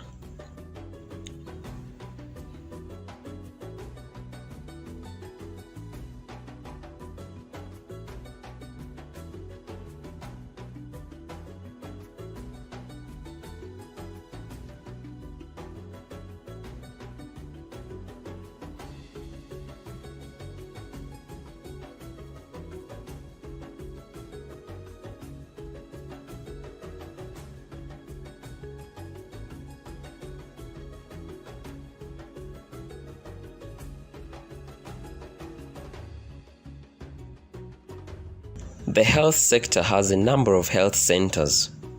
Mbarara City has 12 health centers that serve the different divisions of the city.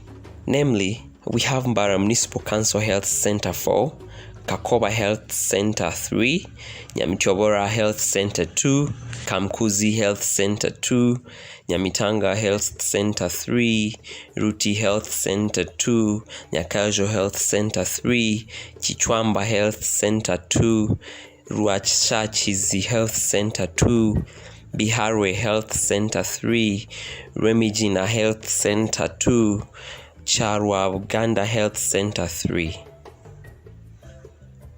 Most of these health centers are operating with good standards of health service provision and are even still being expanded and improved in terms of service delivery.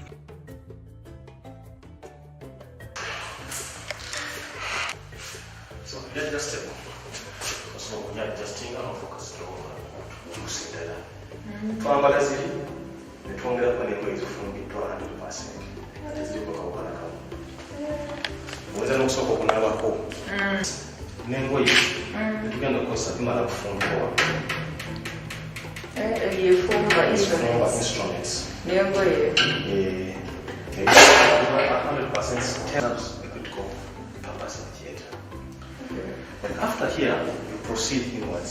Amalala getukozesa gano getuwa gatumusanyalaza store tulina okuba nga we get our supplies. Running up in a main facility, big item. So we stock, put in a mini stock here, and also this is important to manage the stocks. That is very exposed, and she handles that.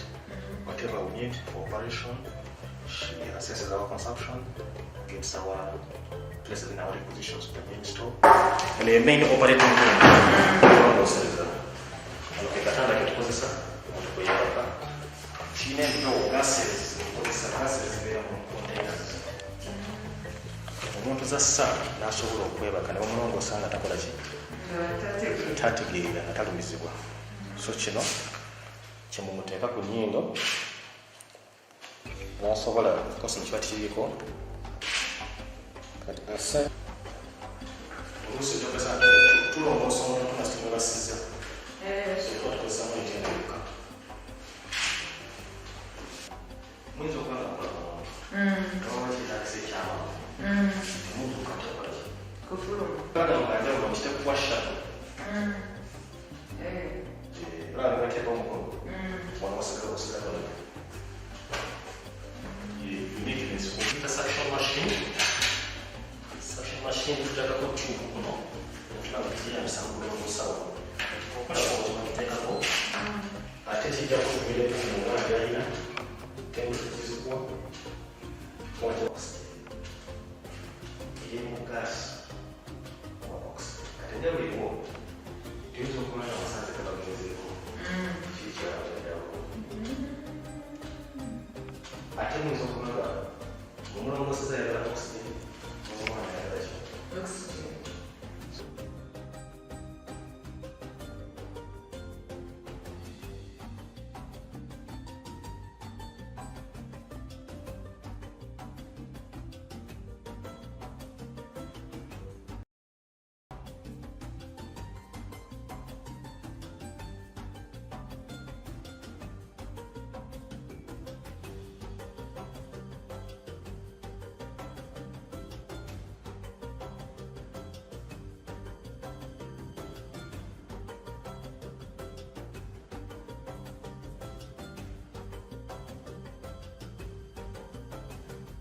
As per quarterly information for all health centers, as for the year 2019-2020, it's been reported that there are 1,121 deliveries taking place at these different health centers.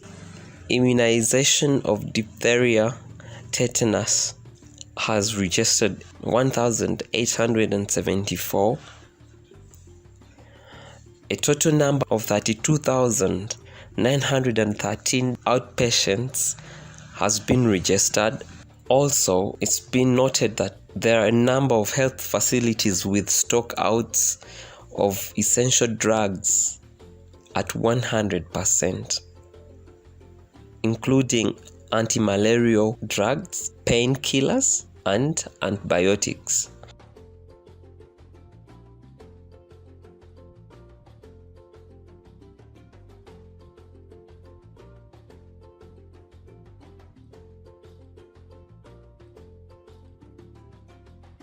(1,954) mothers were tested, and prevention of mother-to-child transmission of HIV was ensured.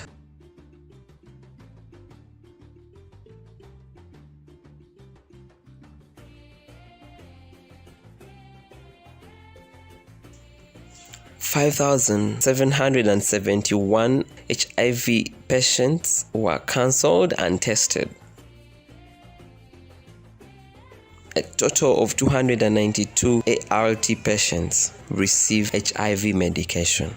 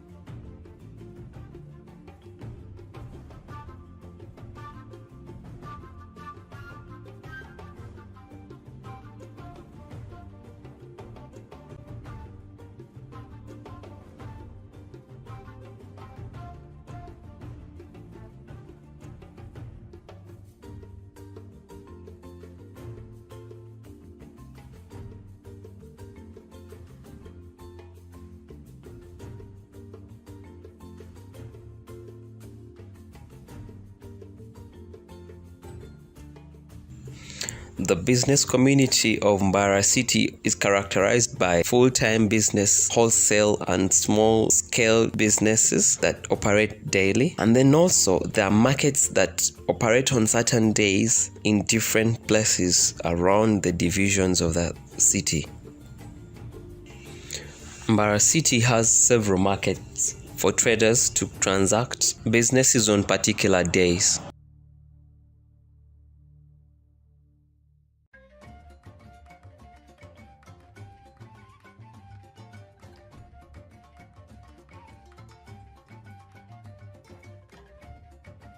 We have Kakoba Daily Market, Central Market,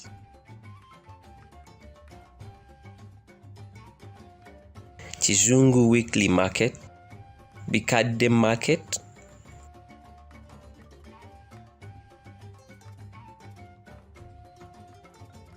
Nyamichobora Matoke Market, Lugazi Market,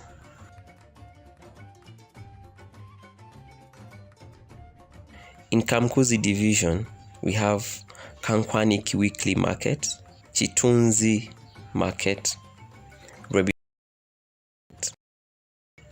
Kachika Daily Market, Chiyanja Market. In Nyamitanga Division, Owino Weekly Market. In Bihari Division, Bihari Weekly Market, Katojo Roadside Market, and Bihari Matoke Market. In Kachika Division, we have Koranoria Market.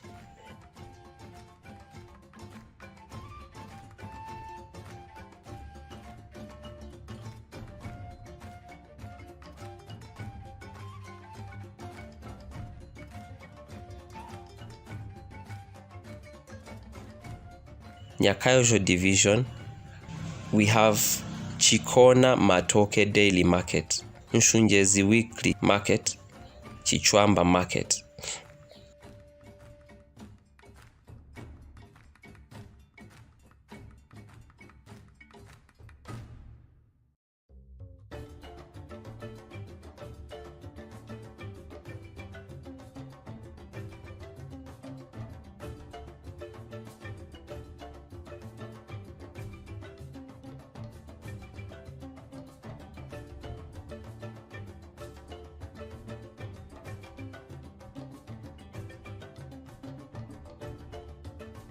These are urban roads and associated infrastructure in Mbarara City.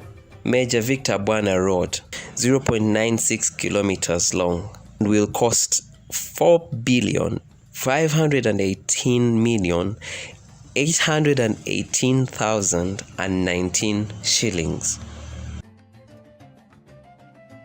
Chamgorani Road, so 2.1 kilometer length, and will cost 9,884,914,415 Ugandan shillings.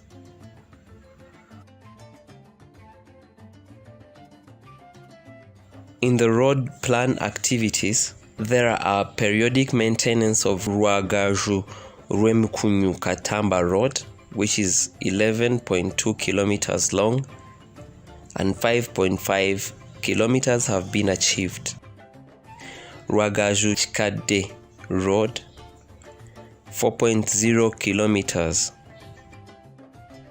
and the whole of it has been achieved.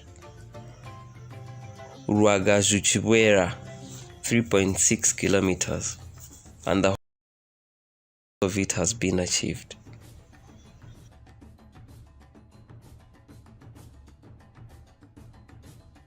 USMIDI, Uganda Support Municipal Infrastructure Development, Roads Phase 1.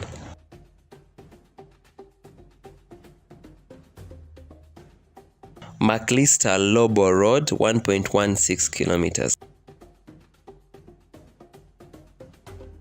Akiknyabongo Road, 0.56 kilometers.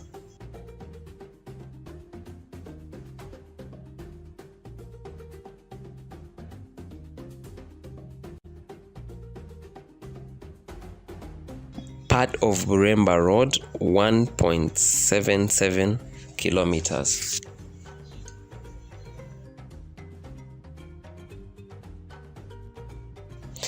Usmid Road,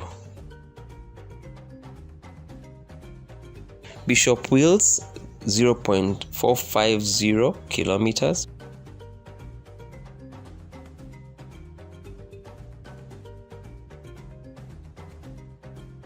Buchunku, 0.43 kilometers.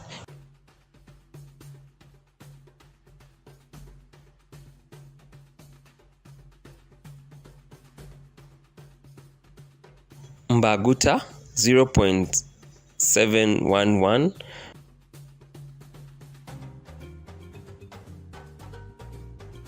Bishop Wills Extension, 0.408.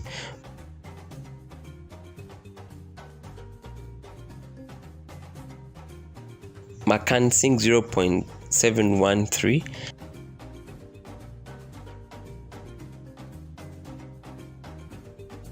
and Bananuka Drive.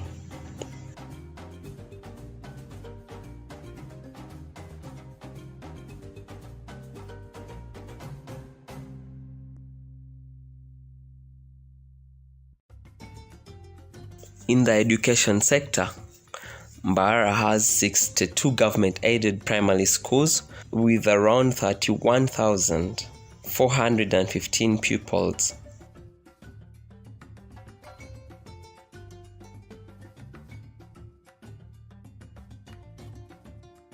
These schools have good education resources and facilities like classrooms,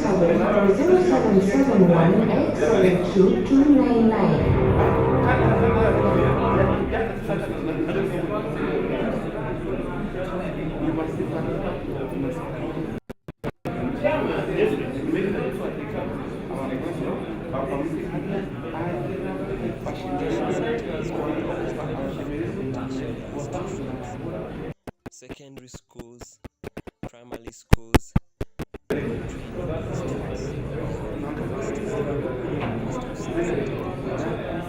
Bishop Stewart University, the University of Sciences,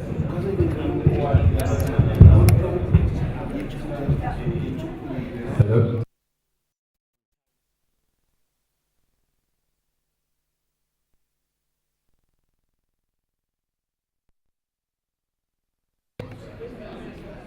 I am always philosophizing about one thing or the next.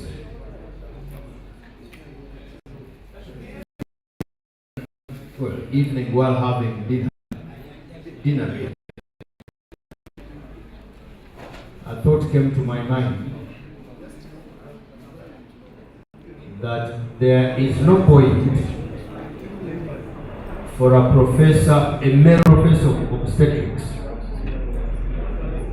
to argue with the mother of six on matters to do with birth panels. I hope that people who came to college have not, after eating the same food they ate last week, then missing the knowledge they will not have for another 2 years.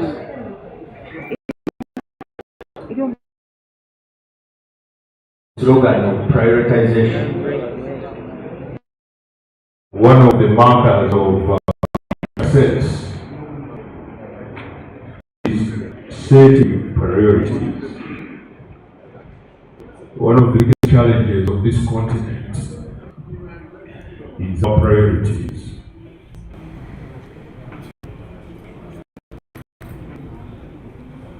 I worked with, I'm talking about priorities.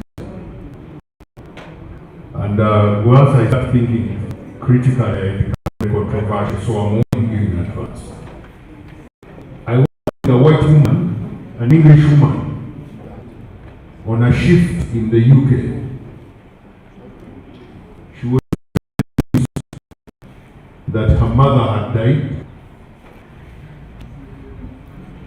After she got the news, she to her room, so called the people back. And she continued with her shift that day. Came the next day, and I asked her, how come you're working? Yeah, we are making arrangements so that when I get my leave, I go for the funeral.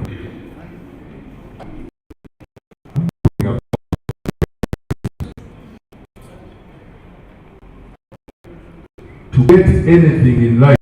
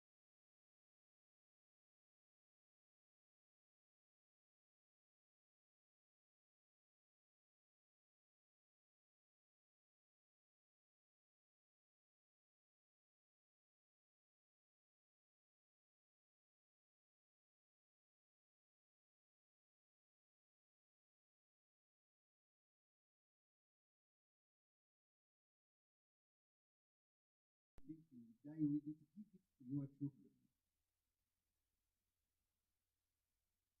And let life live is a very bad idea.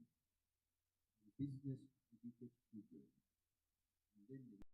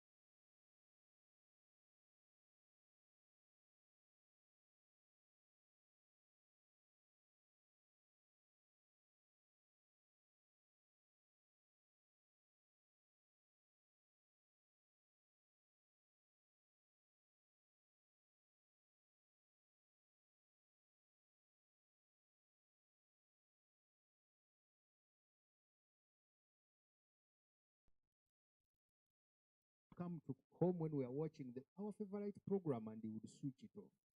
Says, this TV is mine and my wife. Yours is in your books. Go read, you'll get it. I grew up to the day when I would want to watch TV from beginning to end. By the time I grew up, I didn't have the time to watch it as much as I wanted. This is my idea. I don't give children property. I give them top-class education. And they make their own property. Also largely because I have bought property from children